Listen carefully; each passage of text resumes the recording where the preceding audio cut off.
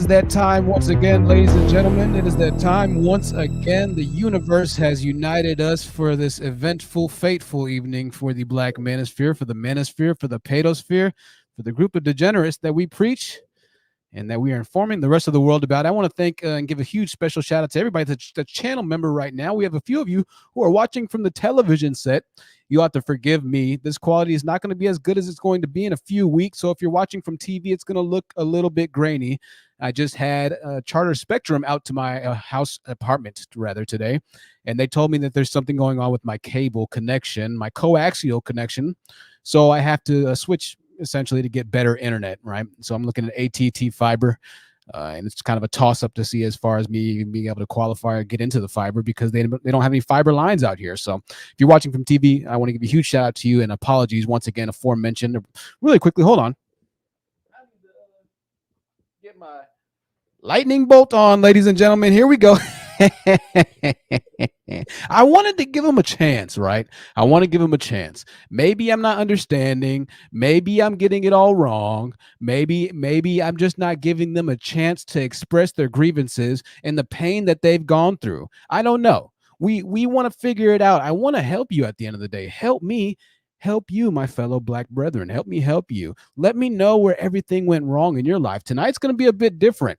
We're going to go ahead and put the link up early tonight. We're putting the link up early. As a matter of fact, we're going to put the link up right now. So if you are a Black male, if you're in the Black Manosphere, and you want to share your horror story with me, then I want you to click that link, and we're going to just for a few minutes, ladies, we're going to have the gentlemen join, and I want to keep it exclusively to the gentlemen because they are the message and they are the goal audience tonight for the beginning of the discussion. It's going to take a bit for them to get in here, and we'll see how long it does take for them to get in here, but we want to be able to hear them out. We want to hear them out. I want to hear these horror stories because the more we have these guys on, the more I realize that not many of you really do have horror stories. And so for the ones that do have these crazy, insane stories about child support and courts and family laws, I want to know. We all want to know. We all want to know. So you let us know what's going on right now. Click that link. Before we get into those links, we have some breaking news. Themis and Thoth actually brought this to my attention through their community tab. Themis and Thoth is a content creator who is in the chat right now. Very talented, educated, smart young man. And it's good to have fellow content creators supporting the channel. Make sure you subscribe or check out Themis and Thoth. That YouTube channel. I just typed in the name. You can search him and you'll find him. Very unique name, so he's not hard to find. And he brought this to my attention that Tila Tequila, ladies and gentlemen, Tila Tequila, TT, has been banned from YouTube. If you know who Tila Tequila is, don't worry. We're going to catch you up to speed. She said some incredibly disparaging, hateful, just downright ridiculous comments about Black women, which I'm not going to share that video, but I found a couple videos that I do want to share. I found a couple videos that I do want to share with you before we get into tonight's message. I did. I'm on my messy stuff today. I'm a little messy today. I'm not going to lie. She performed about 10 years ago, 11 years ago on the KTLA broadcasting news station. You're not going to be able to hear this perfectly clear, but you'll be able to get the point close enough. Let me see if I can actually adjust this audio a bit. No, we cannot. Here we go. Tila Tequila, we'll show her then and we'll show her now. Her fall from grace, if she was ever high enough to fall from, to be honest. Before we get into anything else, She's go high. ahead, just do the little bar we talked about of the other song from her new EP. Is the It's mic working. on? It's on. I can't hear it. There, it's all there. I promise you. Oh, there we go. My EP that drops Right today. today. Right. Put it on and don't say a word. Put it on, the one that I deserve, and you believe. Very good. All right. All right. Tila, I tell you what, she has the voice of an angel. What a talented woman. My goodness. That was, I tell you what, that was something. Now, this is Tila in her latest manic. And listen, mental health is important, ladies and gentlemen. Tila Tequila is obviously going through something that does not excuse the inexcusable acts that she committed online. But she's definitely not all. Well. Oh, what was I going to say? Oh, yeah. So what was I saying? I forgot what I was saying. I'm still his wife, though. Sometimes we just be fighting. Sometimes I'll be acting crazy, but he's the only one. He's the only one that loves me as I am. You know, he's like, you know, my wife crazy. you know, but she'd be fallen sometimes, and she's the fallen angel, but she's perfect. Okay. She's the perfect one, the perfect angel. Lucifer is the most beautiful angel Lucifer. out of all the angels. She is the highest ranking angel of all. She's adorned with all the finest jewels and gems, and you know, Lucifer's rich, bitch. That's why y'all finna see me soon be very rich, because I'm no longer the bride of, like, playing the bride of Christ, because I'm still his bride, but that spirit left me already. She went to heaven. So now that I'm back to Lucifer, guess who? Guess who has all the money down here? Lucifer.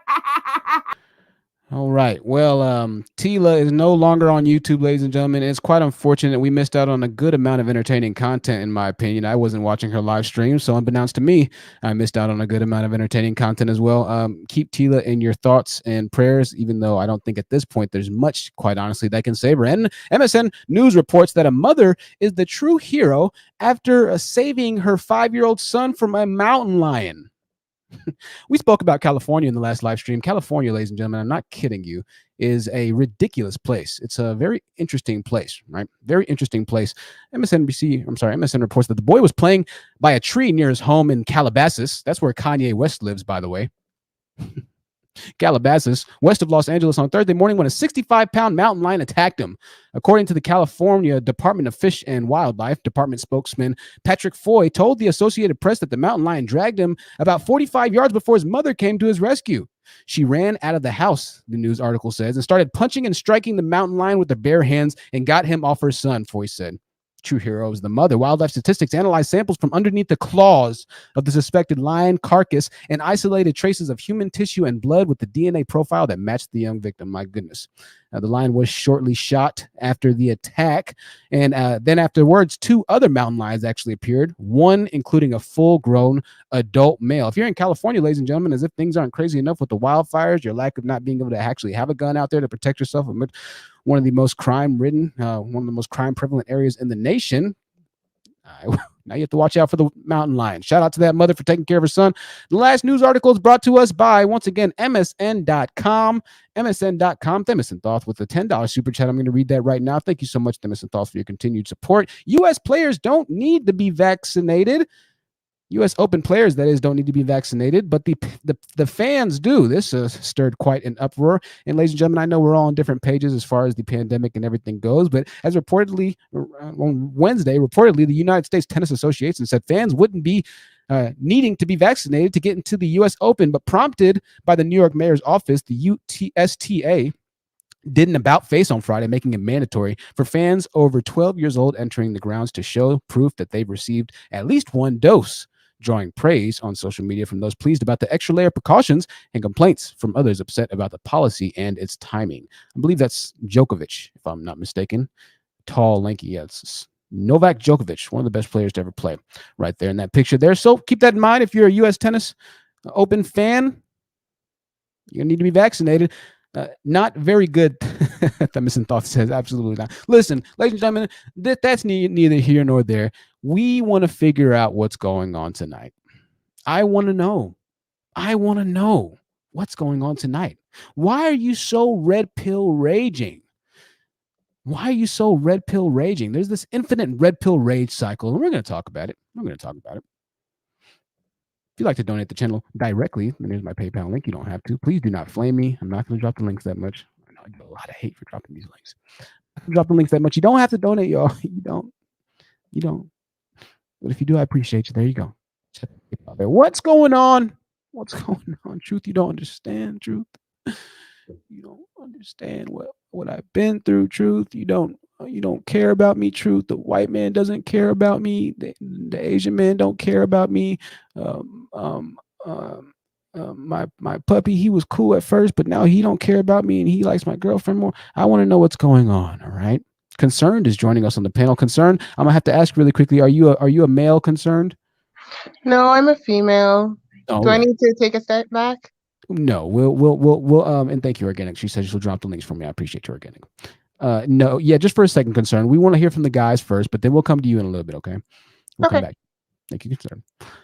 Truth, you don't. Truth. Okay. Tonight's your night. Tonight is your night. We've discussed many aspects of the Manosphere and the Black Manosphere, but tonight we're talking about an issue that plagues both sides of the Manosphere.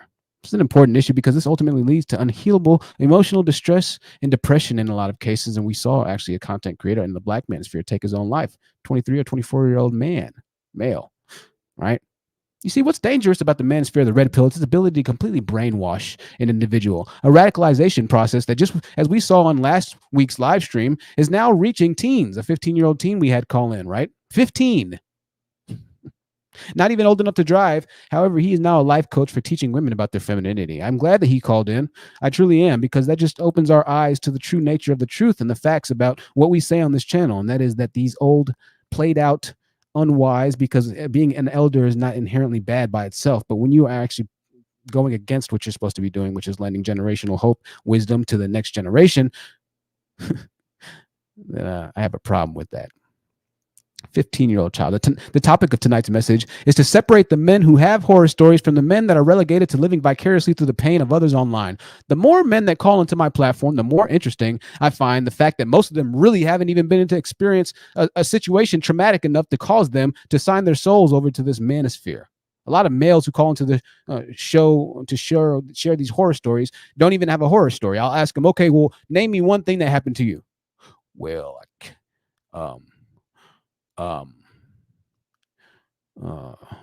just one, just one thing. Well, true. One, just one. See, I can't name one thing because it's a conglomeration of the effigy. Henry Frick joined the channel. Henry Frick, welcome to the channel. Henry Frick, I assume that you are a male. Unmute yourself, Henry Frick. Yeah, can you hear me? I can hear you. Give me 1 second. Let me read the super chat here, and then we'll let you go. Loren for the $5. Thank you for the $5 donation. Super chat. Loren says, first they're rejoicing when OnlyFans ban explicit content. Oh, we're talking about that tonight. Loren, you're on the pulse of tonight's message. Niggas rejoiced. I mean, you thought the second coming of Christ was announced. That man knew the time and the day and the hour. Negroids were rejoicing. Now they're raging because OnlyFans reversed their decision. LOL. Oh, well, next time, guys. And Themis and Thoth actually covered this very well. I'm going to put Themis and Thoth's YouTube links in here because he covered this, and it was fascinating. He bring up so many great points about this, and particularly about the OnlyFans controversy. These guys, there's something going on, right? That's all I'm going to say for now. And don't worry, we're going to get to it. Henry's here. He wants to talk. He wants to share with me something. Loren, you're on the money. Trust me there. All right. Before we get into the OnlyFans and talk about that, Miss Know-It-All says for $2. What happened? She turned me down. True. Yeah. What happened was, well, we're gonna hear. Henry Frick, what happened to you? First of all, how old are you, Henry Frick? I am 44 years old. You're 44. Wow, Yes. You have quite a young tone to you. That's awesome there. Okay, Henry. So let me get my violin out, and I want you to explain to me. Damn it, I left my violin in the pawn shop. I want you to explain to me what happened, Henry. What's going on, man? Yeah.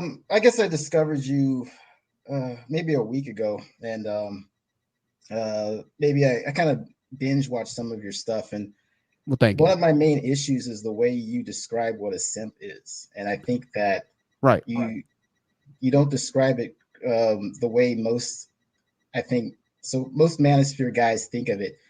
I think that if a woman is, doing right by you and you are behaving towards her in I guess you can say a more traditional manner, that's not really a simp. A simp is a guy that is doing a lot for, and she's not. Okay, Henry, I appreciate you breaking it down. We'll try and get to that. I need to know about you first and foremost. Okay, we'll talk about what a simp is later on. Okay, are you agreement with most of the stuff I say, or do you disagree, or what's going on? I agree with most of it. Okay, so let me ask you about your personal relationships. Are you married right now? No. Okay, do you have any children? I do not. You do not. So you're not married. You don't have any children. Are you dating? Do you have a girlfriend? I guess you can say I am dating. I'm not in the position in life yet to get the type of woman that not the financial position that Okay. that to get the type of woman that I want. So To get the type there's of really woman. Now, nothing. what kind of woman do you want essentially? I mean, I guess you can say more of, I guess you can say a fit, friendly, what most men would consider to be maybe an 8. you want an 8. You want an 8. Yeah. Okay. Well, yeah, you're definitely not. And the time's running out for you, man. And listen, are you a watcher of the Manosphere or Kevin Samuels, or do you believe in all that? I'm more of a Jason Black guy than a Kevin Samuels guy, but I think Jason that Black. Cool. All right. So you're 44, you want an 8, and you're not in a position. So what are you doing right now to put yourself into a position then? I mean, where do you work, or what do you do for work? You don't have to say where you work, but yeah, I'm a software engineer. See, here's the thing, Truth. I am in a position to date women that are an 8, so forth, just based on finances, but I'm not in a position to have, I guess you can say, a serious relationship where what does that mean exactly? Why are you in a position to date but not have a serious relationship? well, there's a certain financial standing that you do need to have in order to attract and keep a woman at that level. And there's a different standard in terms of dating than there is for, setting up a legacy, that's that solid foundation to be able to have a woman if she wants to Okay. kind of, yeah. So you want a more than average, a very, very highly attractive physically woman. You make the money right now, kind of. You make the money kind of right now, but you're not making enough to just fully support a lifestyle for her, essentially. So you're making pretty much between $55,000 to $75,000 a year. No, I'm at about 130. I'm a software developer. You're at 130. Okay, so you're the mythological 6-figure earner. What city do you live in? Okay, that's I have to decide a city. Like right now, I'm in Atlanta. I was in Miami for about 6 months. See, I kind of got caught in the pandemic, and then I was kind of rolling around because I can work remote, so I can kind of pretty much do what I want. So I do need to establish a residence at some point. So it's kind of okay, cool. So you want an 8, but you need to establish pretty much your life for the most part. You make pretty good money, but you still can't afford that type of lifestyle. I mean, how much money exactly are you trying to make before you end up settling down with this 8? Okay, I want to save up at least 100 grand. I'm almost halfway there. All right. And then, yeah. So how old, and first and foremost, you're Black, right? Yes. Okay, cool. So you're 44, you're Black, you have a software engineering degree, and you're just holding out for an 8. No, okay. Let me. I don't know how much you want to hear about my background, but you gotta. I'm the kid that was basically a nerd for most of his life and didn't really get a whole lot of experience with anybody. So okay. And that's basically my story. I kind of came from. I'm kind of out of the typical kind of Manosphere guy that you might. That you might have an issue let me stop you there. Once that guy is what I'm saying, but I'm not anymore. Okay, so you're making 6 figures. Emerson thought for the $10 super chat. I literally cannot. He says everyone is making 6 figures in the Black community. Everybody is. I mean, what am I doing? Fuck am I doing in my life? So you're making 6 figures and you're still trying to get your life together at 44. I'm not understanding. It sounds like you have, on paper, your life a little bit more put together than 95% of Black males.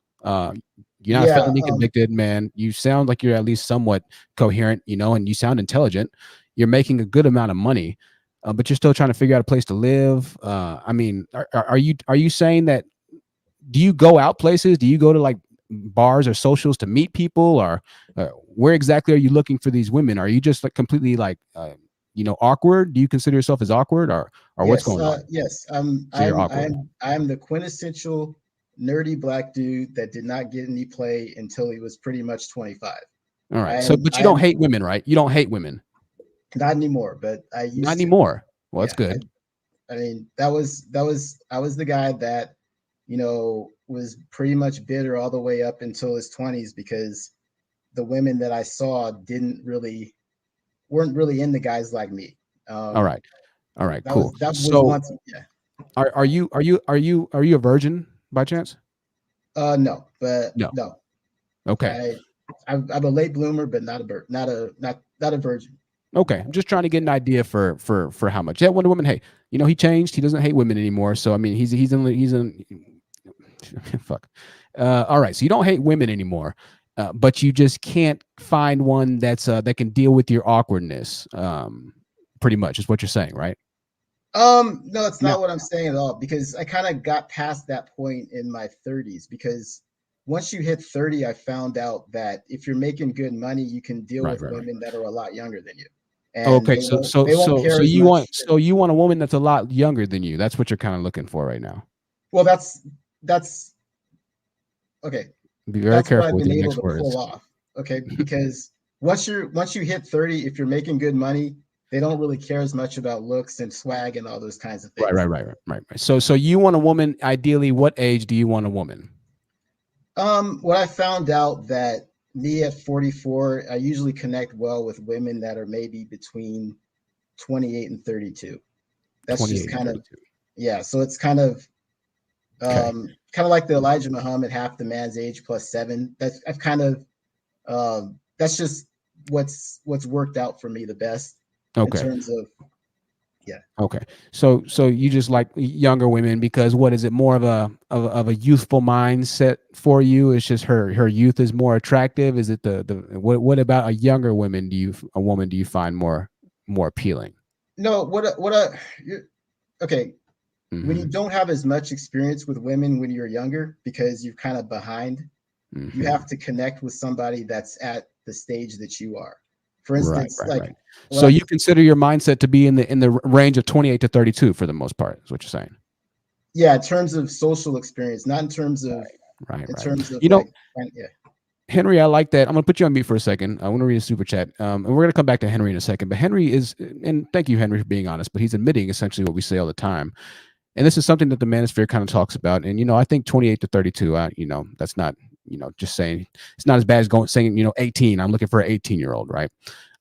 But Henry's being honest here, right? He's saying that the younger ages appeal to him more because he didn't necessarily have that time, and he's trying to gain back on that time that he missed, right?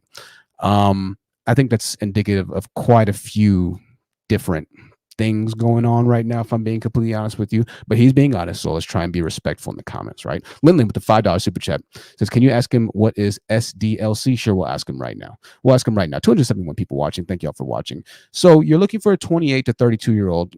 Now, you said you're in Atlanta right now, which I assume is the home of the black male business minds, is it not? Yeah, I'm kind of new to the place. All right. When I was kind of rolling around, I've kind of been here for maybe a month. I'm in the Dunwoody area right now, so I've kind of explored Midtown, explored Buckhead, explored Chamblee, kind of just getting a sense of the lay of the land out here. So I'm trying to decide if I want to stay here or kind of go to Dallas or go back to Miami. So Okay. I'm kind of there's a yeah. I kind of have a lot of options since I can work remote. So Right. So when's the last time that you went on a date? Actually, a couple weeks ago. And how did that go? It was fun. I went down to Montgomery, saw the Legacy Museum there. If anybody, Okay. if you haven't, yeah. Did you go on a second date? Well, it was. I brought somebody out, so it wasn't. I mean, I don't know if you would call that a date, but You it was kind brought of somebody out? yeah. I flew somebody out that I knew. Oh, you I flew like to do somebody out. stuff. Yeah, yeah. So I guess you wouldn't call it a date, but it's kind of. Where'd you fly? Him or her? Where'd you fly them out from? Where'd I fly her from? Where'd you fly her from? San Francisco. San Francisco. Okay, so why her in particular? I mean, are you looking to date a black woman? Yes. So Atlanta has more black women. I mean, Atlanta has the most black women in all the nation. Yeah, I understand that, and I can kind of see somebody that's very good with people. That's easy to meet with people, that doesn't really have that kind of social awkwardness. That I'm not the kind of guy that can just walk up to a woman and strike up a conversation. That's just not. Okay, so you're looking for a younger woman. Demon's thoughts with another $10 super chat here. Thank you, Demon's thoughts. The pillowfitic approach to dating is disturbing. Also, is it 120 before or after tax? Taking notes. It is a bit. Not 120. 130. Before or after tax? Before. Okay, so you're making good money, more money than 95%, 90% of black males will make or will ever see. And so you can't find any of the women down there to connect with you is pretty much the problem. So what point or what period in your life do you plan essentially on settling down? Because the clock's not necessarily working on your side right now. I'm not sure about that. You got to Yeah. remember that I'm not a woman, so it's like we can. If you got the money as a man, I mean, what I've Well, seen, especially obviously not, because you have the money. yeah, that's what I'm saying. But if you have the Right. money, at least maybe since I lived in South Florida for the last 8 months, and I kind of saw a lot of older men, Yeah, younger maybe. women relationships as being Mhm. the norm. So, but yeah, I Right. get your point. I just don't feel that I have the time. That I feel like I have a lot more time than a woman would have. So, but Have to you? answer your question, I want to get this kind of wrapped up in the next couple of years. Sure. You plan on having children? Yes. All right. So Ty, the Gemini, wants to ask you a question. Are you in therapy? Ty says she has awkward clients that she helps with social anxiety. Are you in therapy right now? No, I kind of, there's a couple of things that I want to do. Just like I said, I want to get the money thing wrapped up. And then after that, I want to try to put myself out there. And then if it doesn't work, then I gotta try something else. So yeah, but yeah, therapy It is something. sounds to me, man, that I mean, everything on paper sounds to me like you should have no problem finding a woman, especially in Atlanta, an area where it's pretty much noted for having men like yourself prominent in the area. And that's the entire vibe of Atlanta, right? It's that successful, intelligent black people get together to support and to get with successful, intelligent black people. So if you're not able to, in the very mecca of the area that you should essentially, with your personality or character, archetype or architect, thrive in, then that says a lot.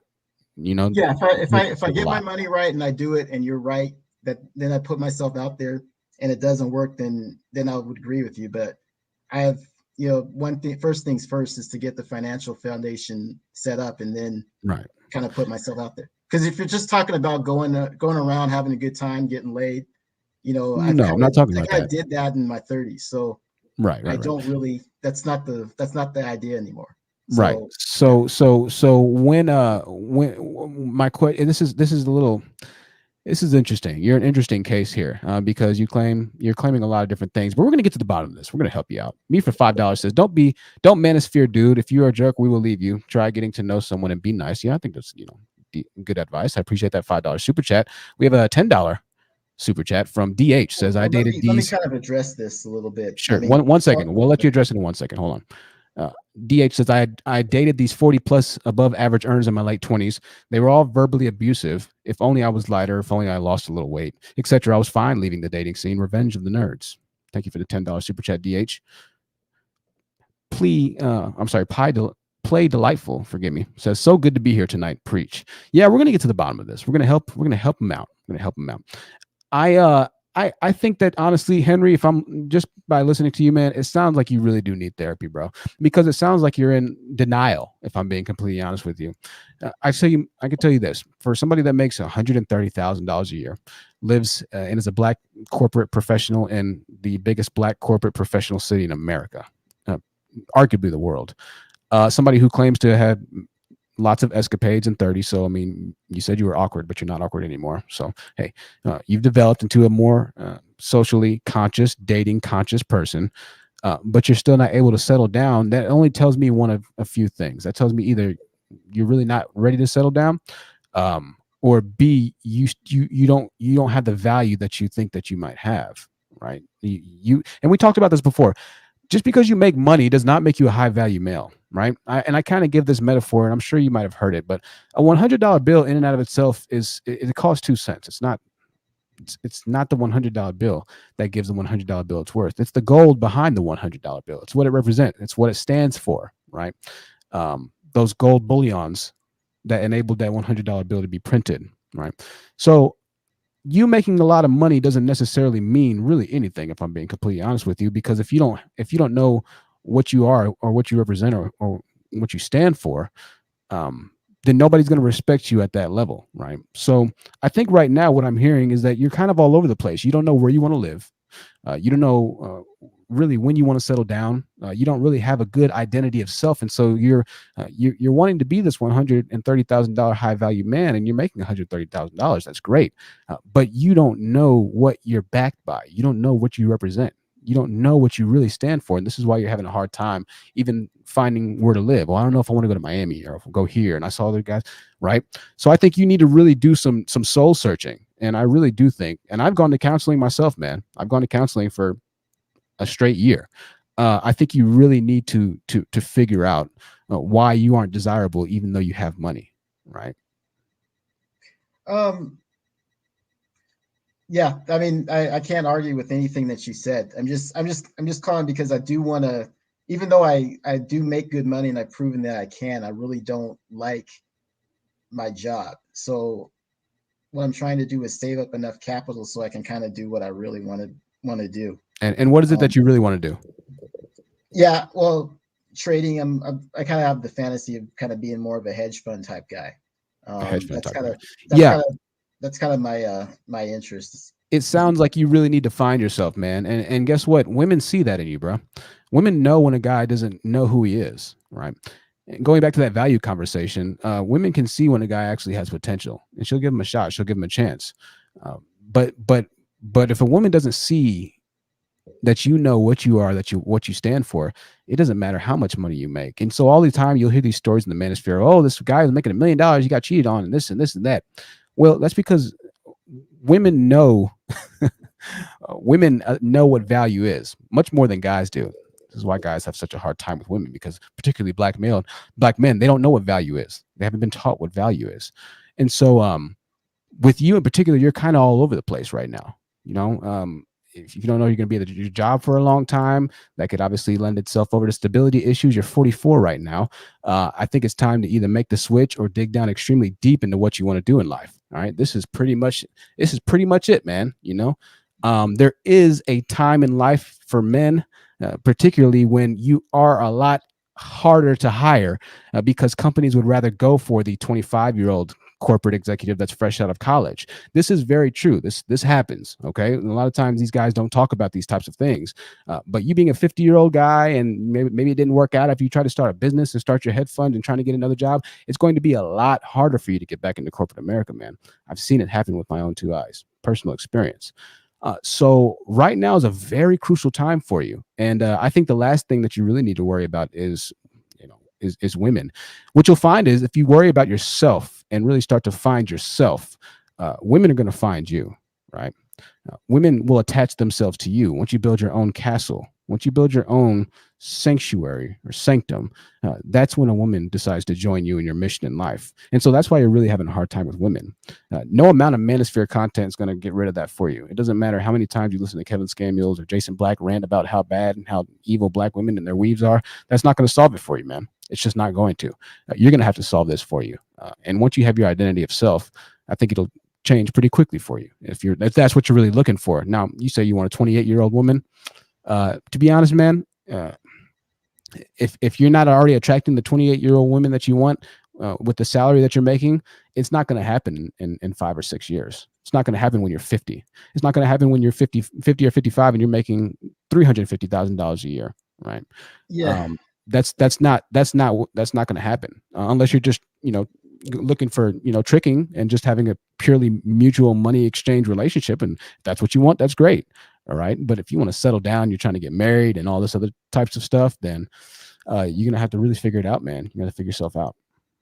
Yeah. I mean, I haven't really had that issue. That's kind of why I came up with that number, because I've done pretty well with women in that age group in terms of so you've done well with women in the age group, but you need to work on yourself because why I'm not understanding. If you're doing well with women, then what's the problem here? Oh, I mean, I mainly called up because of my dispute on your topic about what's a simp. I mean, Okay. that was really, we kind of got into me because you wanted to go there, but that was really why I called. Okay, fair. Yeah, fair enough, Henry. Well, listen, I hope that you find your 28-year-old woman, and best of luck to you. Okay. Appreciate it. Not a problem. That's Henry Fick, ladies and gentlemen. He's on the search. Miss Know It All for the. I'm sorry, Miss Know It All. $2 super chat says he wants an 8. Is he working on his looks? Yeah. I don't know. They always talk about how women don't want average men. Average women don't want average men. This is the same thing that guys experience as well. Literally the same thing, if not worse, to be completely honest with you. Because the fact of the matter is, women have a far greater chance to be able to date up than guys do.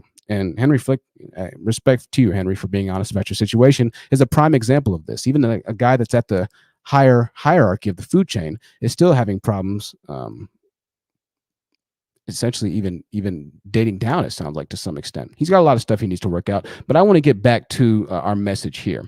If you want to call back in, Henry, you're more than welcome later on the stream. Gentlemen, if you have a horror story about relationships, then you can let me know. I'm going to get back into this message. There's an interesting call there. Now,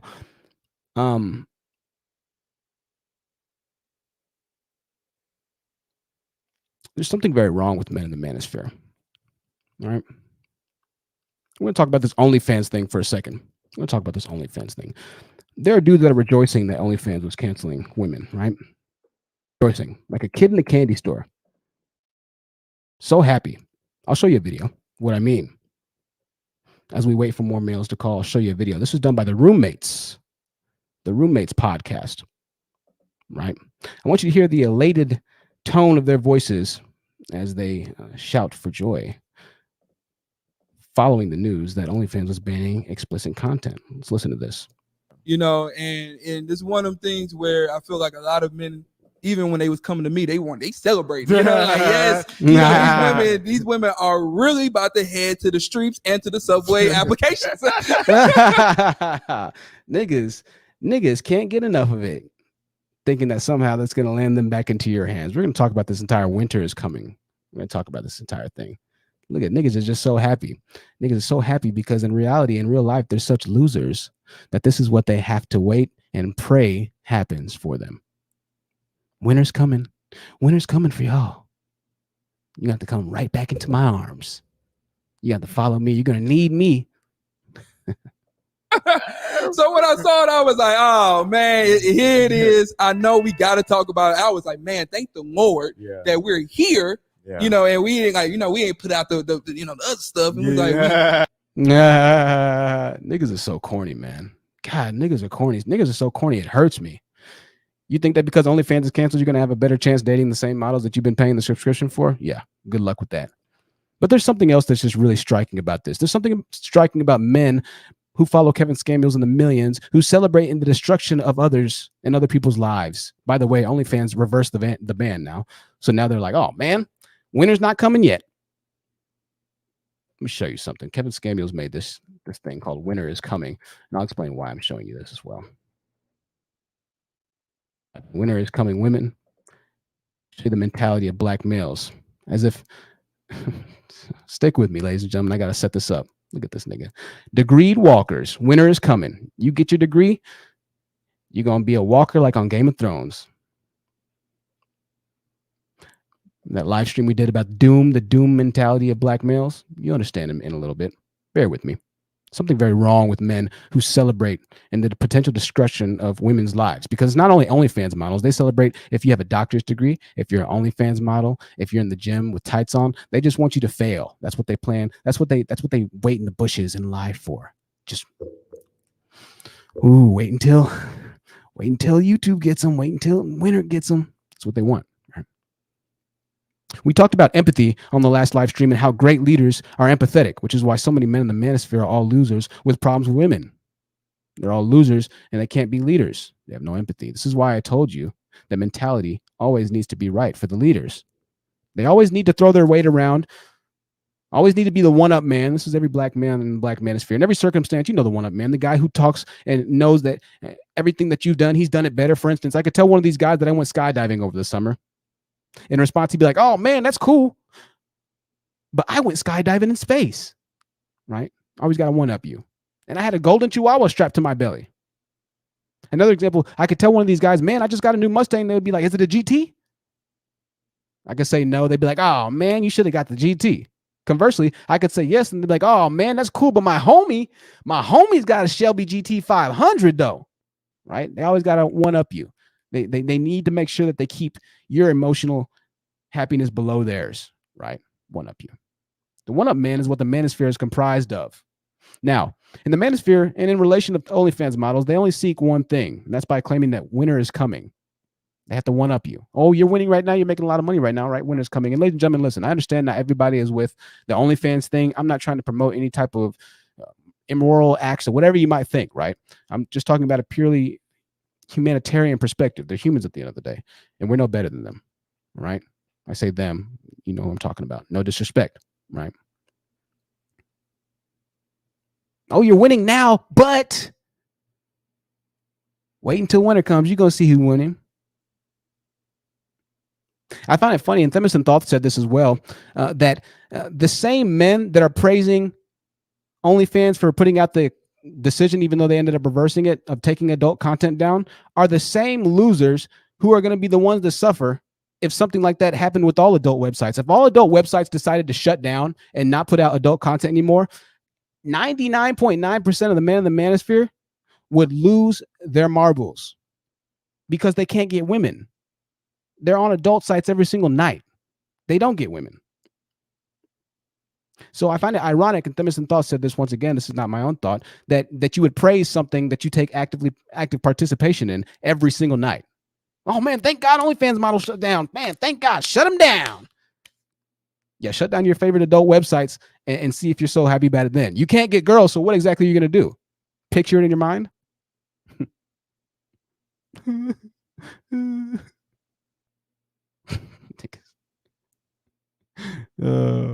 Most of these guys are losers. Thank you for that $5 super chat, Themis and Thoth. I appreciate that. He said the winter is coming thing is sick. Make yourself better. Don't pray for others to fail. Oh, we're going to get into that. Themis, you're absolutely right. It's very, very sadist, very sadistic, right?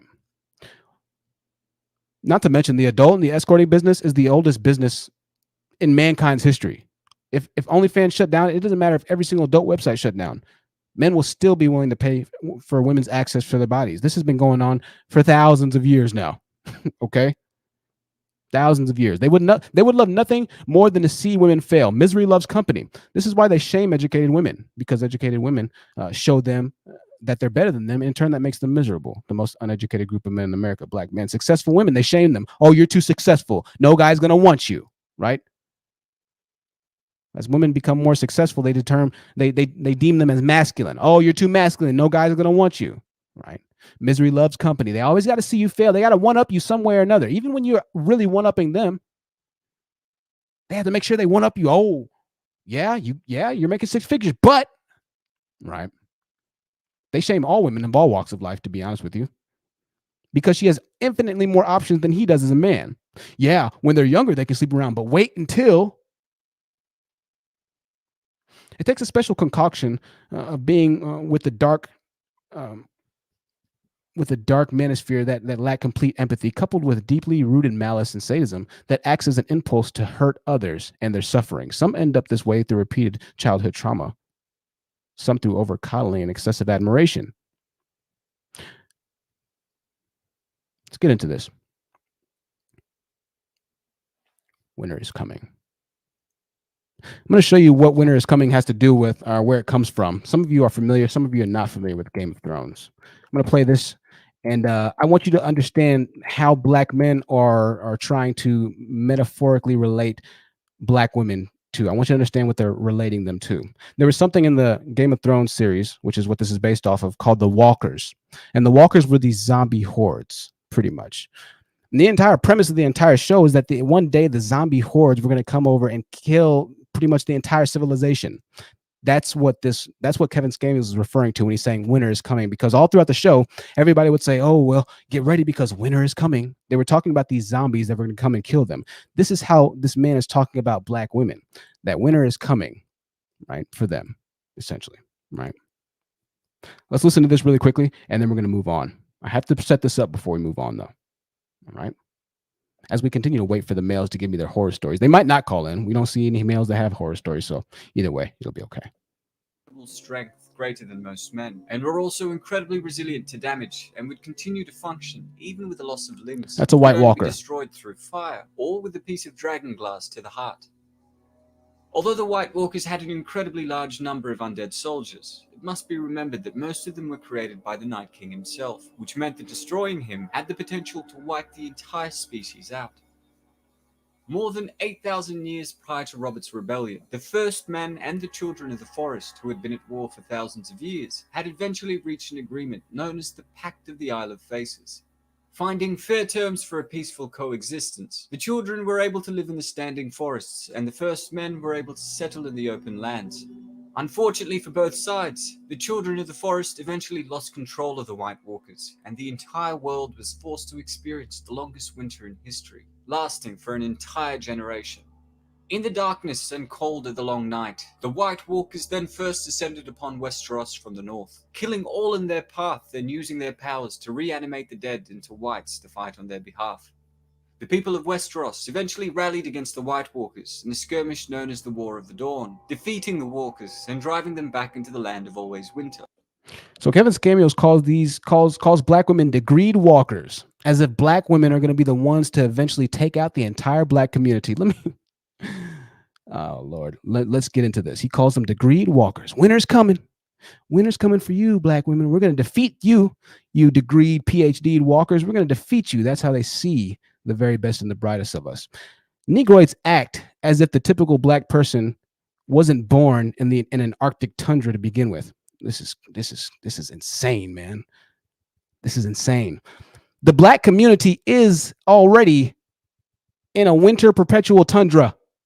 Niggas act like the black community is the best all around the world. Niggas act like black countries aren't the poorest all around the world.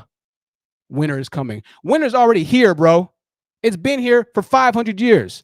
Ever since they were pushing black women off of the ship to lighten the load and having them drown in the Atlantic Ocean, winter is coming. The fuck do you mean winter is coming? Ever since they hung them, ever since they chopped their breasts off, mutilated them, winter's been here, you idiot, you ignorant fucking buffoon. Winter's coming for you, black women. Winter's coming. You niggas, man. You niggas, man. Winter is coming.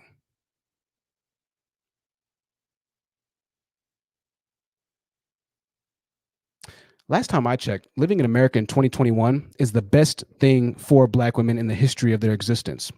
Not only do they not have to follow the idiotic, nim-witted, most uneducated, most violent, most criminally convicted group of men in the history of mankind, not only do they have to rely on them for mental, monetary, spiritual, physical support, the weakest men in history, not only do they not have to do that, but other races are coming to their aid because they finally realize just how fucked you niggas are. Ooh, winter coming for you, though. Winter's coming for black women. Yeah? Let's just say this. Let me not say that. Nigga, it's been winter since 1575 for black women. What the hell are you talking about? What world are black men living in?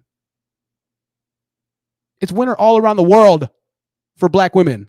Last time I checked. Winter's coming.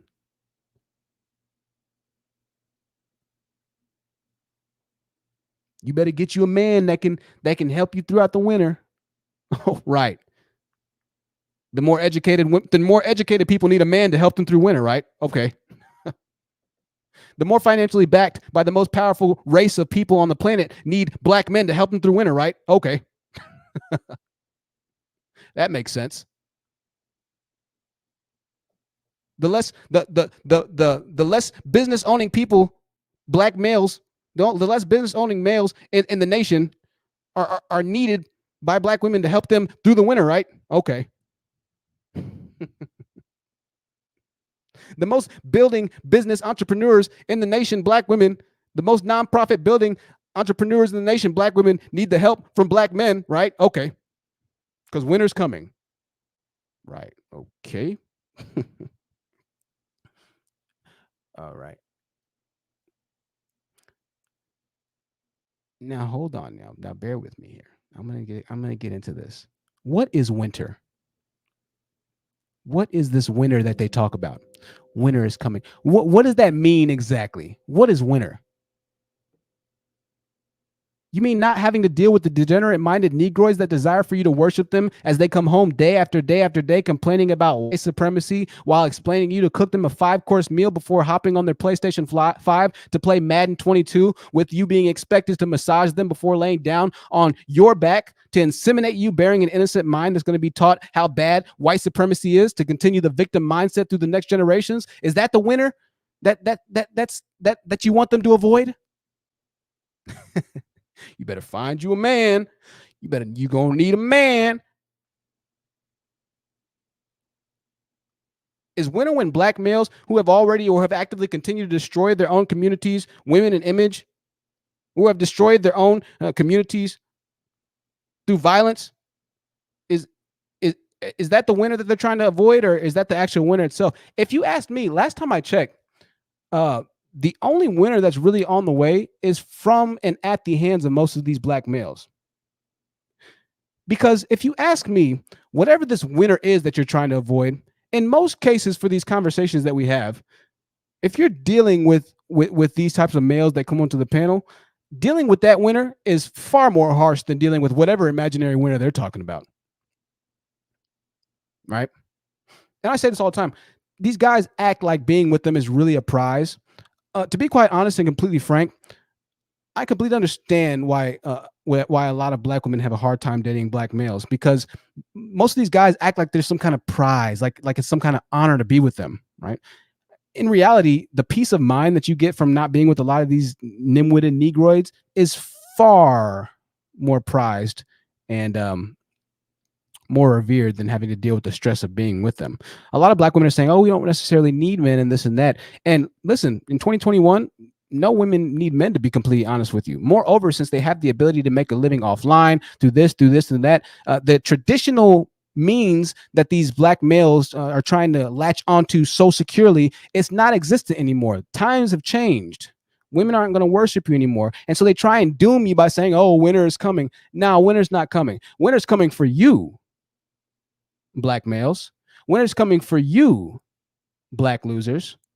Winter's coming for you, because the more these messages get put out, the more you're going to realize, the more the world's going to realize, the more support that other races are going to give black women, because the more they're going to see that it's you who really is going to have to deal with winter. It's the most uneducated group of men they're going to have to deal with winter as inflation continues to rise. It's the least business owning race of males that are going to have to deal with winter as they continue to doom and despise their own women for building and outbuilding businesses more than they are and adding infrastructure in their own community. It's you who's going to have to deal with winter, not black women. Black women can go get with any race of man at the drop of a dime. A black man can't do that. And this is the same for all women. This is why they hate women so much. They try and doom you. Oh, you can get women now, but wait when you hit the wall. When you hit that wall, you're going to realize that winter is coming.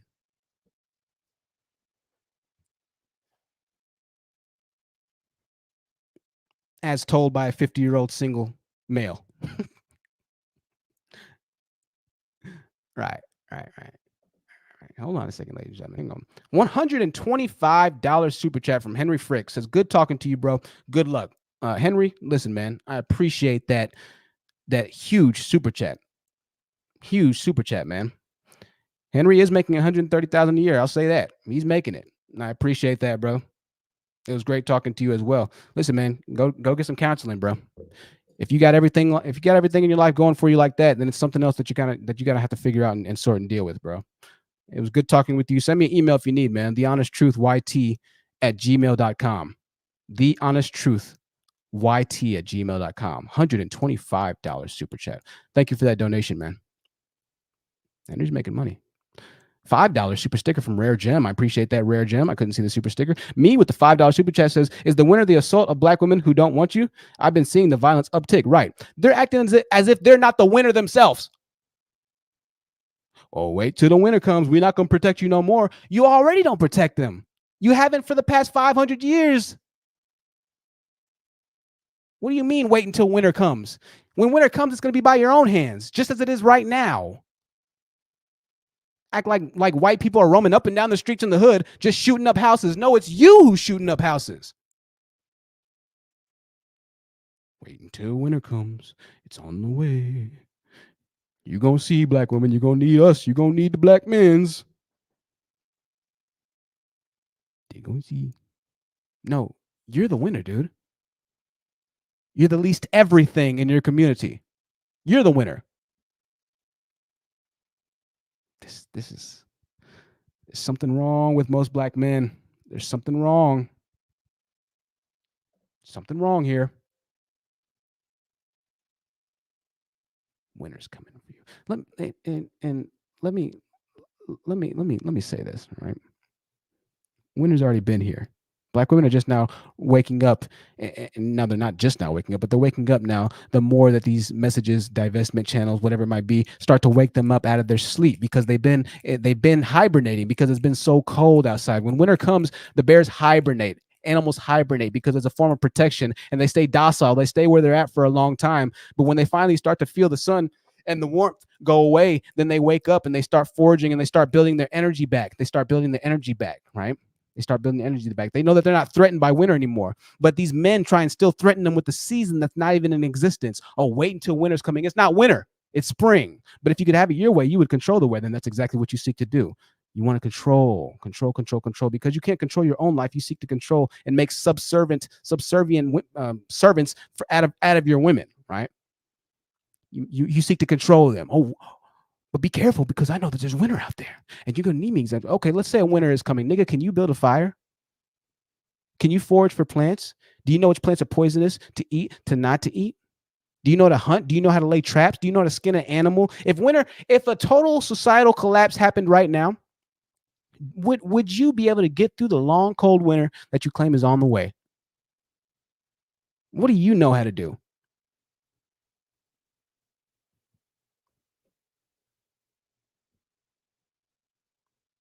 Negroids are praying for winter. If an economic collapse happened, Negroids are going to be the ones who are going to suffer the most.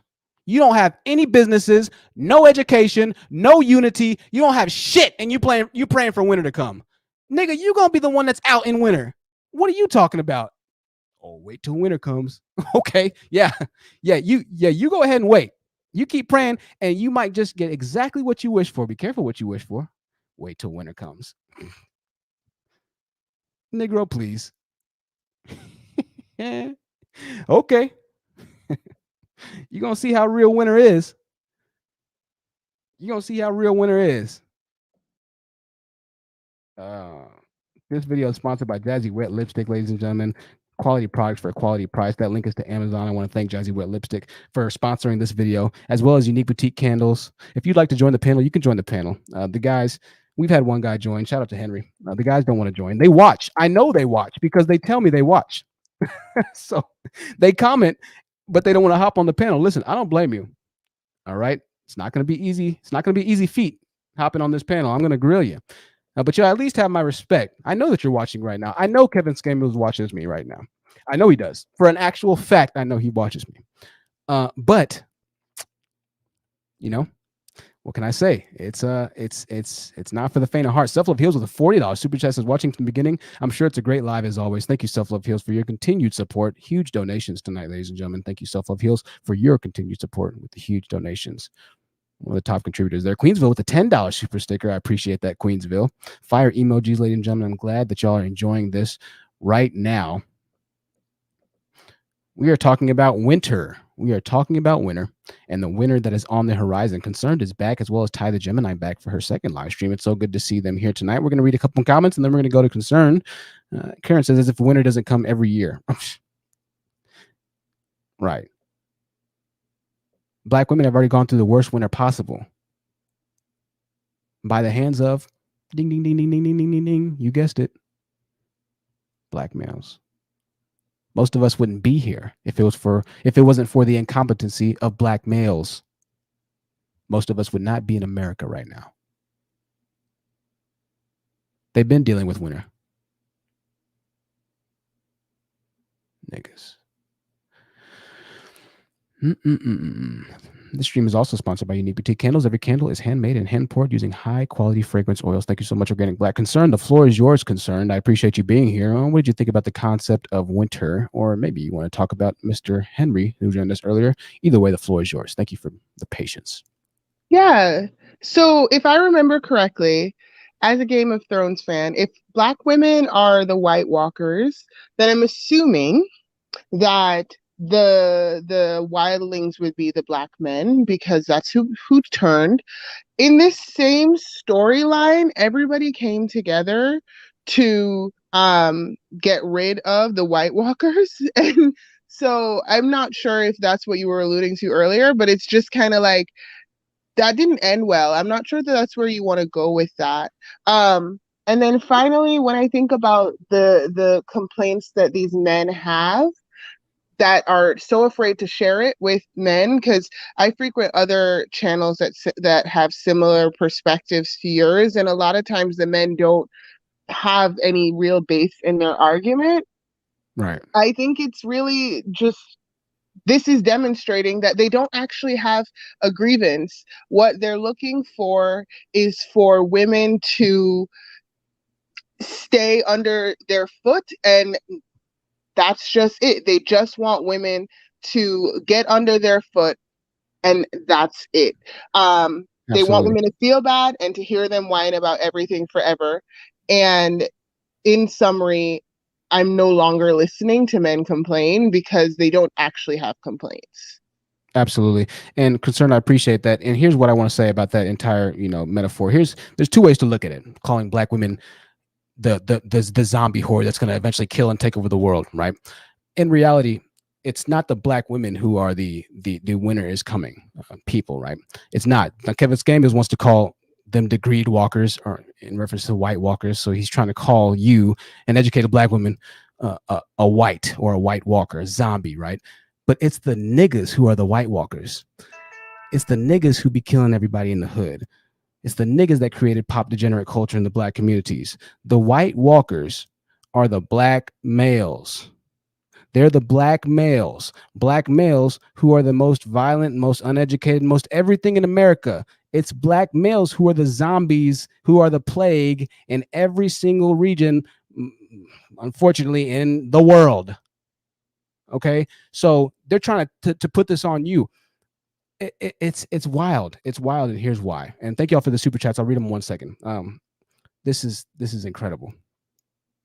They're trying to somehow flip the script to make it seem like you're the problem, like you're the issue, right? That's what they seek to do. I'm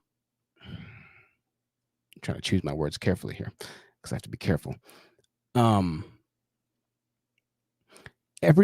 Everybody knows how the rest of the world sees Black males. Everybody knows that when a Black male moves into when a Black guy moves into a white neighborhood, a predominantly white neighborhood, even when a Black family does, unfortunately, due to the leadership of Black males, that all the white people leave. Okay, everybody knows that when a Black male walks into a grocery store and he might just be seen as suspicious, right, or whatever it might be. Black males have the highest negative stereotypical. They have the highest stereotypical public perception as far as their value in society. They're at the very lowest, okay? It's not Black women, it's Black males. Everybody looks at Black males with a bit of a stigma. This is why we made the series, Nobody Wants Black Males. It's because everybody looks at them with more of a stigma than every other race of people in America, every other group of gender of people in America. Black males are the lowest, all right? It's a fact. So they're trying to make it seem, once again, and they're trying to push the burden of the zombiness on you as a Black woman, when in reality, they know it's on them. They know it's on them. They are their biggest problem, right? Let me read these super chats before I continue here. I have to be careful with the words I'm trying to say. Smart Cook at $5 says, Black men need to stop trying to control us and just love us. That's all. Empathy. That's all it takes is empathy, man. That's all it takes. $20 super chat from Yvette St. Clair. Thank you so much, Yvette. Looking forward to my LA winter. Will continue to live my best life. Absolutely. You enjoy that. LA winter has got to be a great season there. Thank you all so much for the donations, super chats. So that's what I have to say to that. It's the Black men who are the zombies, who are the winner creators in America. They're the ones to watch out for. Let me go on concern really quickly to Ty the Gemini, and then we'll kind of follow up. There. Ty the Gemini, I appreciate you being here, my dear. The floor is yours. Go ahead. Hi, everyone. I wanted to ask you, Truth, have you been, I know on one of your episodes, you said you were researching like what is like the gene deficiency of these Black males. Cause I've been reading and I've been studying all this whole time. Like my whole grad school career was about the Black family. This is why I became a Black marriage and family therapist. Right. And it just seems like a lot of these men, these males, these Black males they have anti-personality disorder. Like they have sociopathic tendencies. And what's really sad is that even if they have like the personality disorders, they can't be worked on. Like you're not gonna get better. Like they're not gonna get better. And it's so sad that like we really just have to wait. Like we have to breathe these people out. Yeah, I'm still doing the research on that, and it's a touchy subject. Thanks for asking, and I have to be very careful. It just takes a little bit of planning, but I am doing continual research on that. I haven't written that much, but just kind of really looking at a lot of articles and saving, and a lot of articles and favoriting a lot of sites. So, but yeah, I am doing research on that. And you're right. I heard somebody say, and I said this on the last live stream, that Black men look at other Black men through the eyes of a white man, and it was so powerful, it was so unique, and it really hit home, and that's exactly how they are.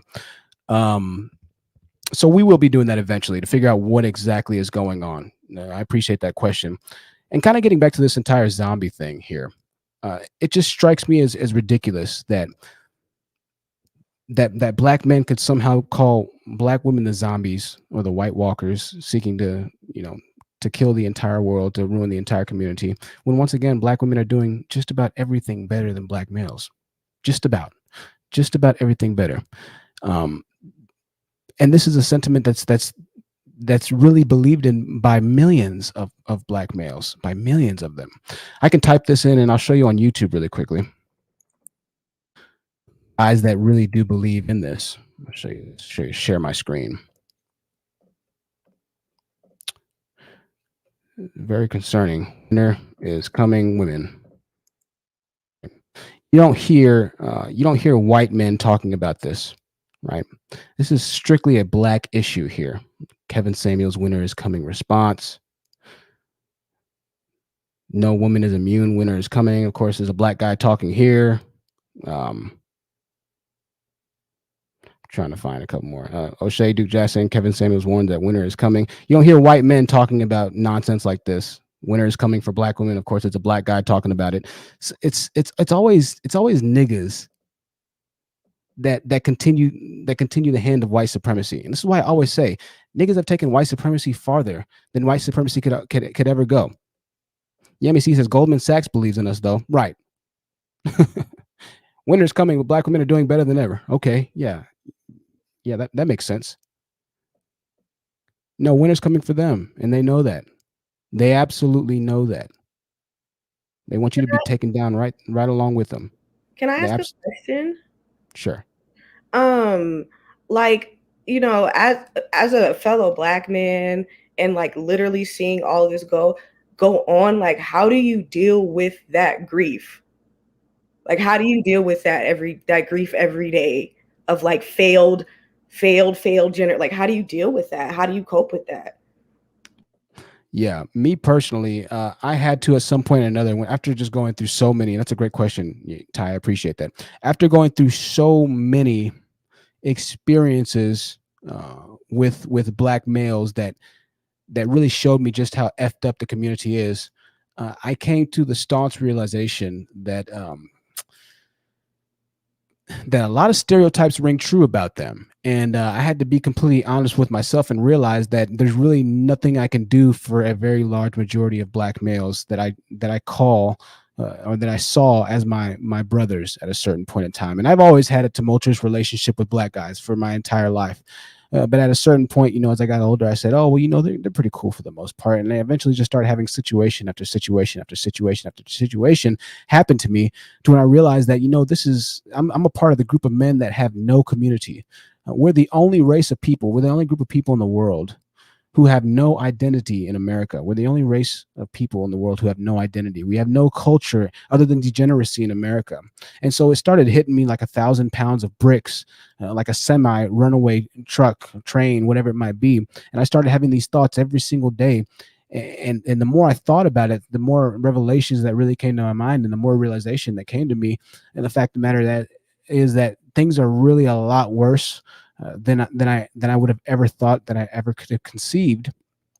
And I had nothing else to do but to just start making videos on the subject. And I talked about these videos years ago when I slept in my car homeless, as I realized that I didn't have a community. I didn't have any empathy within my brothers.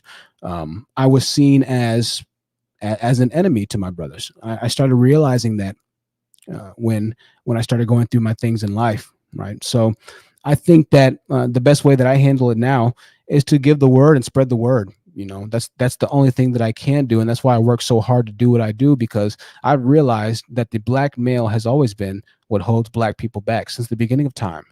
It's always been the black male. No other race of people has really done the damage to black males other than black males, whether it be African Americans. It doesn't even matter.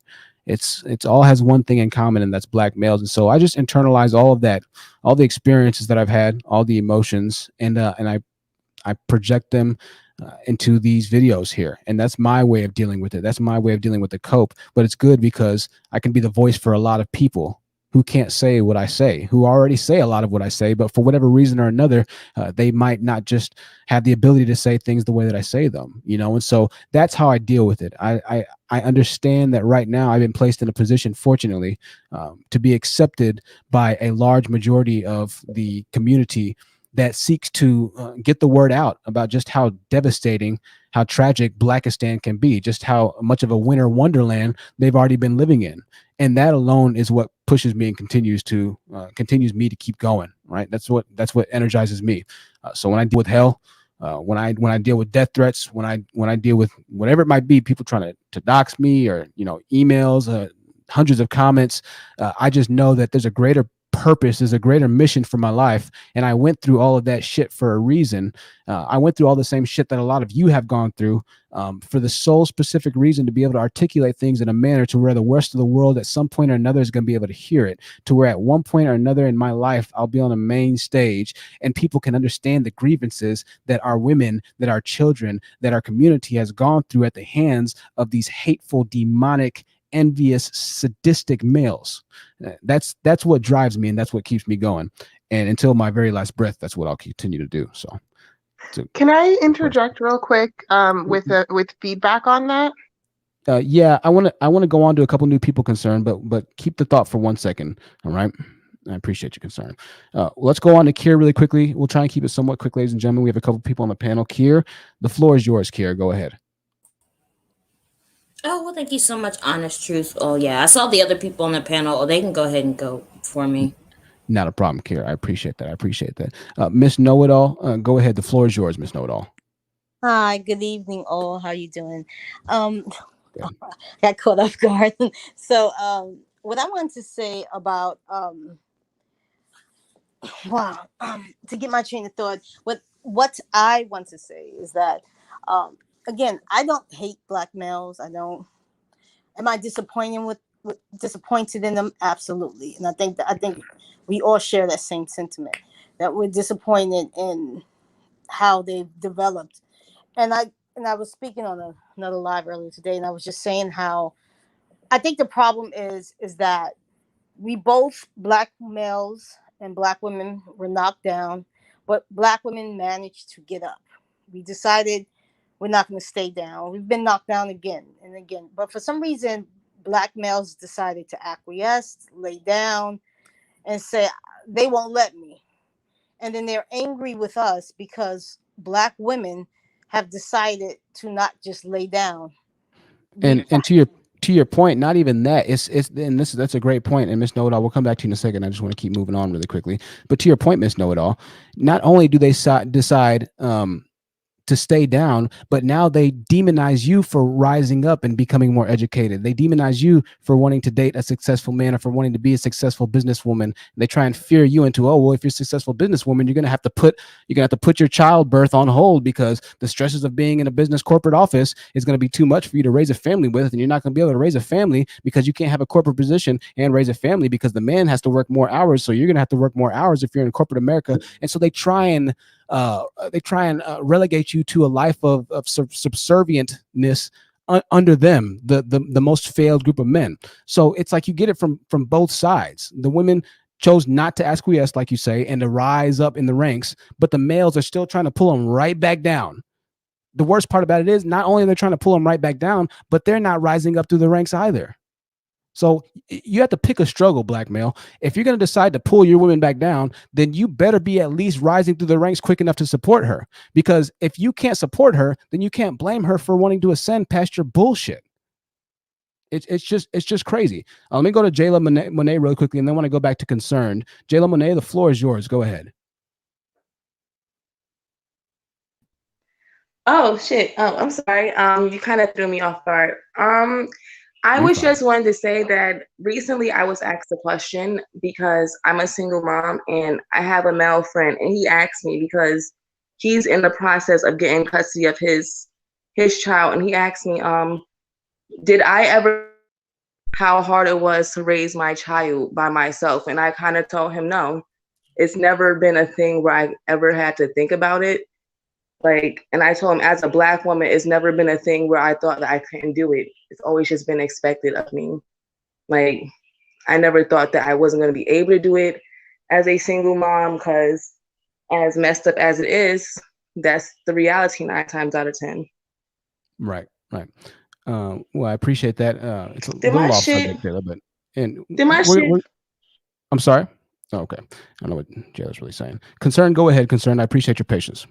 Oh, for sure. So, kind of piggybacking off of the idea that you had when you had that epiphany. Firstly, I think that when we coddle our boys, they get developmentally challenged because they don't know how to give love. They only know how to receive love.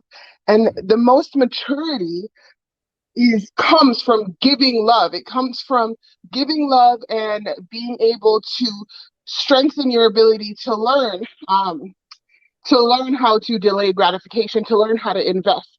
In us women, coddling our sons and coddling our brothers and making it and feeding into the idea that the black male is inherently flawed, we have created and reinforced this idea in them, not trying to blame us entirely, but what I am saying is that I think that these men don't know how to not be selfish. And then kind of piggybacking off of the idea of in relationships and in moving forward, how do you progress if you don't know how to invest? I think that for a lot of these men, they don't know how to delay gratification. They don't know how to invest, and it shows up in their relationships and when it comes to their business acumen and careers. It's universally showing up that they don't know how to be selfless and how to dig deep and how to think about somebody besides themselves and their own gratification. Absolutely. I completely agree with that. Completely agree with that 1000%. Sorry, I can't type and talk. 1000%. I put that in the wrong banner. I'm trying to edit my banner here. I'm trying to create a new one. If you have relationship problems, because I want to ask a couple questions. If you have relationship problems, you could be man or woman. Call in right now. Or click the link, not call in. I'm going to say call in because it sounds better. It sounds more radio. Call in. Click that link, call in. I want to hear about your relationship problems because I have a few questions for you. We're going to go on to Loren really quickly, but what Concern said is absolutely on point.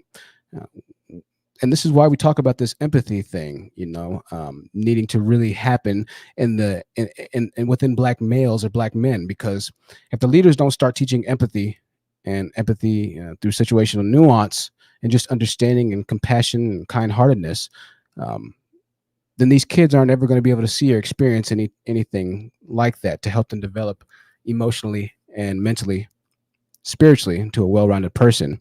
And then the problem just continues to persist and persist and persist. Right now, I mean, empathy, I mean, that's gone at this point. We're just looking for decent fucking human beings within black males. Niggas are just trash, if I'm being completely honest with you. Like, niggas are trash, man. Straight up. It's just trash. Kenyatta, good to see you again. Kenyatta said Invest Fest in Atlanta was literally today, a business conference hosted by black men. So much BS on this panel. Yes, I know, Kenyatta. It's good that it was, and just as we discovered and talked about earlier, Atlanta is the city for black corporate endeavors for black people. So yes, I know BS is on the panel, but it's good to see you again, Kenyatta.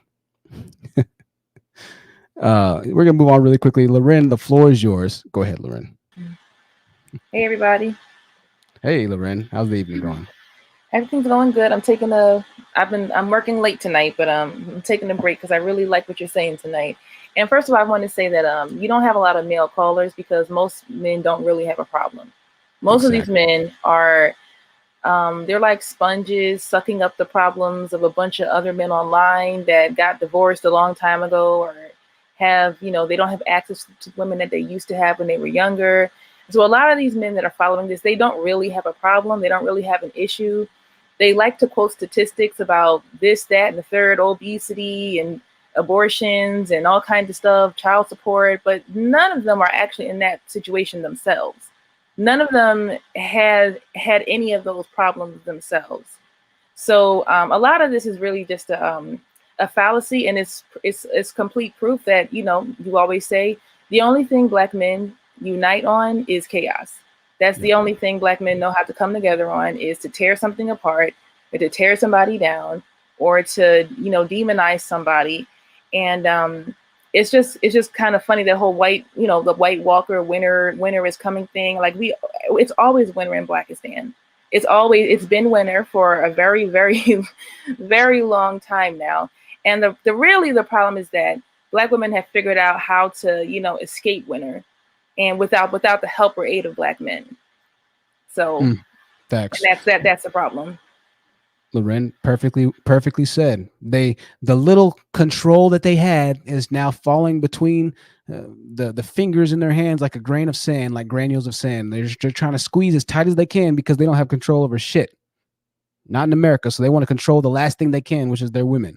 And they'll use whatever destructive means possible and necessary to achieve that twisted, demented goal. You're absolutely right. Absolutely right, Loren. So well said. Apparently, Kenyatta, unbeknownst to me, the fest that he was talking about, Black Excellence, whatever it might be, was $240 to attend. We're going to help you. We're going to help you become a better person. You just pay $240. We're going to show you how to make money.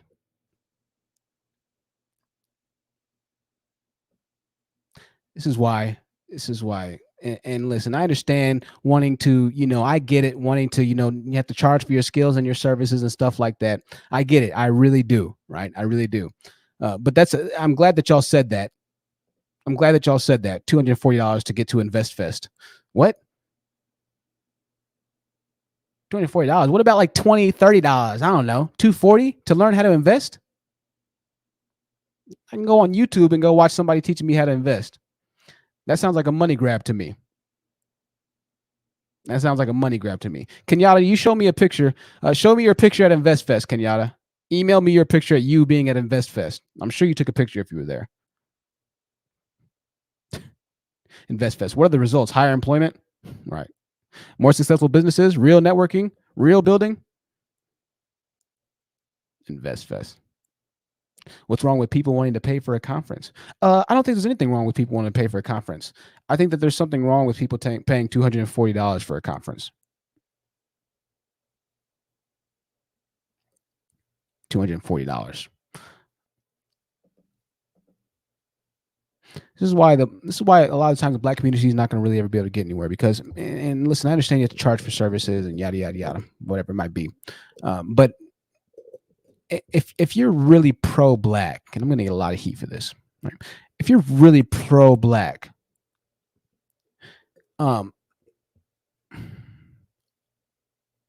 charging for a service that you really feel could help your entire community like that, charging that much for an invest fest, that doesn't scream pro-black to me, right? Doesn't scream pro-black. That screams more pyramid scheme to me. That screams more scam to me, in my opinion.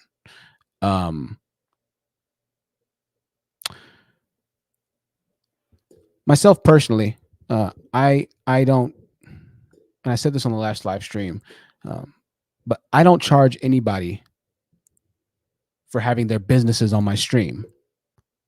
I don't. You know why?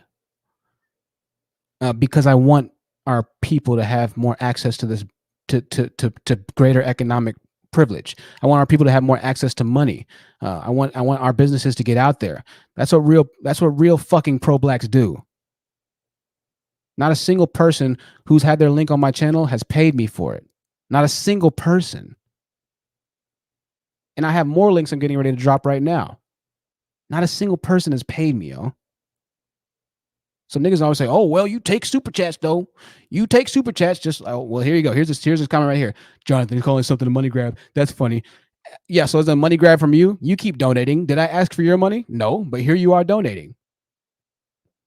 Here you are donating. I can't stop you from donating.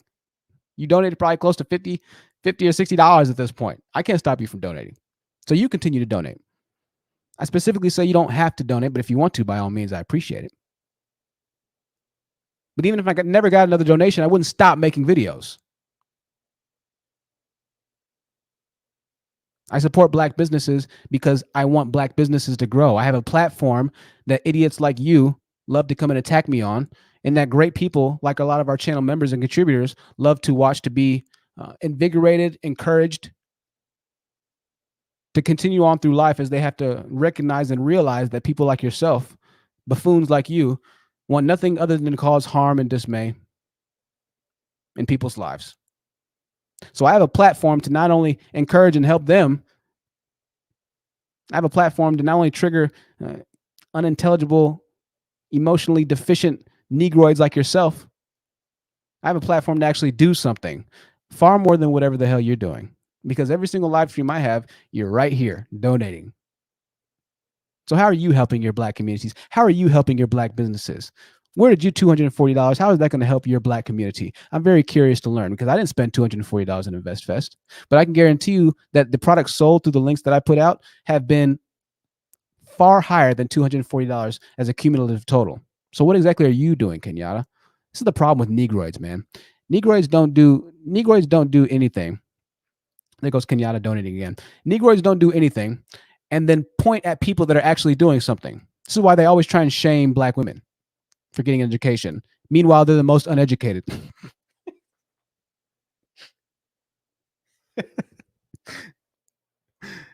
I tell you what, I don't know, man. I don't know. They shame black women for getting educated, for being successful. They shame black women for building businesses. Oh, that doesn't make you high value. Men don't care about that. Of course, black men don't care about women's businesses and getting degrees. Because niggas don't have no businesses and no degrees. Duh. I can tell it's not important to you. Newsflash. What? You telling me that the most uneducated people don't care about education? Oh my God. What revelation is this? Thank you, Jesus. Thank you, sweet baby Jesus, for showing me the way. Showing me the way. Showing me the truth and the light. You telling me that water's wet? What? Dasher's watching. Dasher's got the video game headsets again. 378 people here. I like that username too. That caught my eye immediately. YouTubian resident. YouTubian resident. I tell you what, man. I tell you what. Kenyatta, I'm tempted to have you create your 9th username account right now. I'm going to give you a couple more chances. I believe that you can get your act together. But Kenyatta's on his 8th username. Yeah, Kenyatta loves to donate. I can see the donations a lot easier, so I can, whatever it might be. Sharon says the digital recording was $99. Okay, that's good. Hey, that's decent. General admission $249, VIP $999, lifetime VIP membership to InvestFest $5,000. Yeah, that's trying to help the black community for sure. That's trying to help the black community. Now, what you can do is We have the digital emission, the digital recording, but you don't really get the experience of what InvestFest can really do for you unless you get the VIP package. Now with the VIP, what the VIP package has is a conglomeration of Atlanta's best. Sound scammy, Kina? What do we know? What do we know? What do we know? It definitely sounds a bit off to me, but I'm sure Kenyatta, since he's promoting it so much, he was probably one of the ones that helped to arrange the entire fest, even though he wasn't even there. Even though he wasn't there. That's the definition of a scam. We're going to teach you how to invest. For the low price of $99.99, you can start investing today. Do you think that one digital course is going to teach you how to invest? People have spent decades trying to invest properly, and investing is so tough that 90% of people that invest don't return profits most of the time. You'll get a return on your profit depending on how risk adverse or whatever it might be you are. There are some things that you can invest in that you'll see slow long-term profit gain, right? But investing is not something you can learn in a 5-hour digital course. It's not how it works, bro. It's very difficult, right? It's very difficult. I see you back there, Dasher. Lifetime membership. Yeah, only $5,000. We're here to help the Black community. Only $5,000. Yami says it was pre-sale $249, but the original amount was $749. Oh, there you go. I'm going to teach you how to get rich. You want to make money? I'll pay me your money and I'll teach you how to make money. That's helping out. Pay me money. I'll teach you how to make money. Huh? If I'm trying to make money, why would I? So hold on, let me think about this. I want to make money. So I don't have a lot of money because obviously I want to make money. So I'm going to go and give money.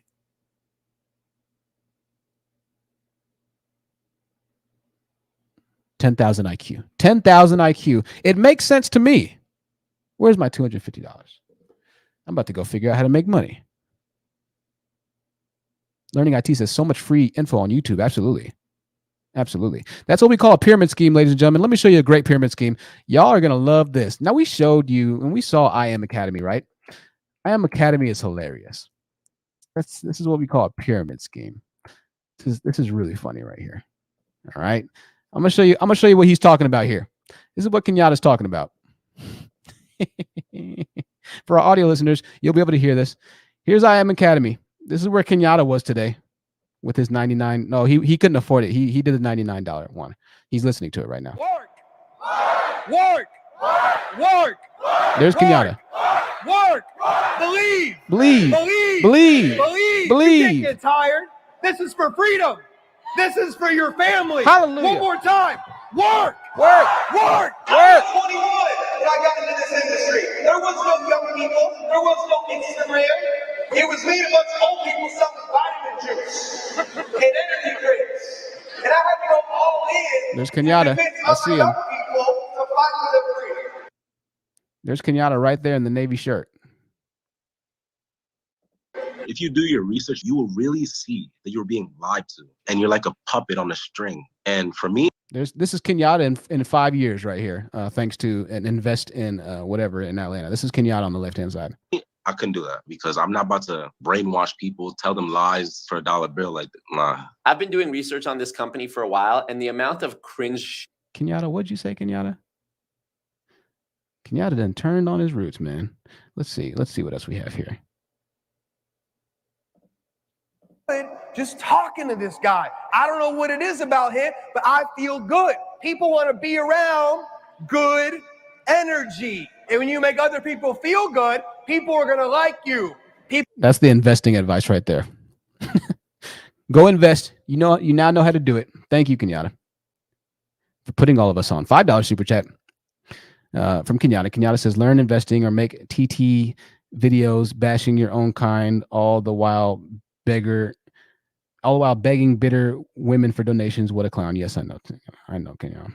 I know. Unfortunately, it's you who's donating right now. So are you a bitter woman? It sounds like you're talking about yourself. It is you who has the donation on the screen right now. So Kenyatta, that is strike number 9 for you. Number 8. This is Kenyatta's 8th or 9th account, so we're gonna have to block that one. But Kenyatta, I do appreciate your donations. I will say, we can't stop Kenyatta from donating. I ban all of his accounts, and he comes back to donate. I tried to stop him from donating, but he sounds like he's talking about himself. The only one bitter is you. This is why we talked about what we talked about today. That's a good question, Tracy B. Who hurt him? That's Kenyatta is the man that's crying on the thumbnail picture of this video. That's Kenyatta in 5 years. I'm pretty sure I'll give him 10 years. That's Kenyatta in 10 years. They even look kind of closely related. Tears streaming down his cheek. Crying. Let the pain go, Kenyatta. Let the pain go. I know you got scammed today, but at some point you're going to have to let the pain go. Kenyatta does seem like he has a man crush. He does have a little bit of a man crush. There's no way that somebody could block me 7 or 8 times and then I still come to his channel to donate. I just wouldn't do that. I could never do that. It's that spectrum. Possibly. It might be. He might be on the spectrum. He definitely has something going on, right? Bernard is here. Let's go back to our panels, ladies and gentlemen. Good to see Bernard back in the building. Huge contributor on the last live stream. Ebony, the floor is yours. Ebony, then after Ebony, we'll go to Bernard. Thank you for your patience, Ebony. And just unmute yourself if you want to, if you can. We can't hear you right now. There you go. Ebony, are you saying something? I can't hear you. All right, Ebony, we're going to have to move on. There's something going on with the microphone. We're not getting any volume. So if you're using headphones, then unplug the headphones and try and go directly into your cell phone speaker. Okay. So we're not getting any volume right now. So we're going to take you off for now. But try and rejoin, Ebony. Try and rejoin and maybe use a different computer or, headphones that have a microphone in them, or, try and do something. Because we're not hearing anything right now. Let me make sure. 1 second, Ebony. We'll try and go to Bernard. Bernard, go ahead, Bernard. The floor is yours. Can you say something really quickly? Yeah. How you doing? Hey, good, Bernard. Good. Ebony, I'm going to take you down for a second, dear. Rejoin the live stream, and we'll see if we can't get you back up with the volume working right. Make sure you give your phone permissions to use the microphone and the camera. Hey, good, Bernard. It's good to see you back in here, man. How'd the day go for you? It's going right. I was driving early. I'm delivering in Opelika, Alabama, trying to keep up with the family, that hurricane hit New Orleans.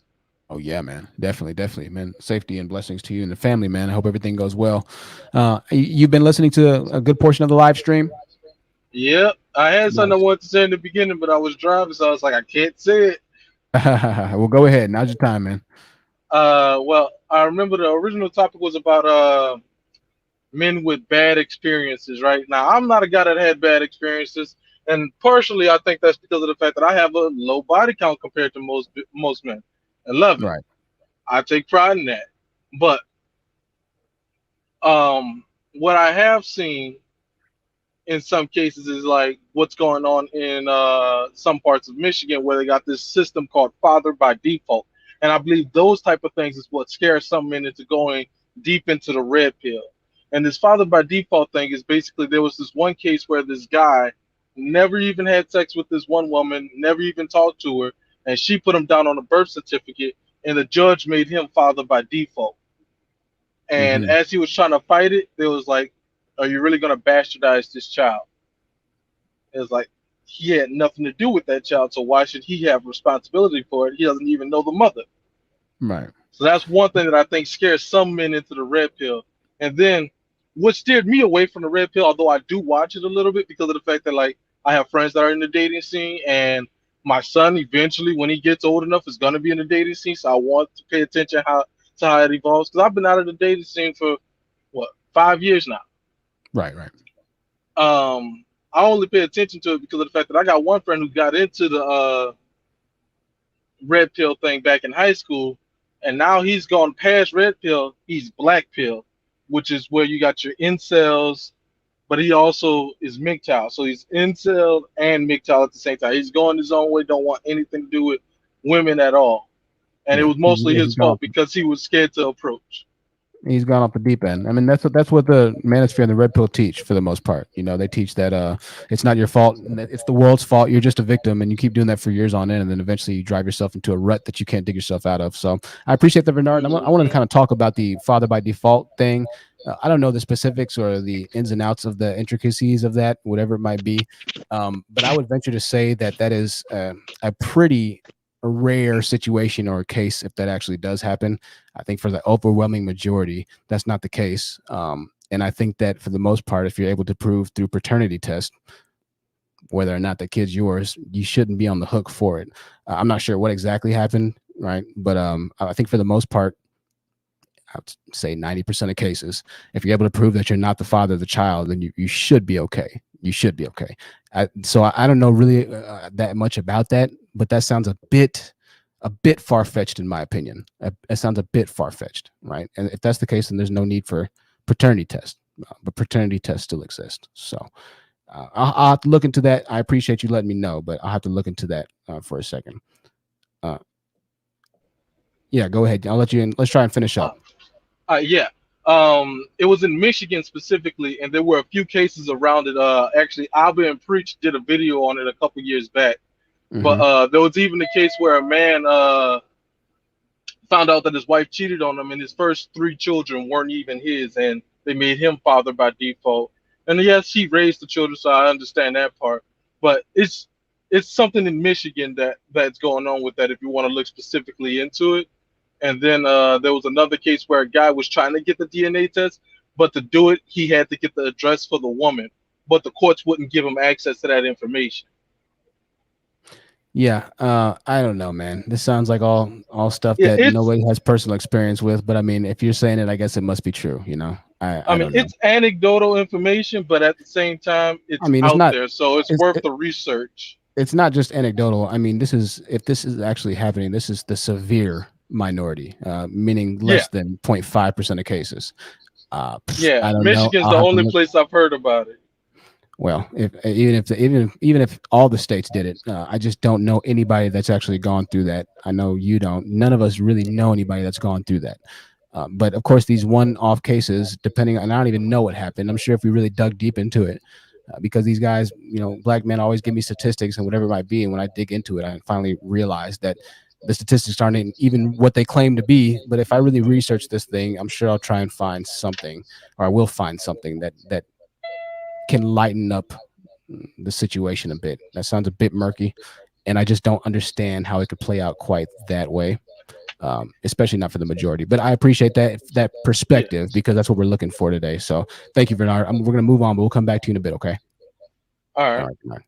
Bernard on the road trucking. Big J is back in the building. Big J back in the building.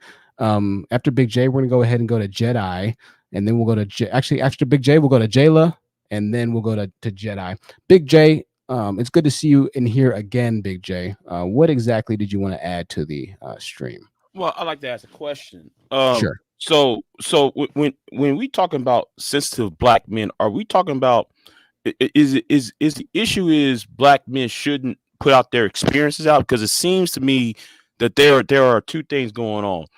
It's like if a black man or a heterosexual man in general say something, he's looked upon as being sensitive and being grouped in with the loser crowd.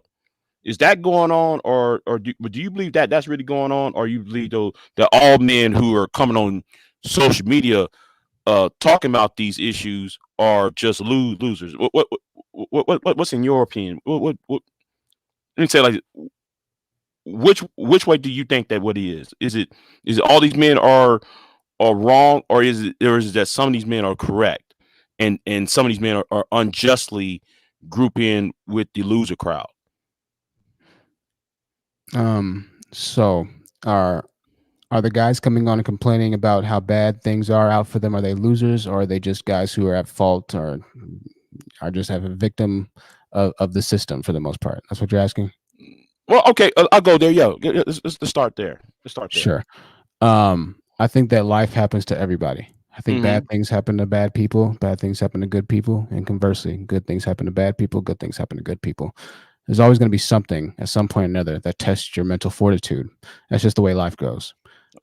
So when you start, talking about guys who make their entire identity or existence based off of the notion or the mentality of victimhood or the victim mindset, perpetual victims, forever victims, I think that's the problem here. So the manosphere essentially is nothing but a perpetual victim mindset. Guys who can get into a circle jerking contest to tell horror stories that they've never either lived personally for themselves. Maybe they know somebody that's lived it, or they can just, whatever it might be, stroke each other's egos until they eventually pass on to the next realm of existence because they're just too much losers to get their life together, or because they've given up because they deem life too hard or the system is too out to get them. I think that's the case for majority of Black males. I think that's the case for majority of the manosphere, right? Most of the time they are just victims, perpetual victims. But unfortunately, being a victim doesn't do anything for you. Whether or not something was just or unjust, really at the end of the day, has no bearance or credence on how you should determine the reaction to that situation or the responding to that situation. Because whether or not something happened, it happened, right?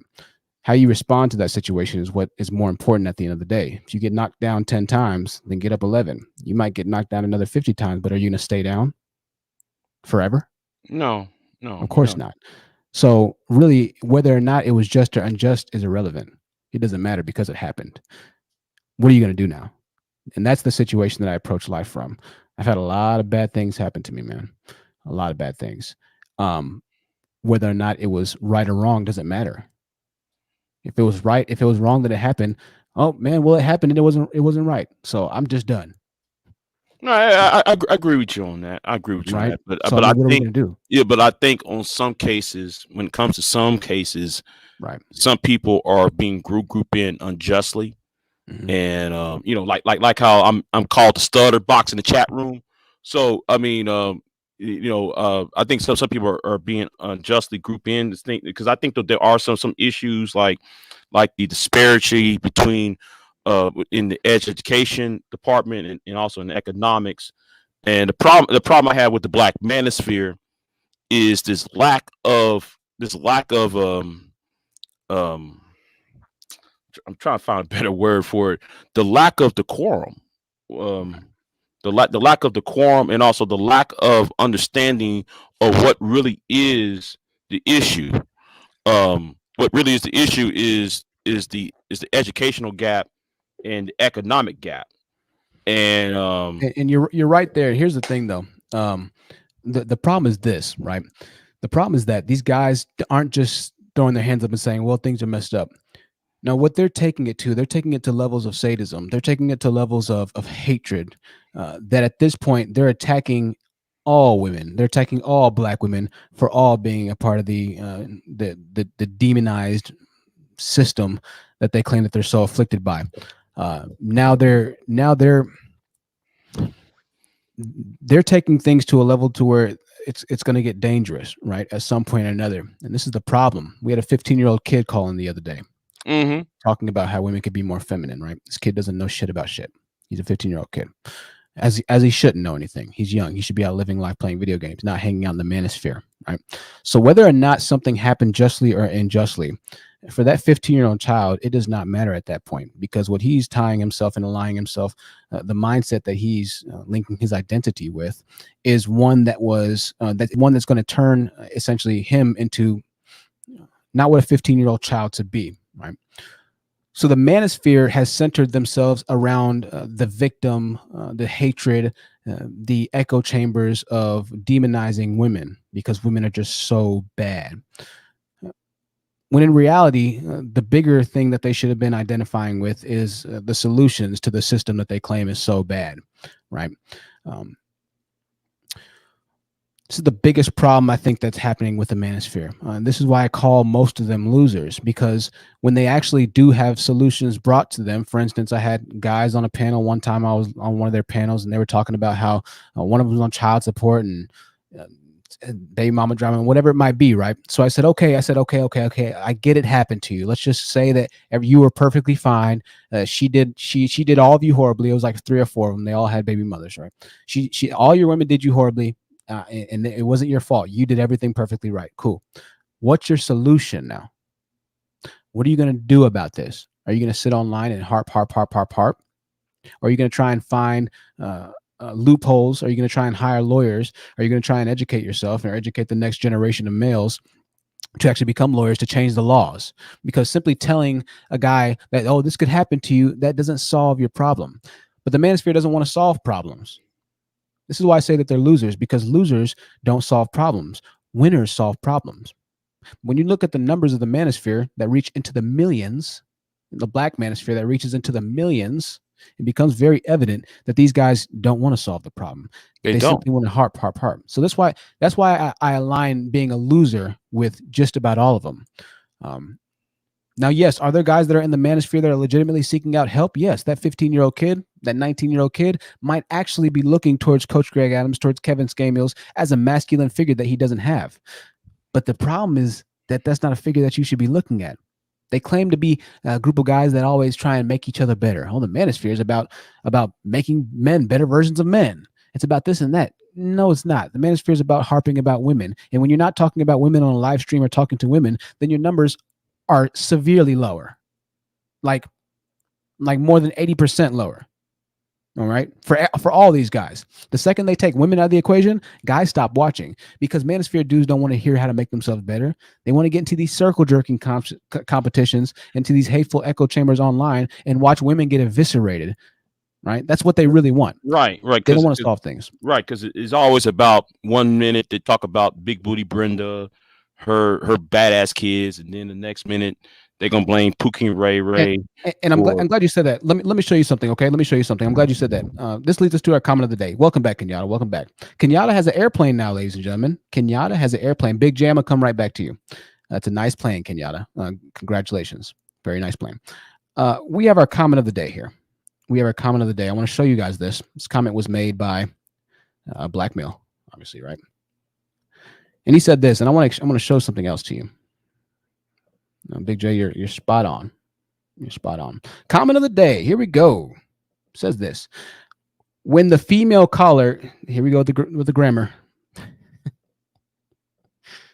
When the female caller, period, says that black women don't need black men, period, black men, we really don't need them either.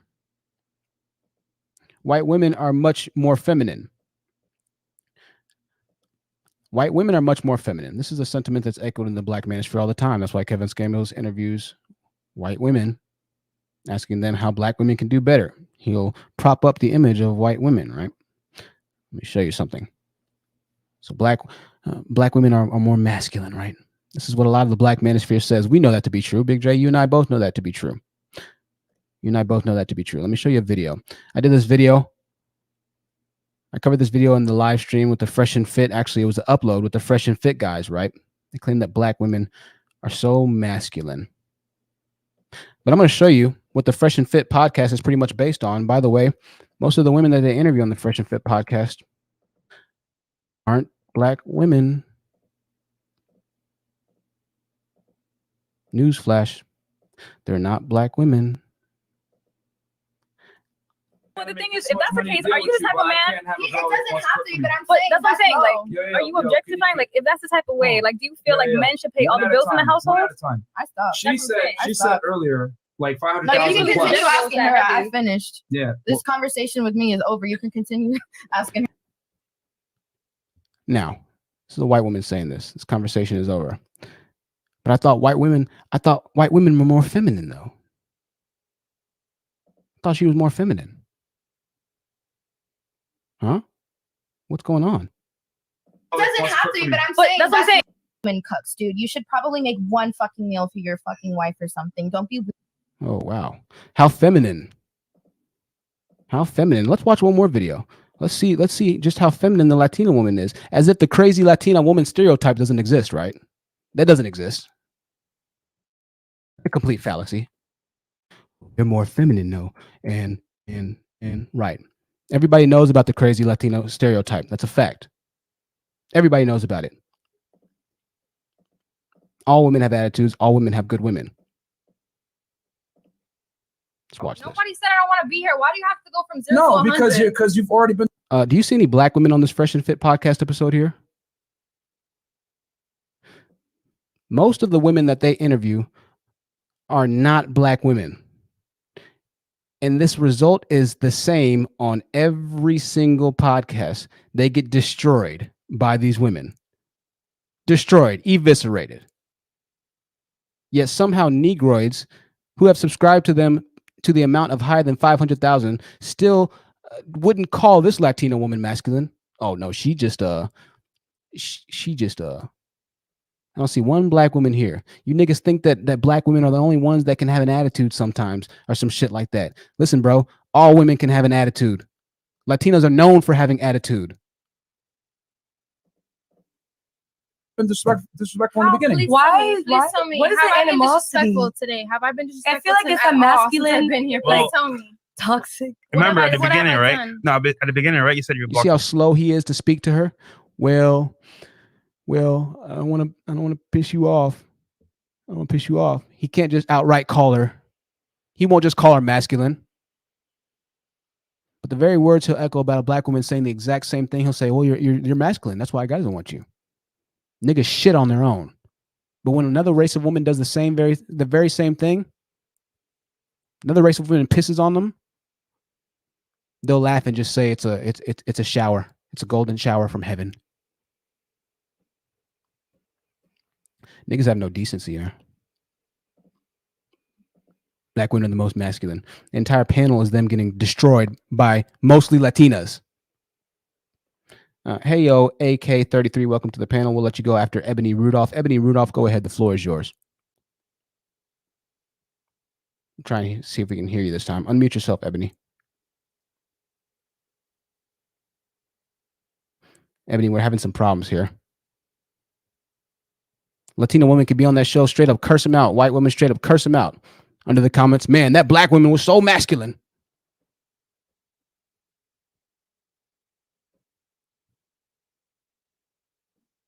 Y'all niggas, man. Ebony, I can't hear you. I'm sorry, my dear. We're going to have to take you down, but good luck on the next one.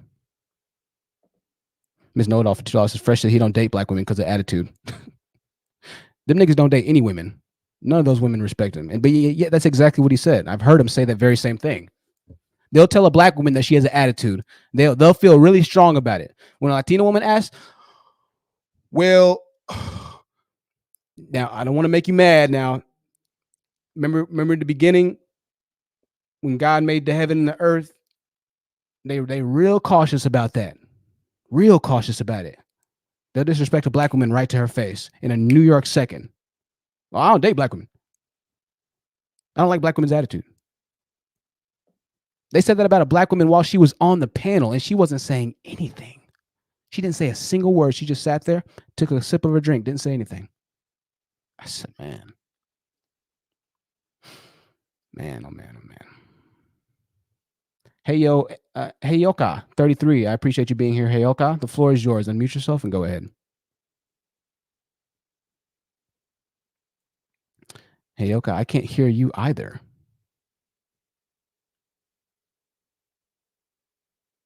I don't know what's going on. Y'all, maybe it's something going on with StreamYard.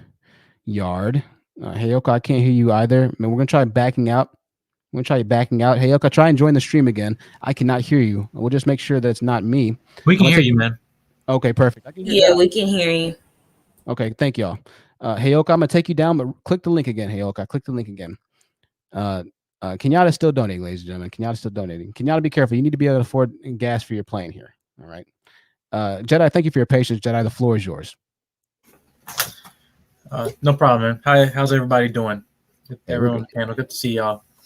One of the things when I was listening to the topic that you talking about, like talking about what it means about being sensitive. It's just talking about more of having you talk about emotional self-control. Obviously, with the video that you just showed with Fresh and Fit, one thing that they have a inferiority complex, which is why that every time that they're mean, they're just basically ready to pop off immediately when they feel any sense of feel their demeanor or anything like that or their ego is threatened like immediately. But the problem is that a lot of these people in the manosphere, like I said, you're talking about the age bracket. Some of these people are like my age. I'm not only 22, but some of them are even younger, like 17, 18, 15, whatever, who have little to no experience and don't even know what the hell they're even talking about. Because if they want to follow, they want to emulate what they look up to, right? They want to follow these role models, right? But the one thing that they fail to realize that some of these role models are actually playing roles, which is what's happening right now.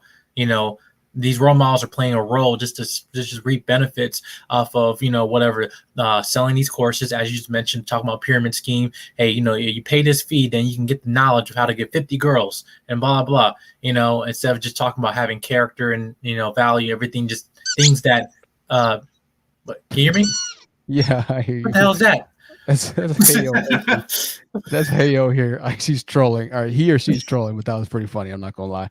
Jedi, I know you're right. And listen, let me show y'all something. It's like, what the fuck was that? I know, right? I'm gonna show y'all my email. I just got this email today. I'm so glad you said that. Thank I apologize for that. Oh no, you're fine, Heyo. That was hilarious, actually. Hold on one second, Heyo. Jedi, hold on one second. You want to talk about playing a role, right? Let me show y'all this email. Donovan Sharp just showed me. He just gave me an email, ladies and gentlemen. I tell you what, there's hope for us all. Payday savings from Donovan Sharp. Don't forget, Donovan Sharp's having a Labor Day sale, 35% of all products at the TSR Academy. The Book of Womanese Volume 1, $10. The Book of Womanese Volume 2, $10. The Book of Womanese Volume 3. Let me blow this up for y'all if you want to get some savings in. $10. You can get the, what's that number? 49 Laws of Sharp for $10. Shout out to him. Courses, How to Build a Quality Woman from the Ground Up, $100. Savings. I'm sorry, these are cheaper. We have savings, y'all. Wow. That's a $51 saving. How to Master the Game video version, $258. That's not bad. How to Master the Game audio version, $173. Ladies and gentlemen, we have the Gold Digger Guide, $128. There's more womanese. Lord have mercy. Look at all these womanese. You can speak the language of women. All video courses for only $583. You can become a better man for the low cost of $583. Not interested in the course book? Binge on the full episodes, show breakdowns for just $5 a month. For just $5 a month. Hey, that's better than $583. That is the Academy Day sale from the guru, the dating guru, Donovan Sharp. Ladies and gentlemen, Donovan Sharp. The man that arguably, more than likely, like most Manosphere cats, wouldn't be able to attract or pull 90 of the 100 women that he approaches. And hey, maybe our numbers are all similar, right? But you're right about that, Jedi. They do play a role. They make it seem like they've got the entire game figured out. The guys that are womanese, I know, the language that women speak, right? Womanese. These guys are, exactly. That's it. Go ahead, man. I'll let you finish out. No problem. Exactly the point. And going to the point of like, look at the followers just trying to follow this, but, you talk about degeneracy, whatever it might be. But the problem is that, we follow a path and a path of least resistance to us as men, especially as Black men, unfortunately, throughout recorded history, right? So you think of the time that, what we should be doing is that we do not follow where the path may lead, but go instead, there is no path and leave a trail. And when we leave a trail of actually a positivity in terms of, self-improvement, accountability, talking about high morality, not just also including ambition and everything, then we leave a positive trail than leaving the toxic or wasteful trail that basically was the manosphere. Then you can continuously lead. Because that's the problem is a leader is is one who's not only that knows the way, goes the way, but shows it, but not in a way. And you have to understand that boasting about it does not have to be success. Like success shows itself. Success is like louder than you just showing about saying, hey, look at my high value car. Look at my, how many girls I can bang and stuff like that. And then look at the situations going on right now. I don't have to be in a situation where I'm focusing on high moral character and focusing in low key. I'm not like focusing on women, especially my age. I'm like finishing my last year in college, with a double majoring engineering and everything, and just like, listen, I know I'm setting myself up to now, of course, marriage and all this stuff. Like, I understand the hopes and desires of a man. You want to probably be admired or be, loved, be successful. Also, there's another internal thing that a lot of men don't admit, that we want to be appreciated, not just by women, but other men. So in cases like we might even just leave the fact that our women, even though we might be a good man, whatever, to our wives, whatever, but if a lot of men don't respect us, they're like, man, I guess I'm failing. I'm like, to hell with that. If I'm succeeding, if I'm leading, I don't give a crap what you guys think, anything, especially in terms of our purpose of children, in terms of leading a legacy of actually leading and conquering, right? And that's the whole thing of consistently knowing that, listen, not being mindful of the women. Try and wrap it up, Jedi. Oh, I'm so sorry. I'm sorry, man. Fine, man. Yeah, but I'm just saying, like, yeah, don't be mindful of terms of women being distraction. There's a reason why your windshield is bigger than your rearview mirror, because right in front of you, women can be a distraction, and not only that, they can be an asset when you actually earn the land or the kingdom that you basically have built. Absolutely.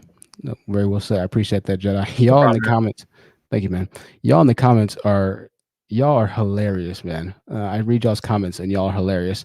Yes, yes, Donovan Sharp will teach you womanese, ladies and gentlemen. He will teach you womanese. Hey, I found this. Okay. I found this and here's you know what, I'm not gonna even play that. I'm not gonna play that because a lot of these guys are petty. If I play something from them, they'll try and copyright strike it or something like that. Hey Yoka 33. Hey Yoka, go ahead. What was that? Hello, how are you today? I'm good. Hey Yoka, what are you playing with your dog or something? Yeah, I had to get him out of the room. He's a terrier, but he loves me to death. Well, that's good. I guess the best thing I can say to you is this kind of that the manosphere, as you pointed out, is not one lump thing.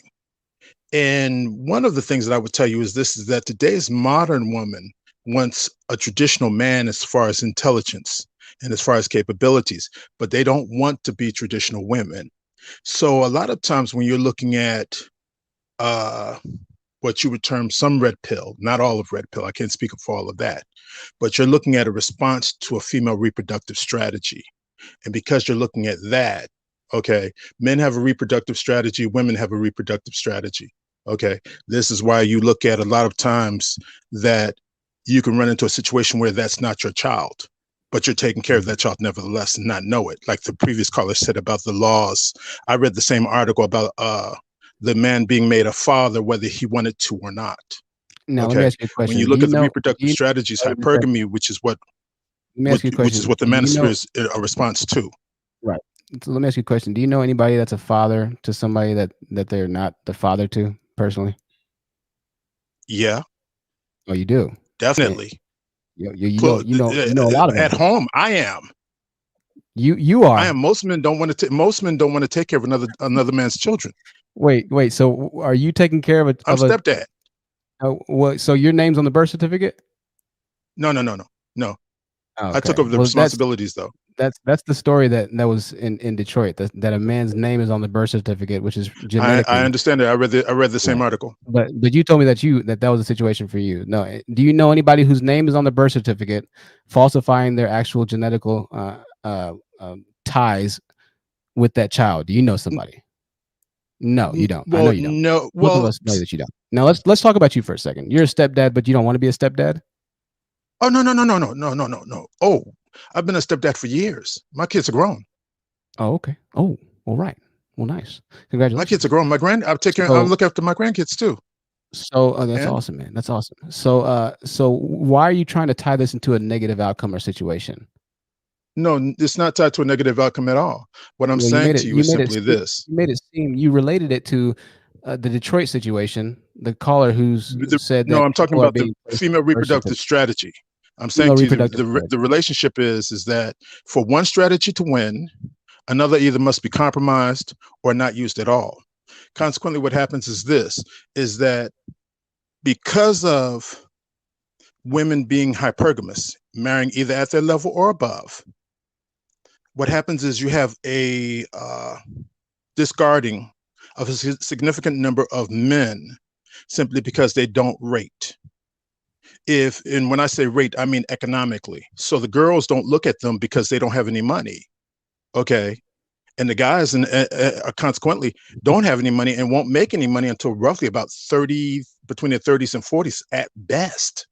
So if I'm getting this clearly, you want them to essentially get with the dusty males while they don't have any money. No. That's their choice as to whether they want to or not. What I'm saying to you is this: is that what do you think? What do you think is the right? What do you think is the answer? Do you think that they need to You think that they need to get with the dust mites, the men who are losers No, economically? I think what happens is this: is that they need to understand that at some point their beauty will wane, and when the beauty wanes and they're no longer being let into, yes, right, the wall argument, right? Yes, but well, see, the thing about it okay. is this: is that I've seen it actually in life. You've seen it. You've seen it yourself. Yes, I'm in my 50s. Okay. So it's like so a lot of the stuff that is past for me. It's not new. Okay. So you tell me a story about because I guess you haven't experienced anything. I want men to tell their own personal stories of something that they've gone through, a horror story. But you're gonna tell me a horror story of a woman that you've seen. I can tell you. So tell me a horror story from a woman that you've observed. Well, I can tell you this, that because of hypergamy, the female reproductive strategy, okay, there were a lot of things that happened in my life that I did not understand. And looking back on them, I understand them and they make perfect sense. Okay, so what about your life? And before you answer this, hold on. Me for $5 says they fear other races of women because of their men. If black women are masculine, it's because of black men. The reason that black women have to step in more masculine lanes sometimes and to tough things out is because their dudes are effeminate as hell. That's why. Having said that, well, think about even, 1 second, Ayo. Just 1 second, please. Don't barrage me as of yet. I know we're talking about different dimensions of stuff. Give me a second.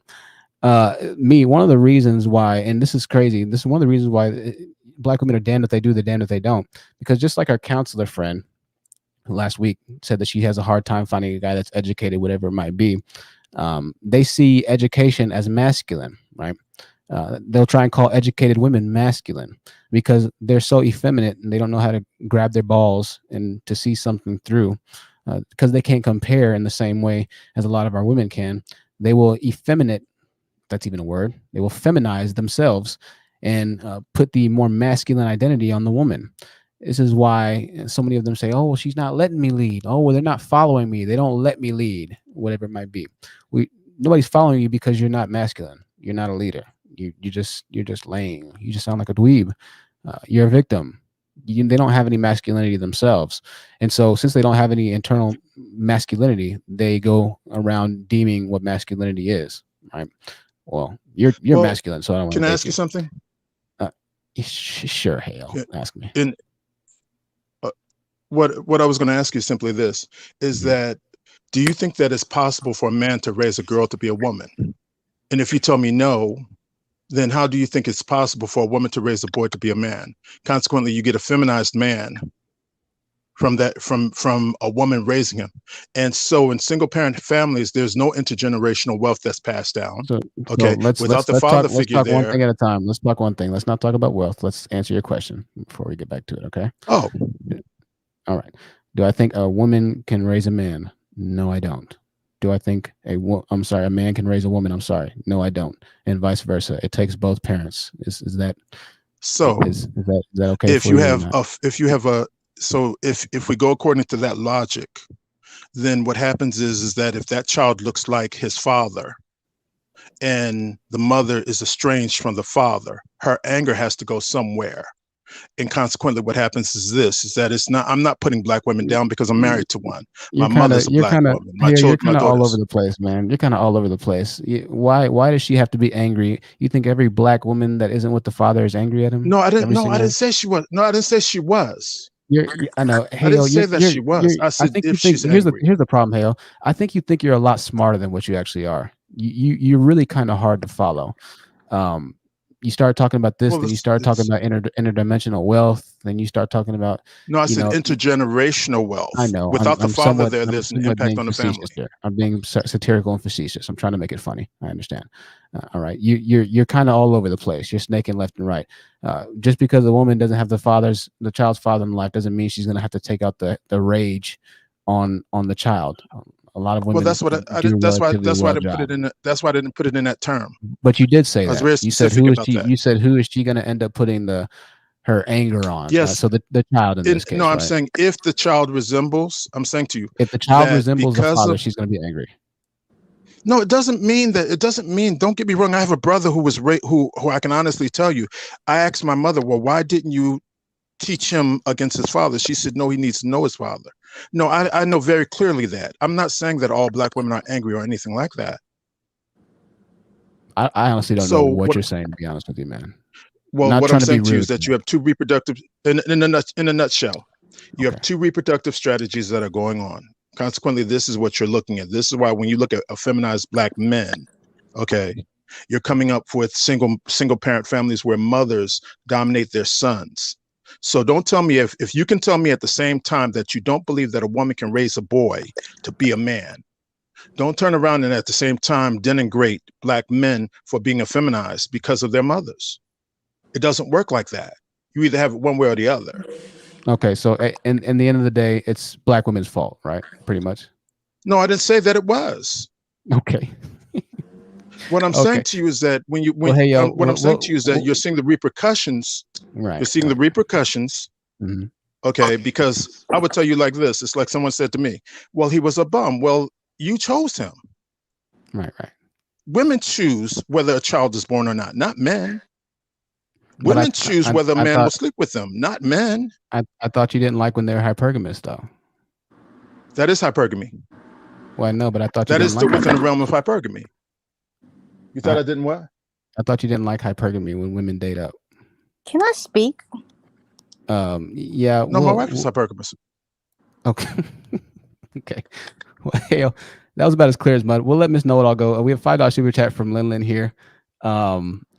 A little hard to follow Ayo, but hey, I appreciate him being here. I do. I'm sorry, from Heyo. Yeah, I appreciate you being here, Heyo.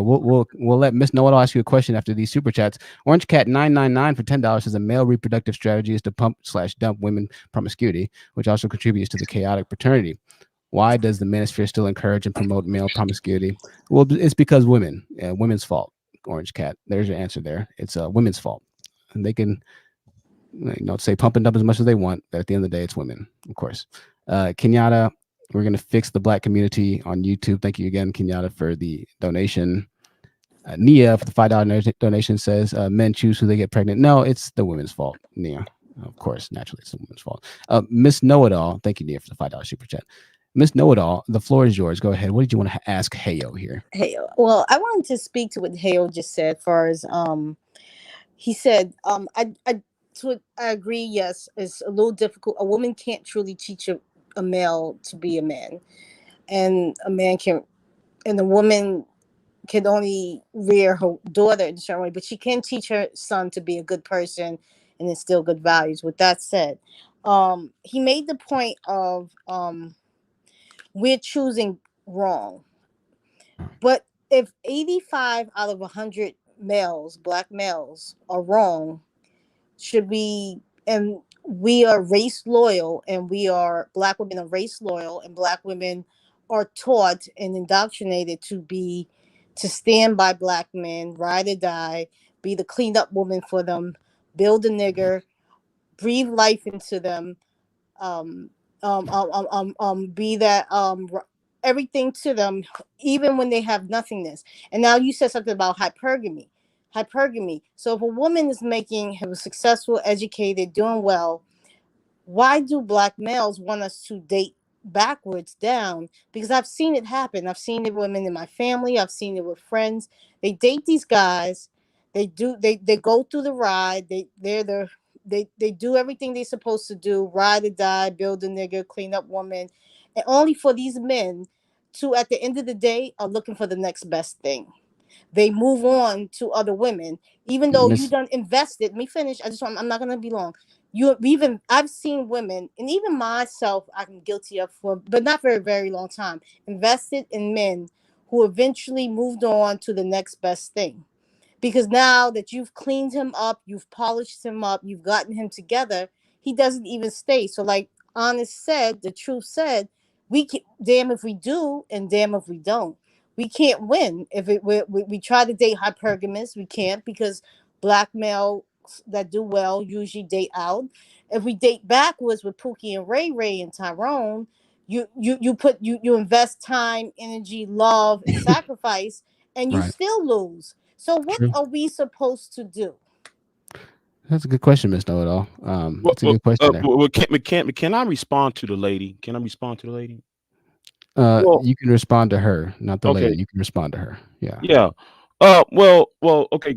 okay, but do you not understand that it goes both ways too? Because if a guy comes out and talk about, well, when I was in high school, um, you know, I'd play by the rules, woo woo woo, and when he turns dirty, the women who rejected him are all pregnant or used up. If he complains, oh, he's a loser. So shouldn't you be, I believe though it's kind of unfair for you to sit there and use that analogy while at the same time telling men who have done the right things and then ended up having less and less of choices and saying he's a loser. Y'all kind of being that type of thing is being unfair too. And I'm gonna say this too, though, while I'm having a conversation about black men who are making money usually date out. That's untrue because if you look at statistics, most rich black men are with black women. The owner of Millennial Steel, he's with a black or was with a black woman before he died. Right. A lot of most wealthy black men are with black women. So I don't know why. I don't know why though y'all want to hang on to that trope, because that trope is a false trope. No, it's not. No, it's not. Okay, then. Well, tell. All right, that's enough for now. Let's read this $10 super chat and we'll continue. No. I want her to give me the. All right. Organic Black for $10 says he got his YouTubian philosophy certificate from Donovan Sharp's Women's Academy. It is a prestigious award. Organic Black. I appreciate that. Me says this man is tolerated everywhere he goes. I'm pretty sure this is the only place he gets heard. Well, we try and give everybody a platform and something to speak on.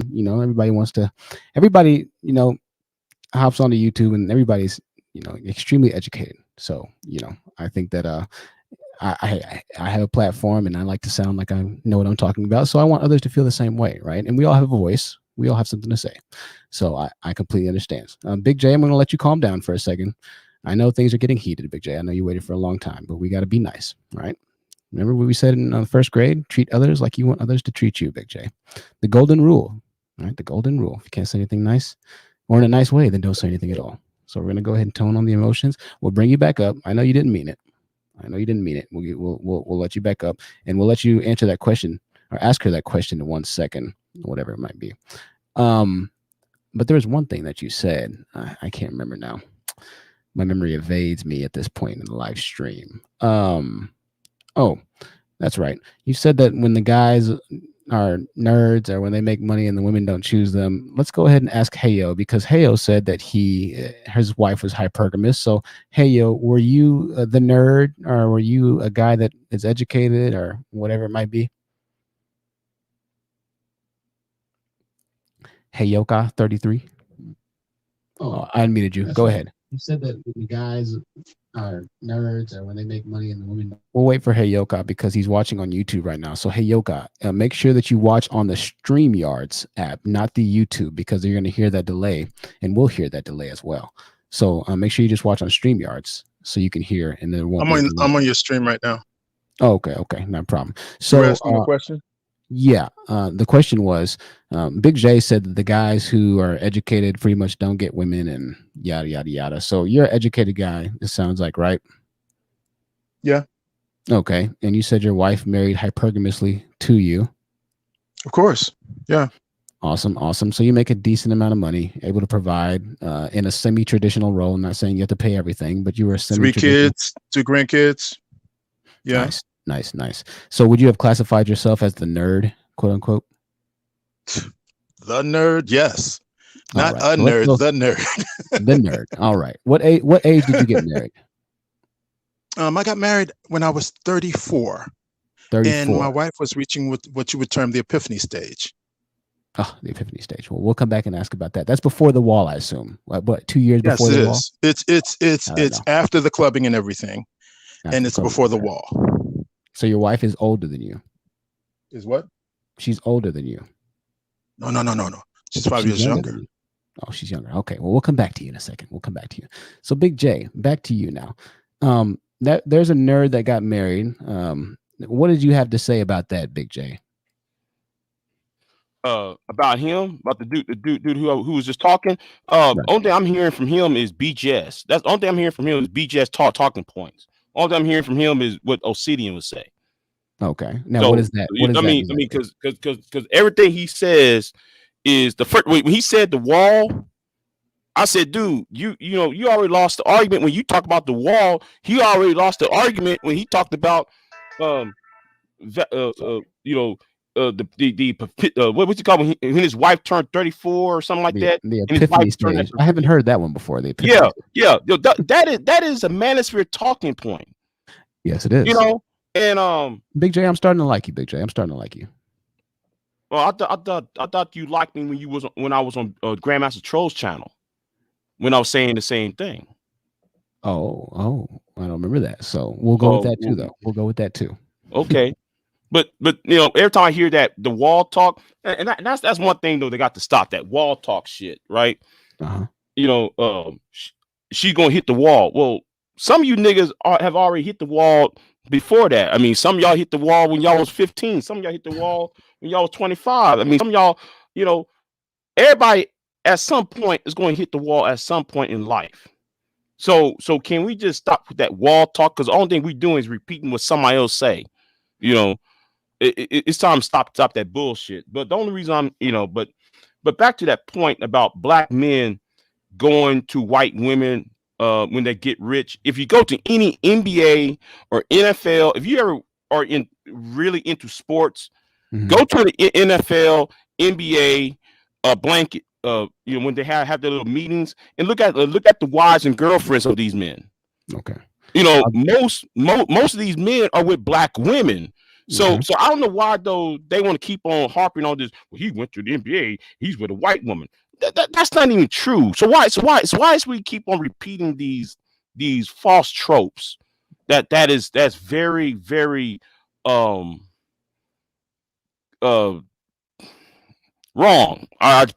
For lack of a better word. Sure. Very facetious. You know, hey, maybe we'll look into that. I think that's a good idea for another live stream. And I know I said NBA and NFL, but that you know, I know how this chitlin circuit of YouTube is, and people like to focus on celebrities, corporate world. All right. It goes to corporate world. Oh, he's rich, so therefore he's with a white woman. Not all these black CEOs and black executives are with white women. Most of them are with black women. I don't know why we want to repeat something that, if you really look at the numbers, is not really true. All right. Anyway, I'm done. Well, I appreciate that. Hey, listen, send me some numbers. I'd like to look at the numbers that you're looking at. And hey, I think that's a decent idea for a live stream. Hey, maybe we don't know what we're talking about. You know, I'm willing to entertain it. And so I tell you what, thehonesttruthyt@gmail.com. We didn't mean to make you upset. But is it possible I can say something? Sure. Just 1 second. Let me read the super chat, and then hey, the floor is yours. Thank you, Big J, for that, for enlightening it. Mylene69, interesting number there, said he went from faux educated to hood in 2 seconds. Well, you know, Big J, he's passionate, and he stuck up a little bit for black women, so that's saying something a little bit, right? He's not completely manosphere. It sounds like he's legitimately right down the middle, but more manosphere tilting. But he doesn't like the manosphere either. Big J's an interesting one. You know, hey, what can we say? Hey, yo, what did you have to add to it really quickly? And then we're going to go to our other panel members. I think what happens is that he's a little bit mistaken, only in the context of saying to you like this: the wall is essentially when men stop taking interest in women. If you ever look at the movie Shallow Hal, one of the things that Gwyneth Paltrow is quoted as saying is that when she was in a fat suit, Shallow Hal, the movie, the woman said, the woman who played Gwyneth Paltrow, who was the actress who played the fat woman, said men ignored her. And the reason, and she said that was the worst thing when she was in suit. Men ignore women over a certain age. When you go into the club, you no longer get free drinks, and you no longer get into the club free. Okay, that is essentially the wall. Okay, he misunderstands and thinks that it's something that the Manosphere just came up with.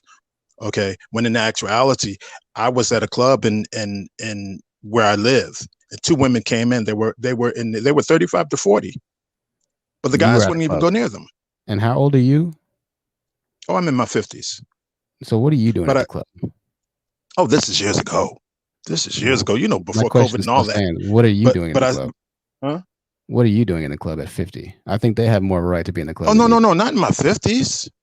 Oh, okay. Not in my 50s. Okay, But I so said it to how say old to are you, you? How old are you in the club? 40 something? yeah, it was it was years and years ago. Where was your wife? We were estranged at the time. We were estranged. All right, there you go. Well, that about explains it right there for me. You were estranged at the time. Listen, hey, we're gonna come ask you some questions about your estranged marriage here. I'm glad you're telling the truth here. We just need to read a couple of comments for a second, and then we'll try and figure it out. He might have been like our friend. Hey, we'll come back to you. He might have been like a friend. Who was the guy yesterday that says he only goes to strip clubs to find women?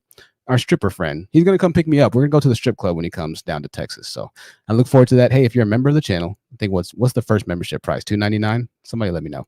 For $2.99, you'll get to see the behind the scenes access video of me at the strip club with our trucker friend, and we're gonna try and find him a wife.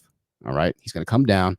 We're gonna try and find him a wife, and I really want him to find love because he wants a stripper, and he feels like since he's a trucker, that's the only place he can go. And so we have some great clubs down in Texas.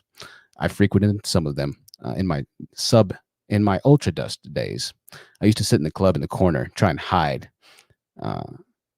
Homies pay for me to get in because I was too much of a loser to get women in real life. So the only women I could see were dancers, and I'd shovel in my corner. I had a little chair I sat in all the time, and it was just tucked off away. I said, "Man, I'm here. I have arrived. I've arrived. I'm here again." Lin with a $10 super chat. She says nothing. However, she said a lot right there. Lin, you said a lot. Lock Penny Princess, you be nice. You be nice. You be nice. Okay. Let's try and be respectful, ladies and gentlemen. Yes, we referenced Shallow Hal. Shallow Hal, a comedic satirical movie for statistical evidence of what we're saying right here. For absolute evidence. Now, hey, Aiko. Hey, how do you say your name, bro? Legit question. It's Hioka. Hioka. All right, man. But now let me ask you a question. Well, can I clear one thing up though? Not now. You and your wife Okay. were estranged. Listen, I'm not even trying to hold that against you. I understand things happen, man. I mean, real talk. Like, not even trying to hold it against you. Everybody, let's be respectful because I mean, he's married now. People go through things. I get that 100%. What happened to cause the estrangement? Legitimately, was hypergamy. Hypergamy. Oh, so she found a better earning guy. Well, she thought. She thought. Oh, now what does that mean? That means that just like men can make mistakes, women can make mistakes too. Okay. So she cheated on you essentially. Were y'all married when she cheated on you? Well, that's how you cheat. If you're not married, you don't cheat. Well, it's no, not cheating. You can cheat if you're in a committed relationship. You don't need the titanium. Well, remember, diamond on your finger. Remember the reason why you have the legal strictures that you have today. All right. People get money from divorces for that same reason. Let's try and keep it light. I understand, but I really do want to find out because listen, the name of this was guys. I want to hear your horror stories. So it sounds like you have a horror story, and I want to listen to it legitimately. Lindley with another $10 super chat, and she says nothing. Powerful, very powerful, Lindley. 2 times in a row. Now, she cheated and you were married. People can cheat when you have a boyfriend or girlfriend. That's still cheating as well. However, it was more serious for you because you were married. And so what happened essentially? She met a guy at work, or was it a guy at the grocery store? Did she explain it to you? Well, at work, but that's the thing. A lot of times that's what happens. At work, okay. So you know, if your girl's going to leave you, she's probably going to leave you either for a friend. Most women don't want to deal with serial killers or anything like that. Anything that's potentially dangerous. Well, yeah, I mean, I agree with you there. I don't think any of us want to deal with serial killers for being. No, I'm saying that what happens is security. The reason why you have hypergamy is because of security. Women want security in their relationships. So she thought that he had more security than you did. Yes. Now, was he? But the thing about it, was he like a gym dude? Was he really buff and swole, or what gave her that idea? Oh, okay. So he was just he was cut. But remember, I don't care how smart you might be as a man. Right. It doesn't change the thousands of years where men who were buff were the protectors. So women who survived because men were big and they felt protected. Yeah, we've said that actually plenty of time. We've said that the reason that civilization is where it is right now is because of the biological and physiological and psychological evolutionary traits that were necessary to protect the other tribes or the tribes from the barbarians that tried to invade. We've said that plenty of time. Absolutely. Yes. I completely agree with you there. Now, I want to dig more into this. So he was a cut guy. He worked with her. Was he the boss or the superior by chance, or was he just an actual coworker? Just a coworker. Okay. Now stay there for a But second. on, We have a super chat. Stay there for a second. We huh? have a super chat. I know you don't have too much time, but we just a couple more questions. Bernard Carter says a lot of black men don't know how to be satisfied and are blind to the good that is in front of them and are afraid to do what takes to keep them. Now, hey, yo, this might not necessarily be directed to you, but you were doing everything essentially that you thought right? Yes. All right. What I was taught to be right. Okay, so you didn't mess up. Hey, man, listen, I'm not saying every guy is at fault or the problem. I completely acknowledge that yes, there are women out there that absolutely cheat and they're bad for doing it. 1000%. I like to hear stories like this because most of the time we don't get to hear stories like this. So she cheated. Did you know how long they were cheating? I know this is tough to talk about, man, so we won't cover it too long. No, but you have to understand something. When I buried the hatchet, I literally buried the hatchet. I didn't keep it. I don't have any anger towards my wife or anything like that. Shout out to you, man. That takes a lot of emotional maturity right there, man. A lot of emotional maturity. That's you can't function like that. Absolutely. I agree with you as well. So it may have gone on. It may have gone on so close to a year. Oh, so it may have gone closer. So how exactly did you find out? It was the change in behavior, and because of the change in behavior, that's how I knew. But the thing about it is that I would tell you that I suffered at the time, but it also gave me insight that I didn't have as I moved forward. My outlook now is that men don't love like women love. We think that we love the same, but I would tell you like this: the same things that attract a woman are not the same things that she desires. Desire and attraction are not the same. Just like our brain configurations are not the same. So if you know that there's hormonal differences, it's to give you an example. When a woman's ovulating, she prefers much more masculine men than when she's bleeding, in which case she prefers a man who would be supportive. Okay, it's a dual sexual strategy. That's deep. Listen, you're deep and you're smart. So I want to ask you a couple more questions on a more basic level because I don't want to lose a couple of people in the deepness. I understand. So, thank you for understanding, man. $5 super chat says she stepped because you are unlikable and talk to people like this. Well, I mean, he sounds like he's kind of nice, right? She is better off alone. You seem exhausting and mean. That was mean. Mean. Now we'll ask him how she thinks about that. Now, do you consider yourself mean? Hey, Aki. Mean? Yeah. No, I'm not a mean person. All right. Well, thank you for the $5. If you, the only thing would be is if you step to me in the wrong way or step to my family in the wrong way, but that's normal. I wouldn't go out of my way to bother anybody. Okay, so let me ask you now. How old was your wife when she cheated on you? In her 30s? Was she in the enlightened stage or was she in the wall stage? She wasn't quite at the wall because the thing about it is that's how she was able to cheat. What age is the wall? I'm missing. I forget that. Well, you would think that after 30, a significant men die anyway at an early ages, but after 30, the number of men available goes down, and after 35 it becomes even worse, and after 40 there's probably no one out there. So what number is the wall? Well, you can't put a statistical number on it because it's a gradual situation. Right. A woman can still keep her. Let me try and find. Is because. Yeah, go ahead. I'll let you finish. Essentially, on an individual basis, some women keep their beauty much longer than others. Some women might not have even been beautiful to begin with, in which case what happens is they face the wall much more sooner. In other words, where men turn away and no longer pay attention than women who are much more beautiful. So earlier you tried to align the wall with a number. You're saying 30 and this and that, but it's not about the age. It's about genetic lottery, essentially, is what makes the wall, right? Well, it is genetic lottery, but it's also men's attention. If you might have the best genetics, you might have a really great body, but it doesn't change the fact that if men are no longer paying attention to you, that's your feedback as to whether you've reached the wall or not. Not the fact of your age, but if men no longer pay attention to you, yes, you're at the wall. Okay. So the wall is not a number. The wall is a physical identity. We're agreeing on this. Well, Not a number. All right, because here's the let's thing. just try and agree. Okay, let's just kind of. I know it's hard to pin you on something. So it's the No, I'm number and saying it's that the number and the identity, right? It's both, is what you're saying. yes, it would be both in the sense we'll keep that it there. We'll keep it there. Yes. It's both. We'll just keep it there. All right, cool. So your wife was not at the wall when she cheated on you, and how old was she?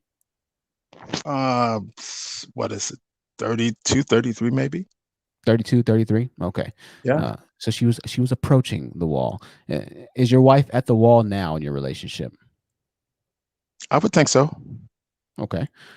We'll take that. So she cheated because she wasn't at the wall. Do you think, are you telling me right now that if she was to go find or go to the bar that she wouldn't pull or walk out of that bar with a single man at the age that she's at right now?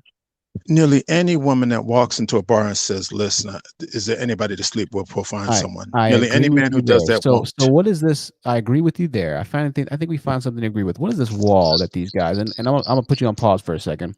These guys talk about a wall as if a woman can't walk down any street in the world and find a man within 2 minutes to sleep with her at any age, at any size. This is a fact.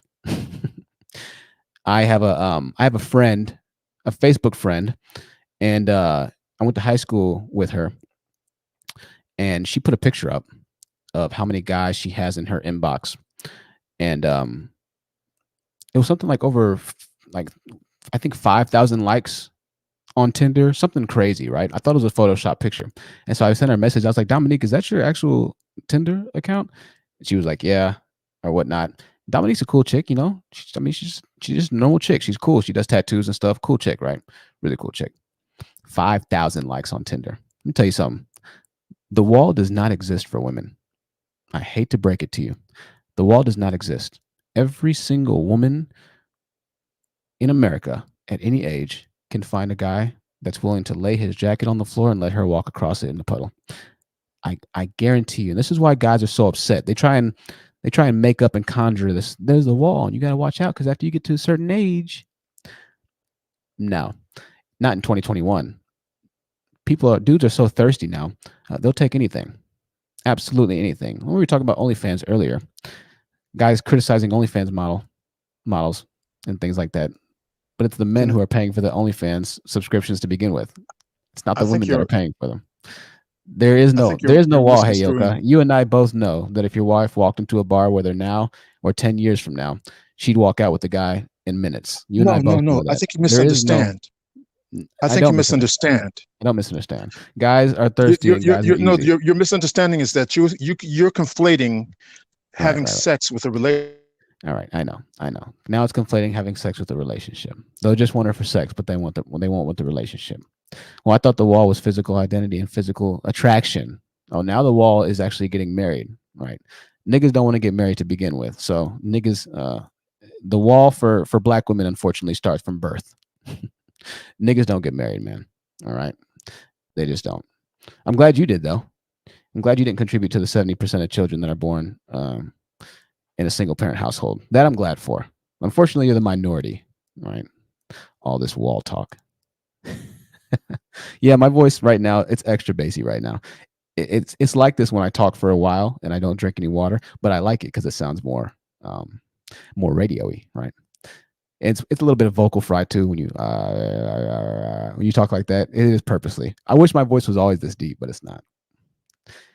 That Howard Stern type voice. Hey, Kenyatta's back. Fam, you should join Clubhouse so you can get destroyed by people you can't mute. Don't worry, you can still accept donations. Kenyatta with the $50 in no, he's probably donated like what, $30 today. Kenyatta coming through. Metadol says jump right over that wall. That's why guys are so upset. That's why so many guys are in the Manosphere. So, wait till winter comes because what about the wall? I thought the wall was coming. What happened to the wall? The wall's about this high. Women are like, shoop, shoop, shoop. Wait till you hit that wall. Yeah. I'm gonna find some videos of older women in the bars. It's gonna blow y'all away. Y'all think women are really out here struggling for guys. Man, every single girl that you know, every single girl that's on Facebook, Every single girl that you come into contact with right now has at least 5 to 10 niggas, white, black, Asian, Mexican, in her DMs right now. Every single girl. Every single one. And all the men want to hit. I know they do, because niggas don't have any options right now. They have no choice. Niggas are thirsty because niggas are losers. They're mad that the guys that are winning are winning. So niggas will come hate on the guys that are winning and then blame hypergamy and then blame this, blame that. But instead of being a guy that wins, they get mad at women for winning the guys that win. I'll teach you how to make money. Come pay $245. I'll teach you how to make money. I'll teach you what's wrong with women. I'm not going to teach you how to be the man that women want. I'll teach you what's wrong with women, though. I'll teach you how to speak womenese. Why don't you just be a boss? All of a sudden, you're the hypergamous one. You're the one that they're going to. Hey, if she cheats, she cheats. What are you going to do? Cry river, get over it, bro. Keep on keeping on, because that's what men do. All right? That's what men do. Listen, I'm glad that you moved on from it, Heyoka. I really am glad that you moved on from it. I think that's healthy. However, I think that you're being extremely disingenuous. Can you and I both know right now that if your wife wanted to get married to another man, she could be married in 3 months? You and I both know that. All right? So let's not kid ourselves here. I know. Let's not kid ourselves here. But you and I both know that that's the truth. Everybody knows that that's the truth. That's why guys are so upset, because they can't do that. That's a fact. Linlin, thank you for your patience. Linlin, the floor is yours. Go ahead. You were talking to me? Can you hear me? No, my bad, Heyoka. We'll come back to you in a bit, Heyoka. Okay. We'll let Can you hear me? Linlin go. Yeah, go ahead, Linlin. Oh, okay. Yeah, I was just gonna say the wall, like, I don't know what kind of fantasy world these men think that they're living in, okay? Because the wall literally does not exist. And I tell my girlfriends all the time, like, dudes are so thirsty. And you know what? If a lot of girls did what we really should do, which is close our legs to the vast majority of you dudes, you guys will lose your minds. You will lose your minds. And that is why when men get up in a jail cell where they're used to being, they end up pumping each other. When there's no badge to go around, that's how thirsty you are. Okay? Women don't do these kind of things. I'm sorry. You know, I'm one of those women that are supposedly, you know, over the wall. What do you call it? The ripe old age of 25 or whatever that number is. Oh yeah, Right? you're Not too past far the over wall. it.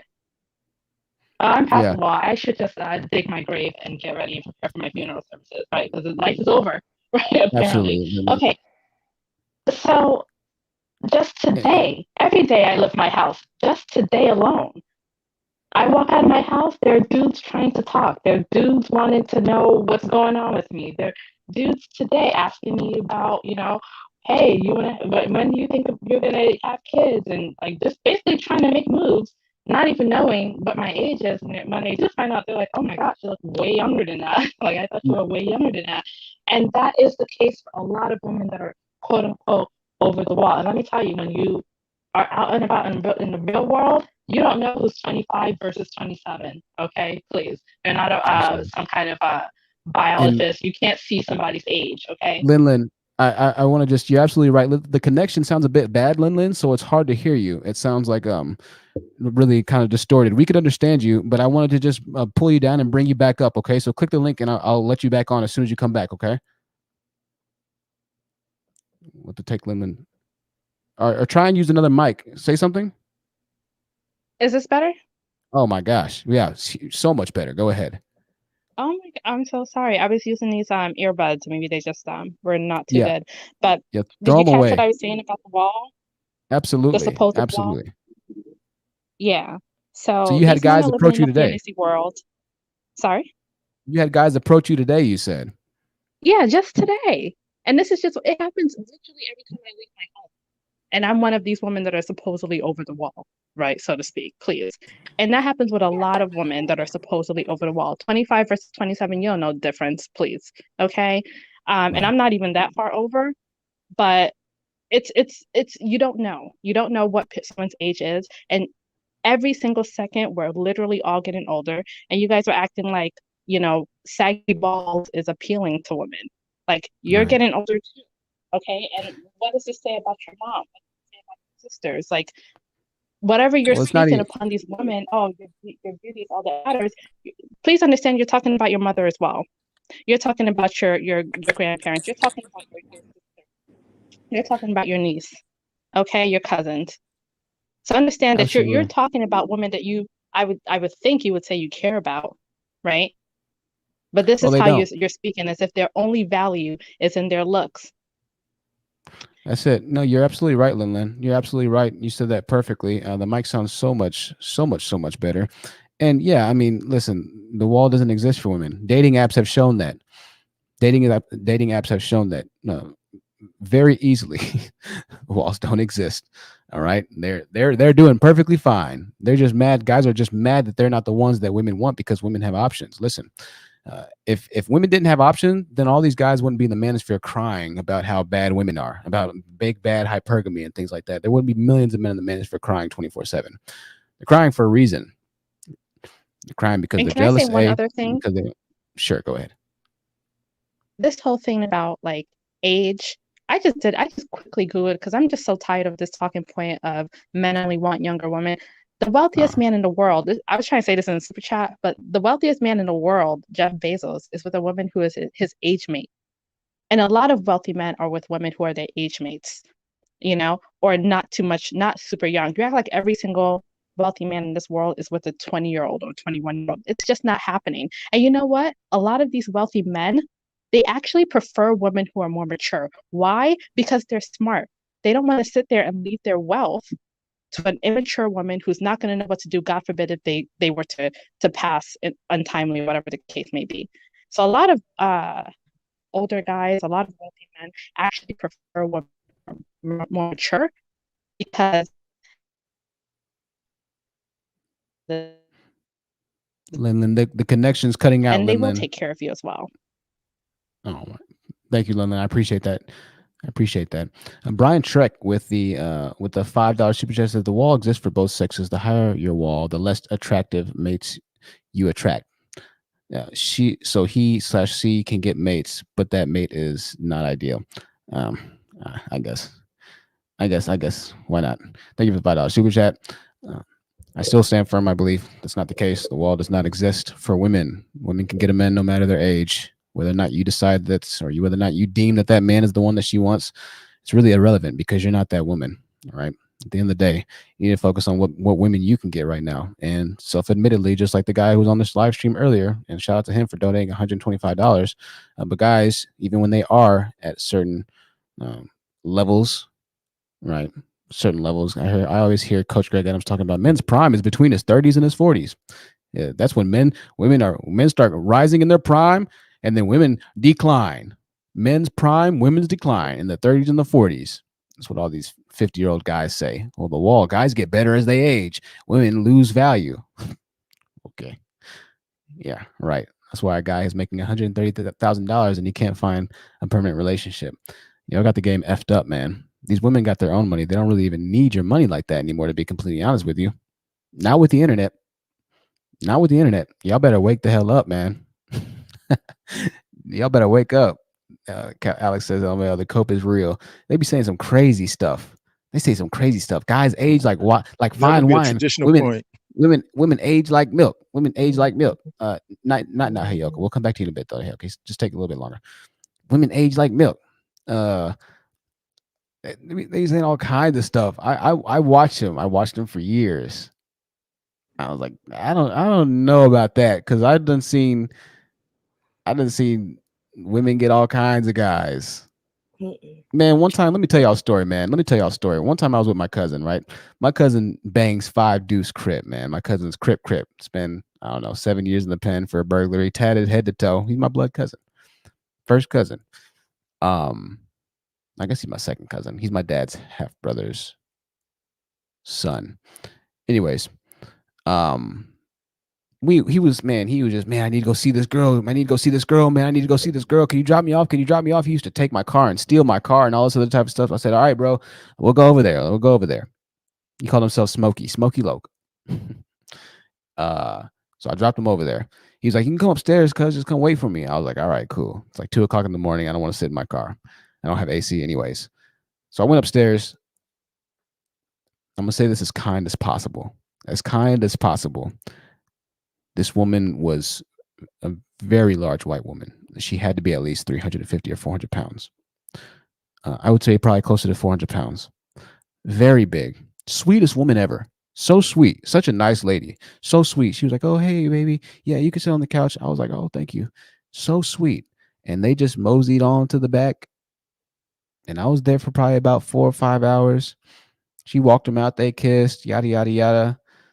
All right, cuz we good to go. I had fallen asleep on the couch or whatnot, watching the little old TV set. And I was like, all right, it was nice meeting you. And she was like, nice meeting you too, baby. Y'all come, or yeah, I'll see you soon. Or she said something. I don't know what she said. She was kind of, like a black white woman, or she was kind of one of those hood white women, if you will. I won't say a black white woman. Don't take any offense, guys. You know what I'm trying to say though. You can tell when a white woman messes with black dudes. Like you can just look at him and tell. You be like, yeah, you date niggas. Yeah, you date niggas. You can see something about like the eye. I don't know, what is it? The mascara, the eyelashes or something with the mouth. Beckisha, thank you, Organic Black. She was a Beckisha for sure. You could just tell. I was like, you date niggas. I said, sorry. But yeah, they walked out into bliss, and he went over there. I dropped him off over there a couple of different times, and she held him down, yada yada yada. And then my cousin ended up going to prison. So would they have gotten married? I don't know.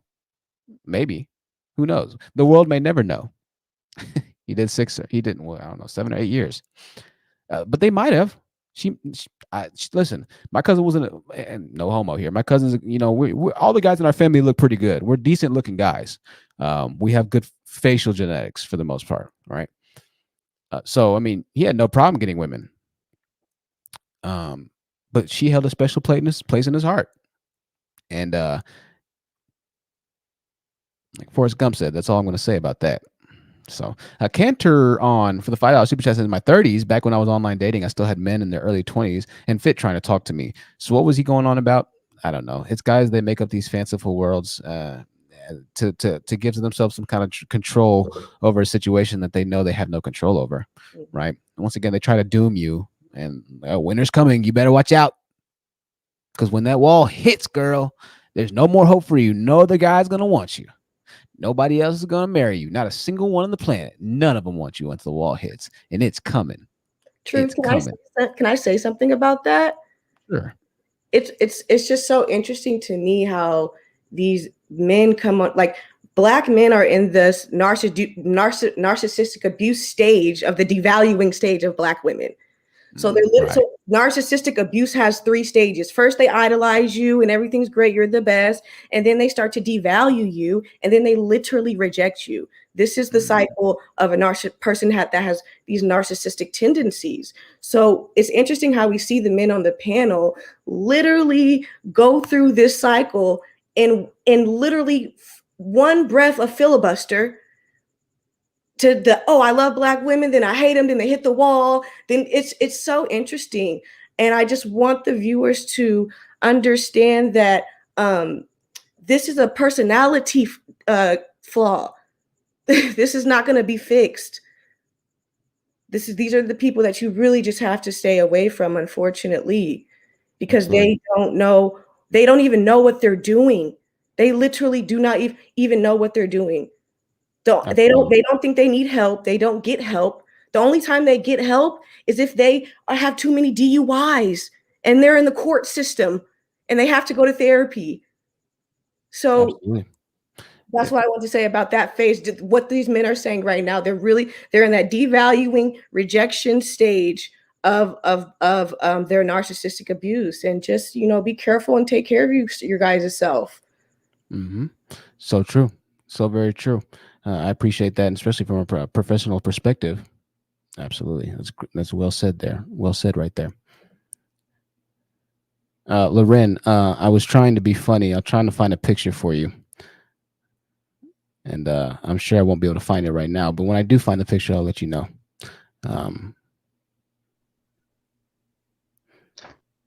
White women who you can tell date Black males. And I'm sure I won't find it. When I do find it, I'll post it though, ladies and gentlemen. I'll make sure to. Kenyatta, that's you again. I tell you what. Kenyatta said, sorry, caller, white men have the DUI game cornered. I have no idea what that means. White men have the DUI. He was referring to the previous woman who spoke. Okay. What does DUIs have to do with it? Am I missing something? Maybe I wasn't listening close enough. Driving No, under I was saying that people that have narcissistic personality traits, they usually don't get the help that they need until they become a literal criminal. So I wasn't talking about. We already know Black people make up the most criminal people in this land. So I don't understand what you're saying. So you don't know. And first of all, y'all talk about hitting the wall. Y'all literally lose y'all hair at 21. What are y'all talking about? Stop it. Y'all have male bottom pat. Come on now. I got a lot of men up in my they cry about it. Real tears. Stop it. Come on. Y'all be not get some empathy. It's okay. It's okay. Y'all are coming out of power. It's okay. Y'all coming out of this your fake delusion. It's fine. Everything's gonna be okay. Just stop being dusty and get it together. I promise you, it's not that hard.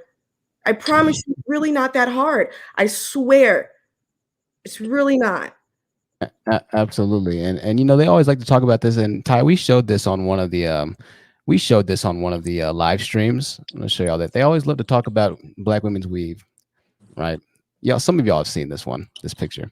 But for the low price of $236, you can get a hair toupee for yourself, right there. Yup, hair pieces for men. You got the hair pieces for men. It's a bit expensive for my taste, personally, but they love to insult women. Let me tell you something. A lot of these guys walking around out here on the left-hand side, that's exactly what they are. That's exactly what they are. And listen, there's nothing wrong with that, but what's wrong with it is when you try and hold that same standard against Black women when it's just not popularized that Black men do the same thing, and this is becoming increasingly more popular. The same thing that they're insecure about, they try and demonize Black women for, and that's just evil, man. That's just evil. Go ahead.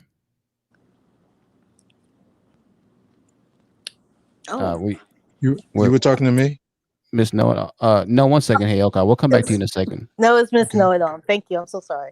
No, you're right. It's a hypocrisy. Truth. They'll say certain things like the wall. Talk about hypergamy. Women, we don't care about your degrees, but yet you want us to pay bills and purchase things. Can I say something really quick? And I've never heard this your panel touch on it in any of the lives, and I pretty much attend all of your lives. I watch all of your lives. No one discusses that how Black men are always complaining about money and gold diggers and all this stuff. And I mean, if you ask them, if they take you to McDonald's, you're a gold digger. If they buy you mint from the store, you're a gold digger. It's like I could tell you stories, but we're not going to get into that. Right. Why is it that we've never discussed, so maybe you should have another live one day.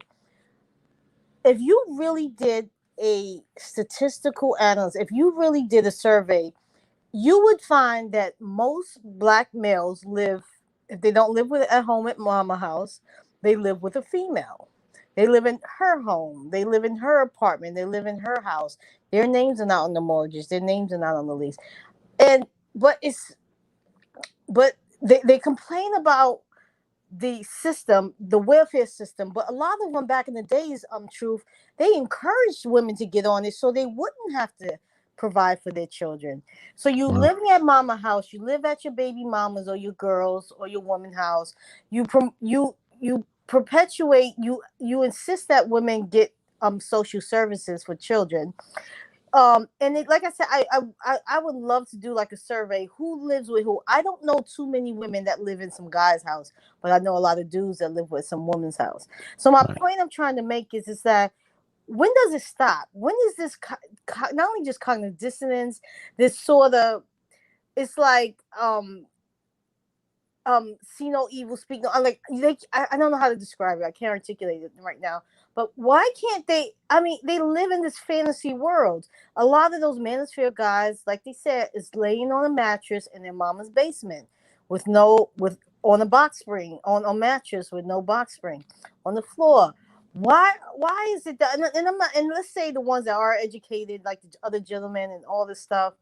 I don't even know what he was talking about. I'm not gonna lie. I didn't understand the last gentleman, the stuff he was saying. I was kind of. It was a bit hard to follow. It was very difficult to follow. But I had one to speak about. I'm gonna be really quick. I'm not gonna hold up. I just want to say that at the end of the day, like Kenyatta's upset and all this black. He wants you to stop speaking the truth, and I think Kenyatta and a lot of Manosphere and a lot of black guys want you to stop. Guys like you, guys like the other women from some Sinji and all these other. I'm not gonna name too many content creators on your platform, but they want them to stop speaking the truth about notes when black women are taking notes and they're comparing them, and we all getting the same black man, no matter if he's in from New York to Los Angeles to Detroit, Chicago to the South. We all get, and they're angry at you as a man. Kenyatta said in one of his super chats, "Oh, why are you bashing your own kind?" So he's saying, be irresponsible like us, pretend like the things that we're doing is not real, and be on our side no matter how bad we are. And it's like, God, I lost my train though. But it's like they're angry that the truth is being put out there, and I really think they're angry because they don't care about us as black women. They care about other women and other groups of women hearing this, hearing the truth, hearing the reality. And the thing is that every action causes a reaction. Black men started this fight. Period. They started it. Black men, not men, males. Black males started this bashing with their from music to their platforms, this whole thing, because they're inadequate. They're not doing what they're supposed to do, and they just won't come to terms with it. And another thing I wanted to say, that earlier caller that called, the first one who said he was a nerd and he made 130,000. Why didn't he go for the nerd, the female nerd? No, he thought he needed an 8 even then when he was a kid. That's why he stayed a virgin till he was 25, and he didn't really peak and didn't really get women. Why didn't you go for someone in your own league? You're not referring to me, are you? No, there's a gentleman that called about early on in the chat. You're fine. And I'll let you continue. I just want to say for our audio listeners, you might want to tune in right now. We're watching a man get a hairpiece put on. So if you're listening on audio, I see our network's looking a bit laggy. So forgive me all if you're listening on audio or watching a video, it's laggy. But just tune in right now to the video portion. It's pretty interesting. Continue. I'm sorry. Go ahead. No, that's okay. And oh, by the way, last thing, it's being done by a black woman. Oh wow! By the way, yeah, you can see the nails. Yeah. Imagine that, huh? And it looks good too, and it looks so real. It does. What I was gonna say, my last thing, with black men complaining about children, child support, and being trapped, and all these things that women are doing, why don't black men as a collective get together, put all the scientists, the doctors, and why don't they spearhead the race to become the people, so they could have a legacy and they could stop complaining and solve many problems? Why don't they create the birth control for men? If you want to say, you want to prove that you're intelligent, that you're builders, you're providers, that you're creators, that you're get together, put your money together, and get the best black male scientists, doctors, intellectual minds together. And why don't they develop the first birth control for men, so they can stop complaining about who they want and don't want to have children with, and child support? That's what I wanted to say. Well said. Get together and do something instead of bitching and moaning and being a victim all the time. They started this fight. Black women are ending it. And they hate that we're voicing this because it affects their relationships. It's going to eventually affect their relationships moving forward with other groups of women. And when I spoke earlier about, the guy was annoyed that I said something about it was about Dag, what did he say? Something about me saying something about And we're gonna try and wrap it up, Miss Know-It-All. yeah. Okay. All right, but that's it. But that's all I wanted to say. But thank you for letting me get back on. I really appreciate it, Truth. I And appreciate you, my Cameron. dear. Thank you. you. That's Bye very well bye. said. Thank you. Bye bye. Goodbye. $5 super chat from Precious Faith Alone says he got that buying. Am I saying that right? He got the buying. Somebody said not the buying. Am I saying that right, y'all? What's a buying? Byung. Lawrence said I went bald at 22. I'm sorry to hear that, Lawrence. Well, I'm not sorry to hear it, but I understand, man. But shout out to you for having the confidence to rock your genetics. Everybody's different, and so it hits sooner. I'm sure I'll go bald sooner or later. Obviously, it's the natural progression of life, right?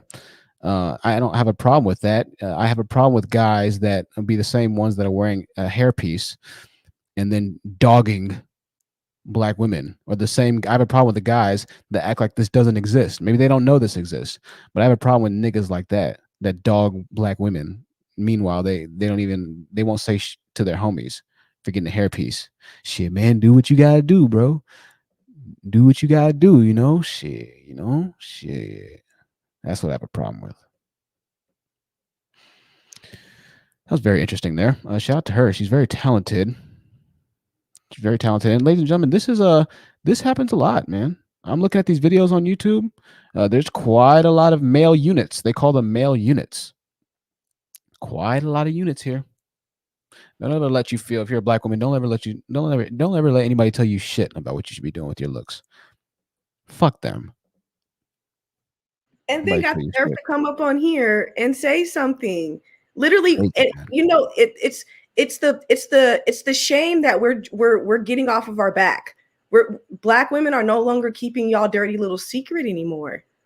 We're not keeping your dirty little secret.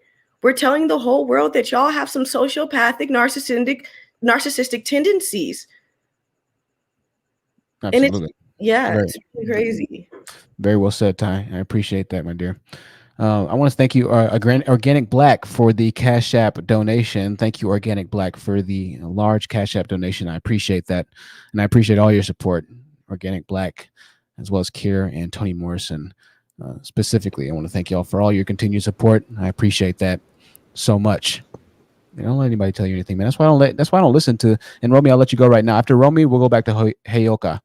And we're going to start to maybe not round it out. Listen, we're having a good time tonight. Nick's talk, I'm glad that made your night, my dear. Nick's talk. It's a very lovely smile. Very nice picture. I'm glad that made your night. Romy, the floor is yours, Romy. I see your comments and I see your solutions that you provide for the Manosphere. I see you in different channels as well. Sometimes I watch, obviously, I lurk, and I see you on all fronts. So I appreciate you joining, taking the time out. What do you have to add to this conversation for yourself? No, like I said once before, man, it's all about sexual access.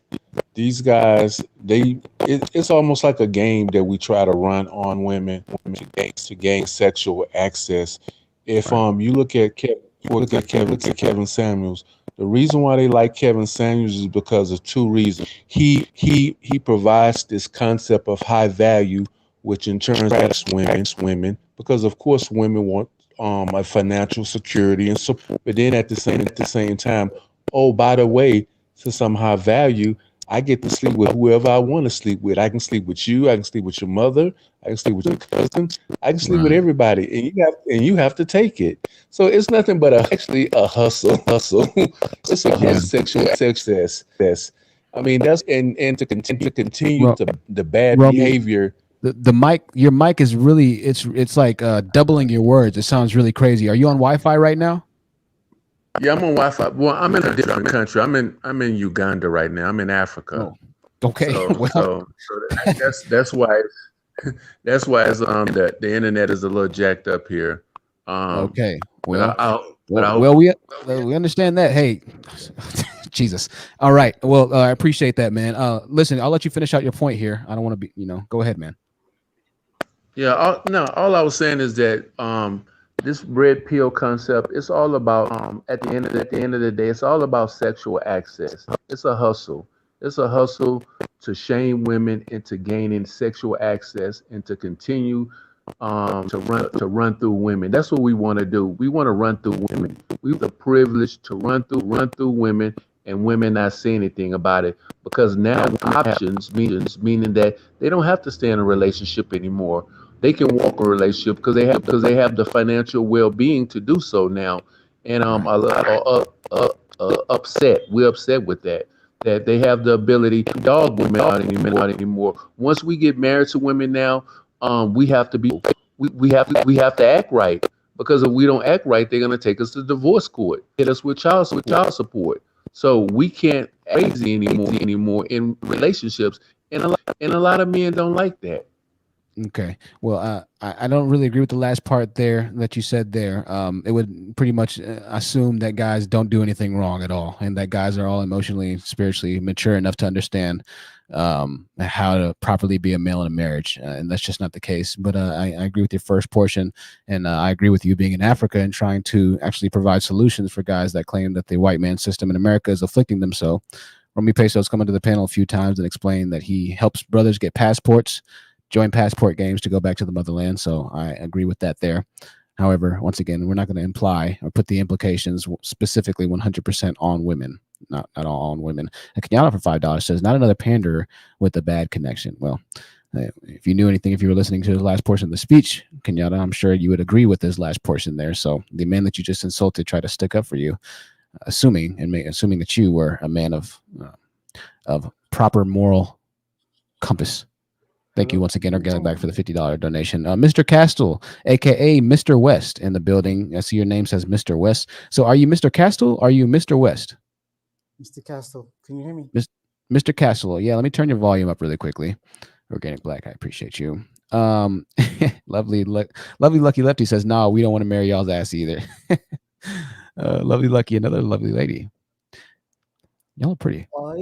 I'm just curious about a certain situation. Yeah, when Kevin Samuels had a celebration day, most of the women that called in thanking him for his message were either married to or in serious relationships with provider black males. So, what is it that women with that mindset that agree with Kevin Samuels are able to find these productive black men, but the women on your channel always complain that they can't? And at the same time, they also disagree with Kevin Samuels' talking points. A lot of the women on this channel are married, bro.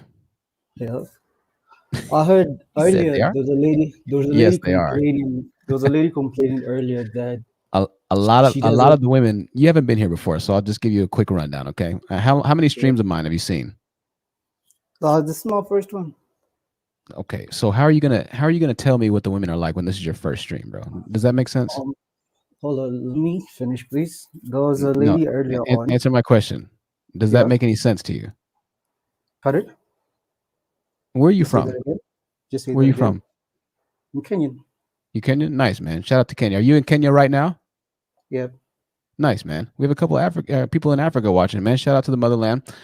This is your first time here, okay? So you don't really know any of the ladies that are on the channel. To be honest, you don't know most of them. I'll just tell you, and I'll try and teach you really quickly, that a lot of the ladies here are with guys that make a good amount of money, and a lot of the ladies here are married. All right, so stick around a little bit, and you'll see the ladies come into the panel. The ones that are married, the ones that are with guys who make a pretty good amount of money. Trust me. You'll see them in time. Not all of them are married. All right, I'm not lying to you. Not all of them are married.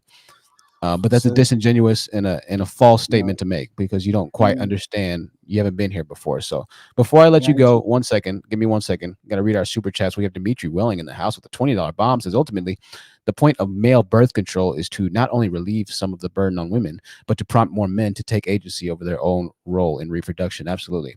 Males will fight against male birth control and until the second coming. Man, yeah, tell a guy to pop a pill one day every month. Niggas will lose their mind. What? Oh, hell no, I ain't doing that. You trying to mess me up? You trying to do this? But they expect the woman to do that.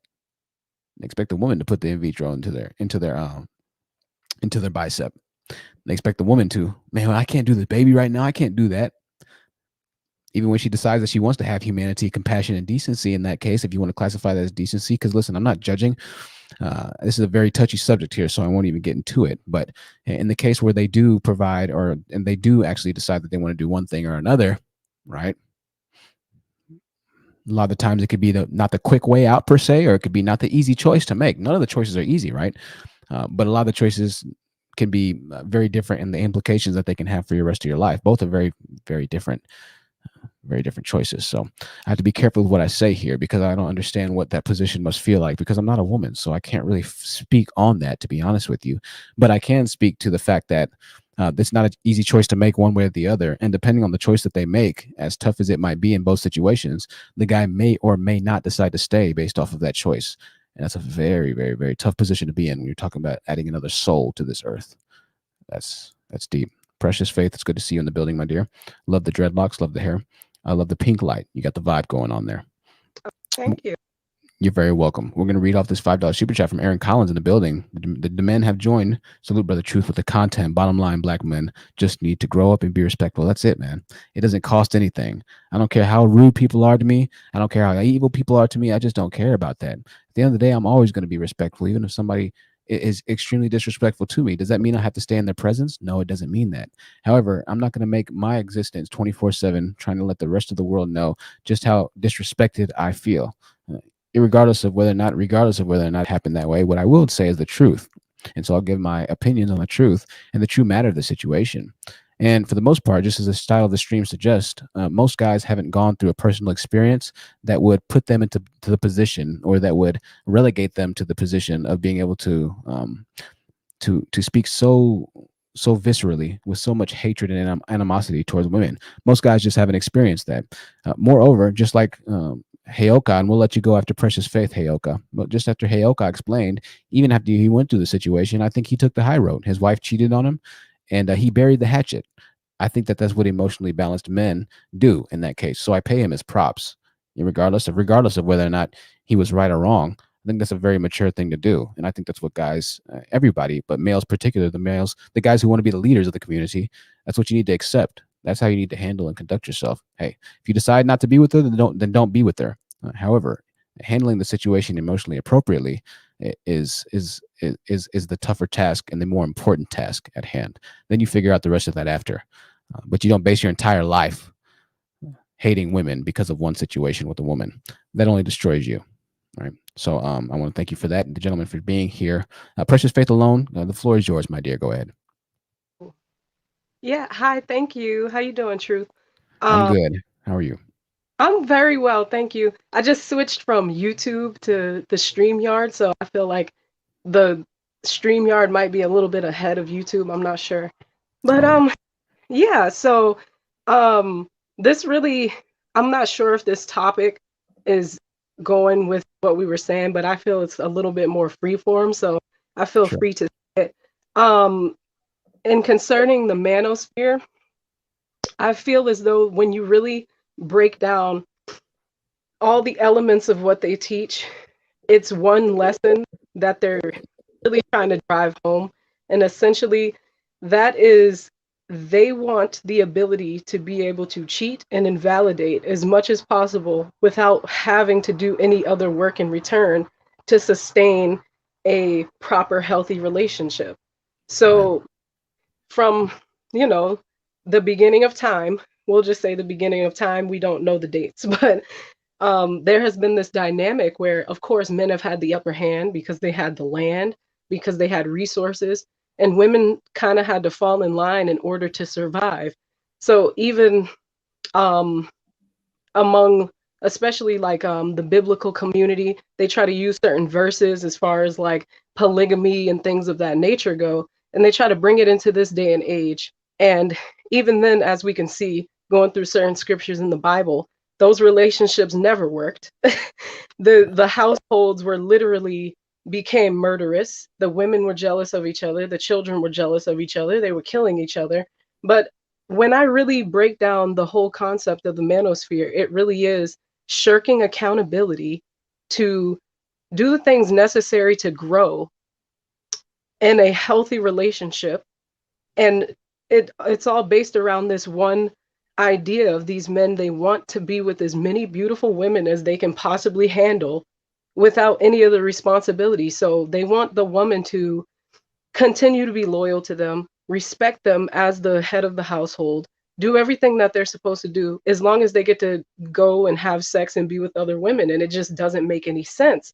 So then there's this dynamic that gets created where now the men have to pretty much bully the women into accepting this situation that is quite unacceptable, especially now in the day and age that we're in now, and especially among Black women who are one of the most educated demographics within America right now. We're in a place where you can't trick us. You can't bully us into these situations anymore because we're not going for it because we don't have to.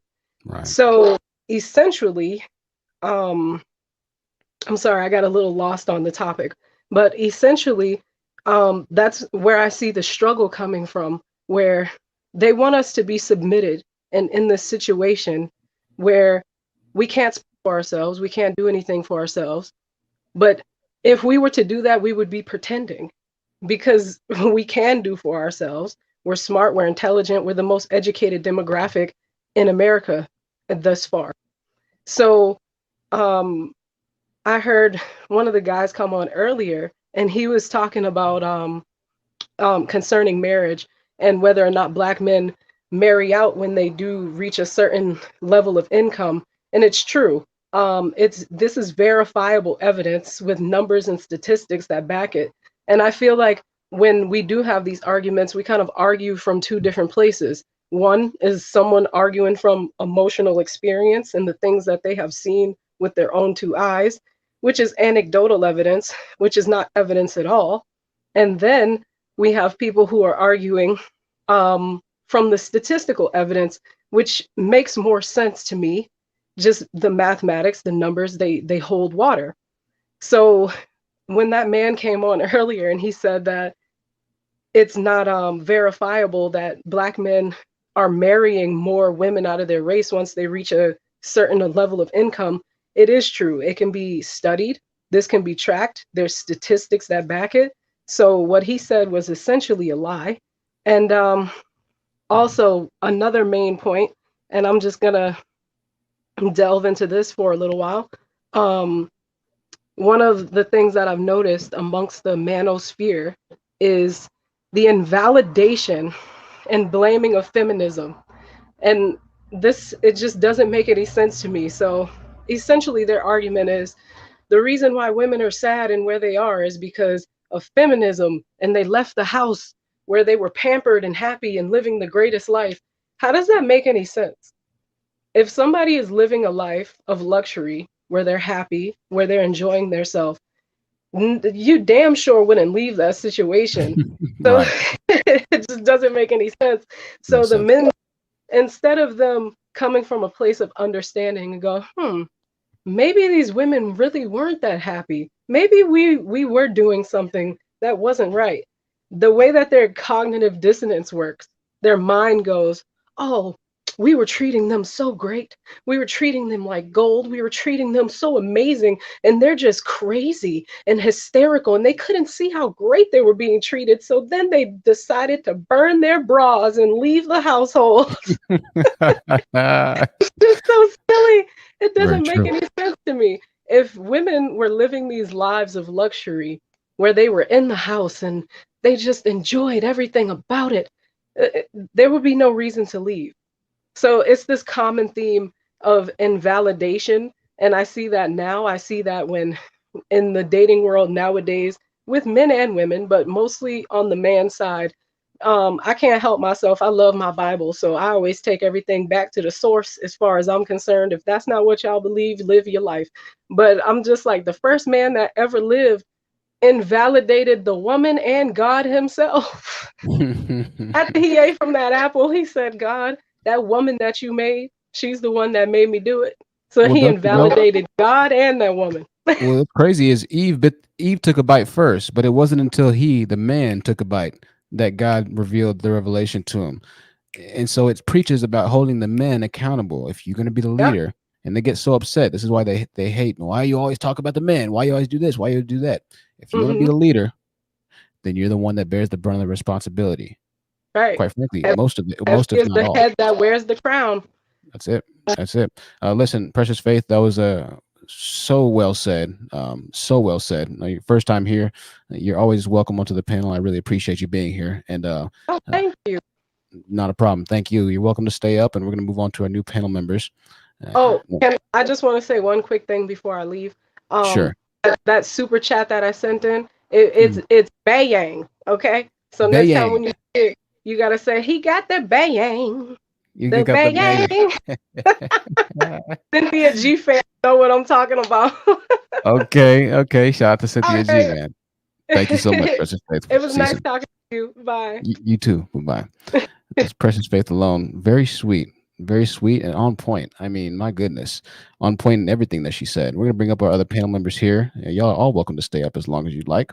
We're gonna go and move on to our other panel members, and we'll make this conversation a full revolutionary 360 here. We're gonna go and get everybody back on that hasn't spoken in a while, and I love that.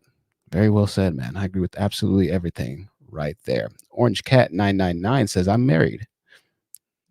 That's awesome, Orange Cat. We love to hear that. Yemi C says, "Not the bayangs." Absolutely.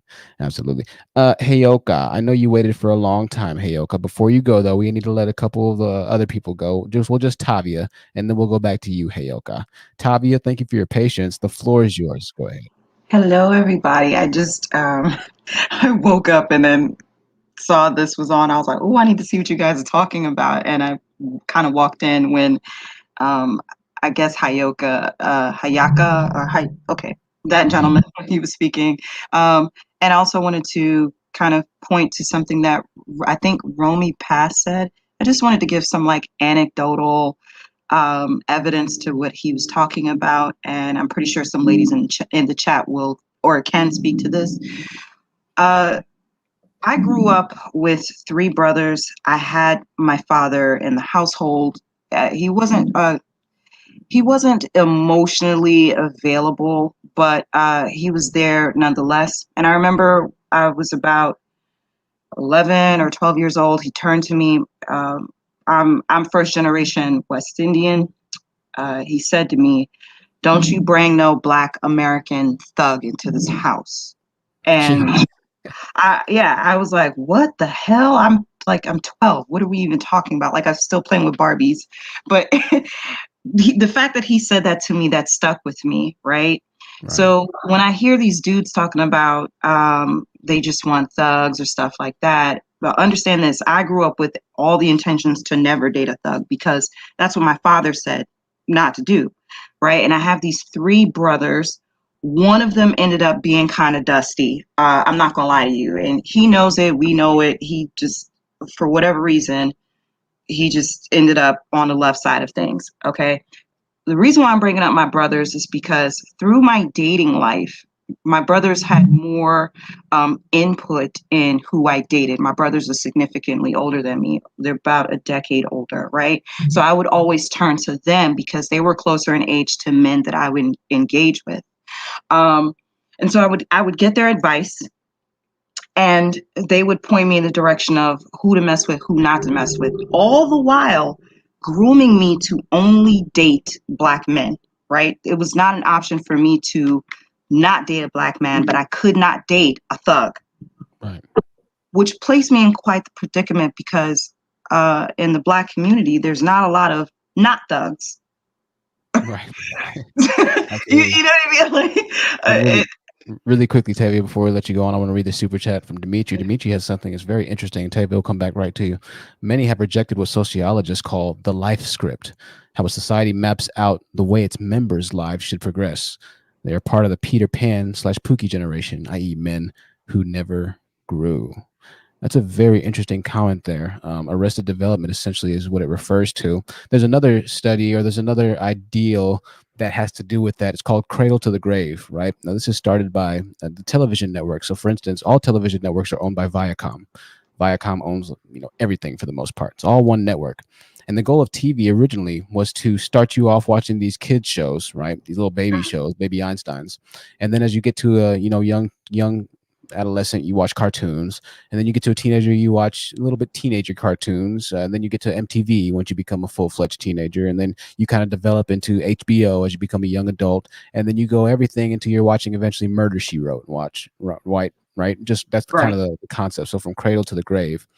And they want to keep you under this certain level of indoctrination, essentially keeping your mind mentally wrapped around this one train or this one process of thought, you know. And so that's what it kind of reminds me of, Dimitri.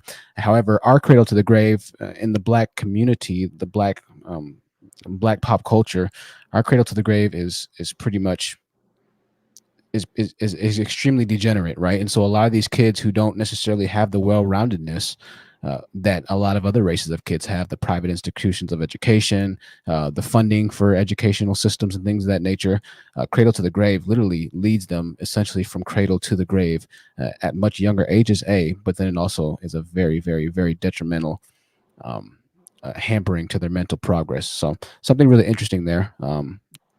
Something really interesting, but that's what it reminded me of. And we're not really addressing our cradle to the grave system as much as other races have really fundamentally worked to ensure that the infrastructure that they make for their cradle to the grave for their children ends up keeping them constantly in control and positions of power. So, Right. something I thought about. I'll let you finish off, Tavia. Go ahead. Yes, I'm gonna do my best to wrap this up and be expeditious. But and there's a reason why I'm bringing up all of these different factors, because I've been told, you know, well, this is in the past. I'm in a great relationship now, but it's not with the Black man, and a part of me is like, fuck, I really wish it could have been otherwise, you know, because for the longest time I really did try in good faith. And my brothers really tried, you know what I mean? They would put me onto game. If a guy was negging me, I don't know if the ladies know what negging is. And this is why I bring up Romy, because these dudes that I would engage with, the not thugs, would say things to me like, oh, you know, you're all right or whatever, or they would try to downplay my level of intelligence. I don't know if you can tell, but I'm pretty intelligent. I'm not saying that to be an asshole. I'm saying that because you can tell I have a thought process. I can articulate myself, and you know, we'll try and finish it up here, Tavia. Yeah. I appreciate you. Yeah. So, I just felt throughout my dating time, essentially, I'm just agreeing with Romy, but the sexual access, they use these negative talking points, or they try to neg you. And it doesn't matter what kind of Black man you are dating. They all do this. All of them. It doesn't matter. I agree. Yeah, that's the bigger thing that we see there. And thank you, Tavia. I appreciate that. That is the bigger thing we see. And it's something that we say on the channel all the time, right? It's like even the good Black guys that come on, they're like, well, that's not me. You're talking about truth. End up, whether purposely or inadvertently, dying on the hill of Pookie and Ray Ray. It's like, well, bro, if that's not you, then that's fine. I understand it. But you can at least kind of understand or empathize a little bit about what I'm talking about. Well, yeah, I get it, but I don't want you to categorize all Black males. So they end up taking pretty much the side of the men that we're talking about, that they self-admittedly understand the perspective and the point of which we speak of them on. It's like, well, bro, if you know that's the case, just because it's not you doesn't mean that you have to go die for them, right? I don't understand that. Even the good ones, we still have trouble with sometimes. Good night, VP. I know it's late, y'all. This is a 4-hour stream, a little bit of a longer one. I want to thank everybody that's really been on the panel. We had some excellent speakers tonight. Everybody brought a very unique perspective to everything. And we're going to go ahead and start wrapping this up right now, because we might have to just make a part 2 of this. I'm going to start wrapping this up because I want this conversation to keep going. I know a lot of people have a lot to say. So what we're going to do is we're going to go ahead and give final words. We're going to go ahead and give final words. I know we can keep this going for a long time, but I try and keep it under 4 hours. Just because if it's this popular of a subject, we're going to keep going, and we'll make another live stream on this, a part 2, and we'll continue these conversations. So your final words, I want you to be conscious of them, of what you say now, because we're going to go ahead and pick up when we end up doing the next live stream here in 2 days. And I get the next script written out. So that's what we're going to do here. We're going to start with Ty the Gemini, and then we're just going to go in sequential order as they appear on my screen, because there's a lot that's going on here. 300 people are still watching. Absolutely. And we still have a lot to cover, to be quite frank and honest with you. We still have a lot to cover. So a part 2 is going to be it. Part 2 is going to be it. I know, Queensville. It's never long enough, y'all, but I promise it'll be back soon. And a huge shout out to everybody that's donated tonight as well. All the donations, y'all have been absolutely amazing, and y'all contribute directly to the show being so great. and stepping up in video quality. I have some more equipment I'm getting ready to buy, and it's going to be even better here in a little bit. Just wait on it. So Ty, the Gemini, we're going to start with you, my dear, and then I'll name you as we continue to go for your last words on the panel. Thank you, Ty. Okay, thank you. Hi. I just wanted to say that I do hope next time more men call in. And I just wanted to say that just take care of yourself, you guys. Really, it's a lot going on out here in this world. Oops, excuse me. It's a lot going on out here in this world. So really just take care of yourself. Like, take care of yourself. Do the things that you need to do. Rest, drink water, and do all those things and be safe out here. Yeah, I mean, that's all we can really do. I just appreciate the dialogue and the conversation. I'm always here for the if we wanted the therapy part. I'm always here for that. So thank you, True. Thank you, guys. Bye-bye. Absolutely. Thank you, Ty. We'll see you soon. Ty the Gemini, ladies and gentlemen. Always good to have her on. She's been on for a couple of times, and she's done well each time. She's done really well. Dasher, we're going to go ahead and take you down, Dasher. Dasher's been watching the entire time, but Dasher doesn't really have too much to say. But Dasher, we're going to see you next time, man. I'm going to go ahead and take Dasher down. Thank you, Dasher. We'll see you soon, brother. All right. Take Dasher down. We're going to go ahead and go with Heyoka. Heyoka, this is your first time on the panel. Are you going to be able to make part 2 in a couple of days, Heyoka? Because I think we still need to have a conversation. Okay. Turn your notification bell. I'm sorry. I will. I've enjoyed it. Oh, good, man. Listen, I've enjoyed having you here on it too, man. Much respect to you, and thank you for your patience. I want to keep this going because there's still more that we really haven't touched. But turn your notification bell, and everybody that's watching right now, turn your bell, set it to all notifications so you can catch part 2 of this live stream. Hey, Aka, you and your family be safe, man. Okay. Thank you. Much love, bro. Be safe. Much love. Bye-bye. All right. Can always appreciate when even if we don't agree, we can have, be respectful of each other. That I can appreciate. We're gonna go ahead and go with, let's see, we're gonna go with well, Tavia just said something. So Linlin, we're gonna go with you, Linlin, for your final words. Okay, I'll keep it quick. Hopefully my sound quality is okay now. Yeah, sounds good. Okay. Yeah. There is no wall. Dudes have been thirsty since the dawn of humanity.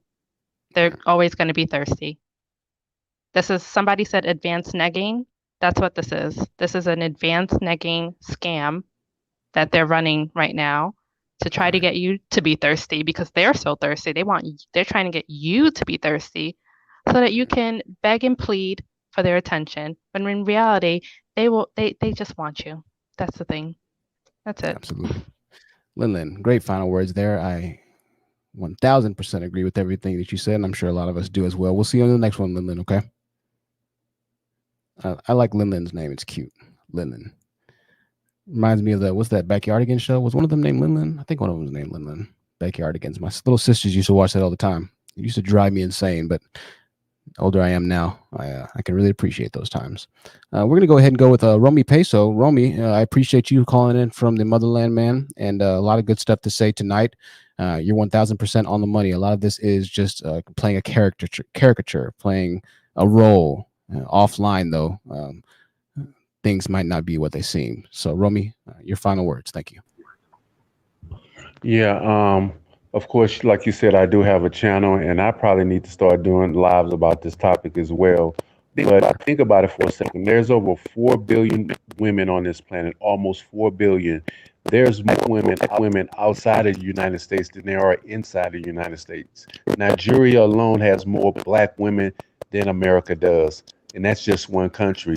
So if these guys were really concerned about black women or how black women are treating them, they can just go overseas. They can get a passport and go overseas and deal with black women in other countries. But they're not going to do that because, once again, this is all a scheme. This is a scam. This is a sexual axiom to get women to bow down so that they can continue to stay on the plantation and they can continue to do what they want to do to these women without having responsibility. As men, we want vagina for the cheapest amount for the least responsibility.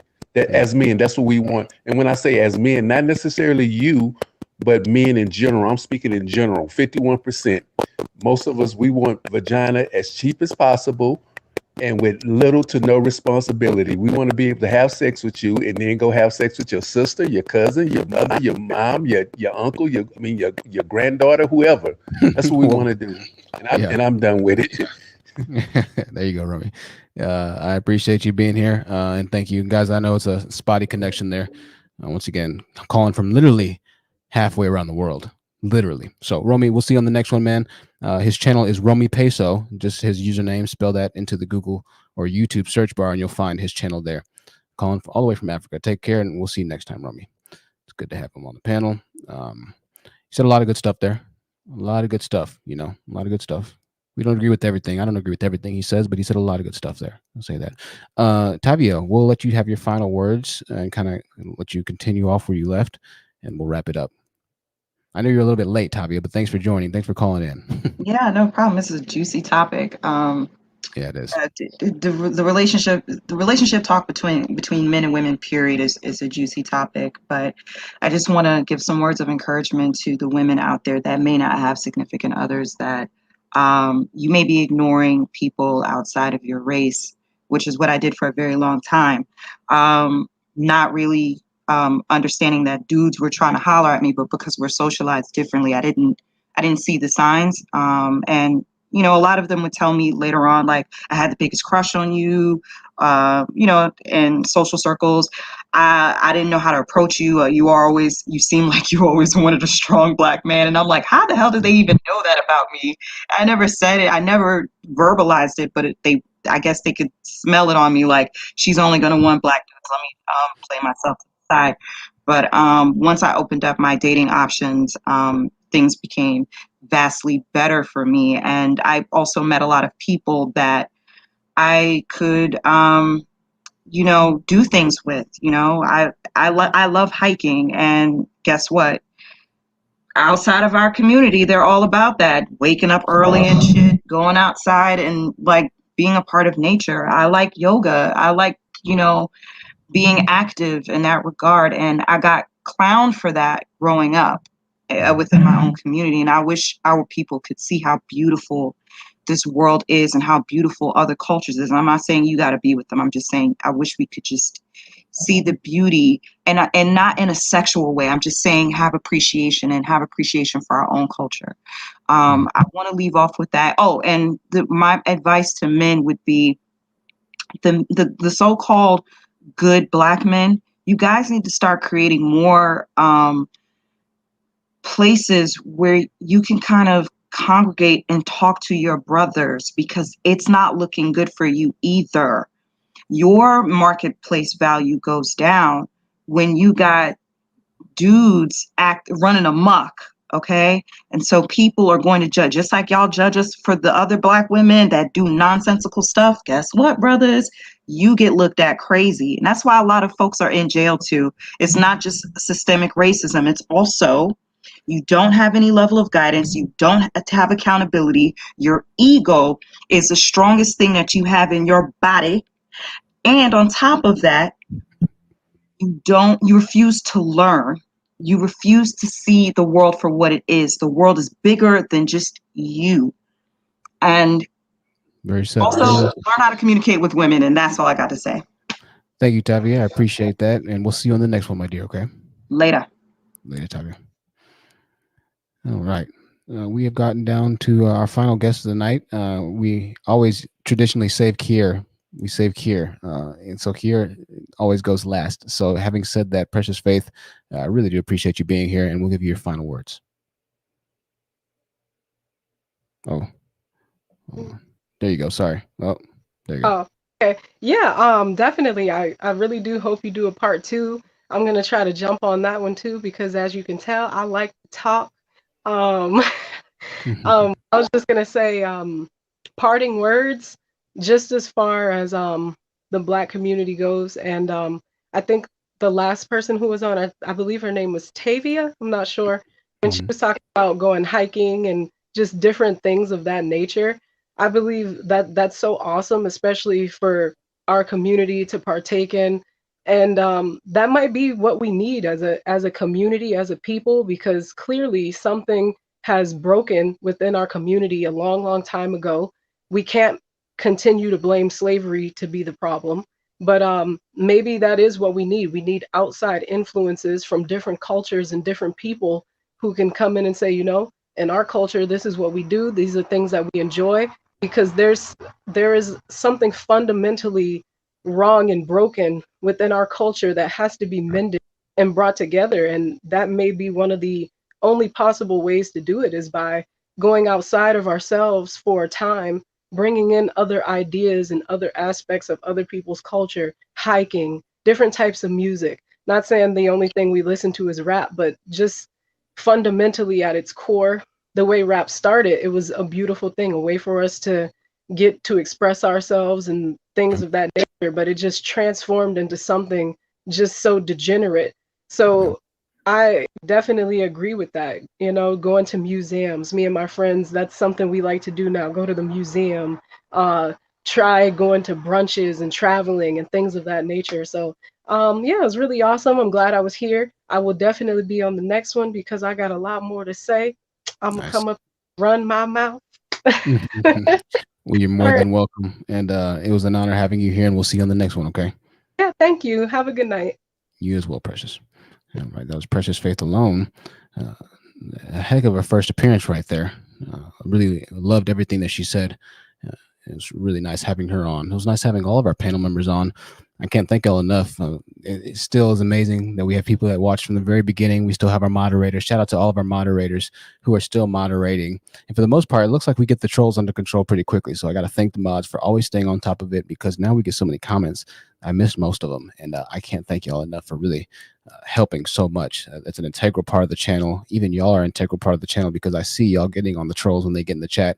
And y'all are quick, man. Y'all are quick, and y'all's words cut. I look at these comments, I'm like, man, y'all are quick. Y'all are good too. Y'all are hilarious, man. I watch these on the replay and look at the comments, and I'm just rolling at the comments. If it wasn't for y'all's comments, I wouldn't even watch these on the replay, to be honest with you. But y'all's comments are hilarious. So I gotta thank y'all for that. Y'all add a lot of life to me, man. Last but certainly not least, in traditional fashion, we have Kier, one of the Chop channel contributors. Kier is it's always great having Kier on, because you never know when she's going to say something. When she says it, you better be ready. So Kier, thank you for joining and staying for the entire length of the evening, and thank you for everything that you've done for us and for me on this channel. Kier, go ahead. You're welcome. Yeah, this is another long one. I love all the long ones. Well, I love all the shows that you do, but it's nice to have another long one again. So this was fun. Absolutely. Yeah, no, we kind of started off on the long ones, right? And that's how we got our name for the most part, making these long live streams and just talking about a lot. But it was good stuff. It was good stuff. And so yeah, we'll try and get back to the long ones here in the near future. Organic Black, she remembers, and she knows Kier. We'll try and definitely get back to it, and we'll see. We might end up doing another one, because this topic, we have a lot to say on this topic, and hopefully more guys calling on the next one. And I look forward to you meeting them in conversation, because they think they're ready, but they're not.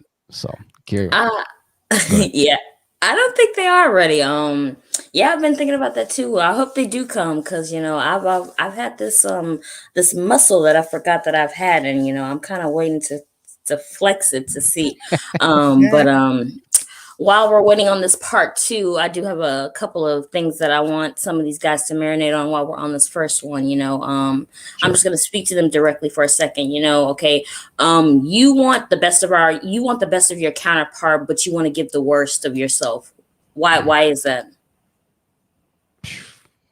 Hey, right now at this point, from the view of a woman, the mindset of a male is, what can she do for me, and how long can I get away with doing what I want at her expense? Right now, that's the mindset of almost every woman and girl, especially Black women and girls right now. So also keep that in mind. I don't know what these guys need. I don't know what it is that they need. For myself personally, this is about to get a little bit deeper, and we're gonna definitely delve into this, because this may be something that they may want to talk about.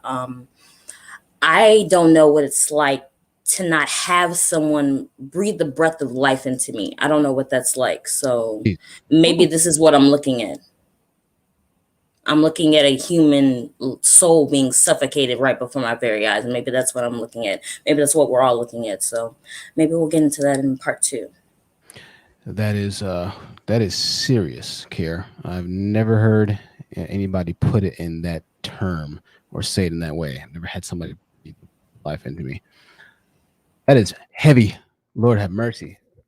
That is heavy. Kier, you take it easy. I already know that your notification bell's on, but ladies and gentlemen, if you want to catch part 2, make sure that you set your notification bell on. Kier is going to be here. I'm going to be here. Precious is going to be here. Organic Black is going to be here. Tony Morrison is going to be here. Lemonade's going to be here. Loren's probably going to be here. Queen Mercy is definitely going to be here.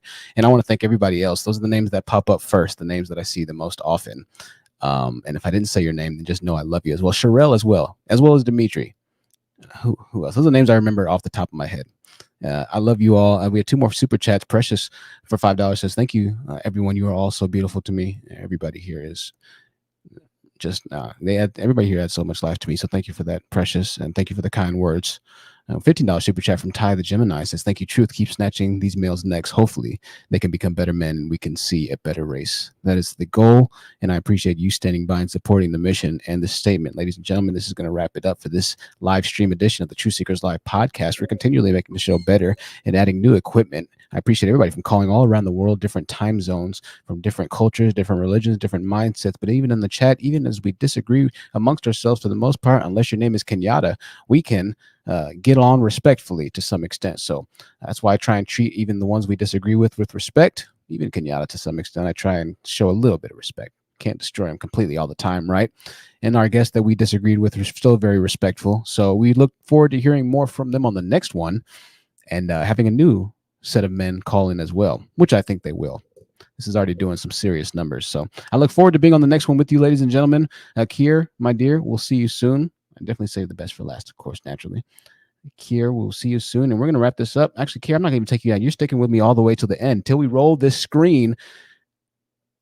The Honest Truth is how you can reach me. The Honest Truth, YT@gmail.com. The Honest Truth, the letter Y and the letter T @gmail.com is how you can reach me for all business inquiries. If you have a business you want to promote, let's talk. We'll get you taken care of. And I'll do everything I can to support the very best of us, just as we all do. And I want to thank you all for supporting the businesses and the links that are put up, the affiliate and the sponsored links that are put up in the channel description and the live chat, as well as the comment box and comment section. That is how we grow the dollar circulation from 6 hours to 24 hours. And then from 24 hours to 120. Oh gosh, what's 24 times 7? Geez, 156 hours, right? And then we go to a month, and then we start to increase ourselves as the degenerate males continue to hate and destroy and become the face of white supremacy that they claim that they're so afflicted by. We're going to continue to support and encourage each other, because nothing spews the coals of fire on their backs like seeing growth and prosperity, even in the face of their arrogance and evilness. I almost had it. This is going to be it, ladies and gentlemen. Enjoy the outro, assuming it doesn't mess up. I love you all. Take care and good night.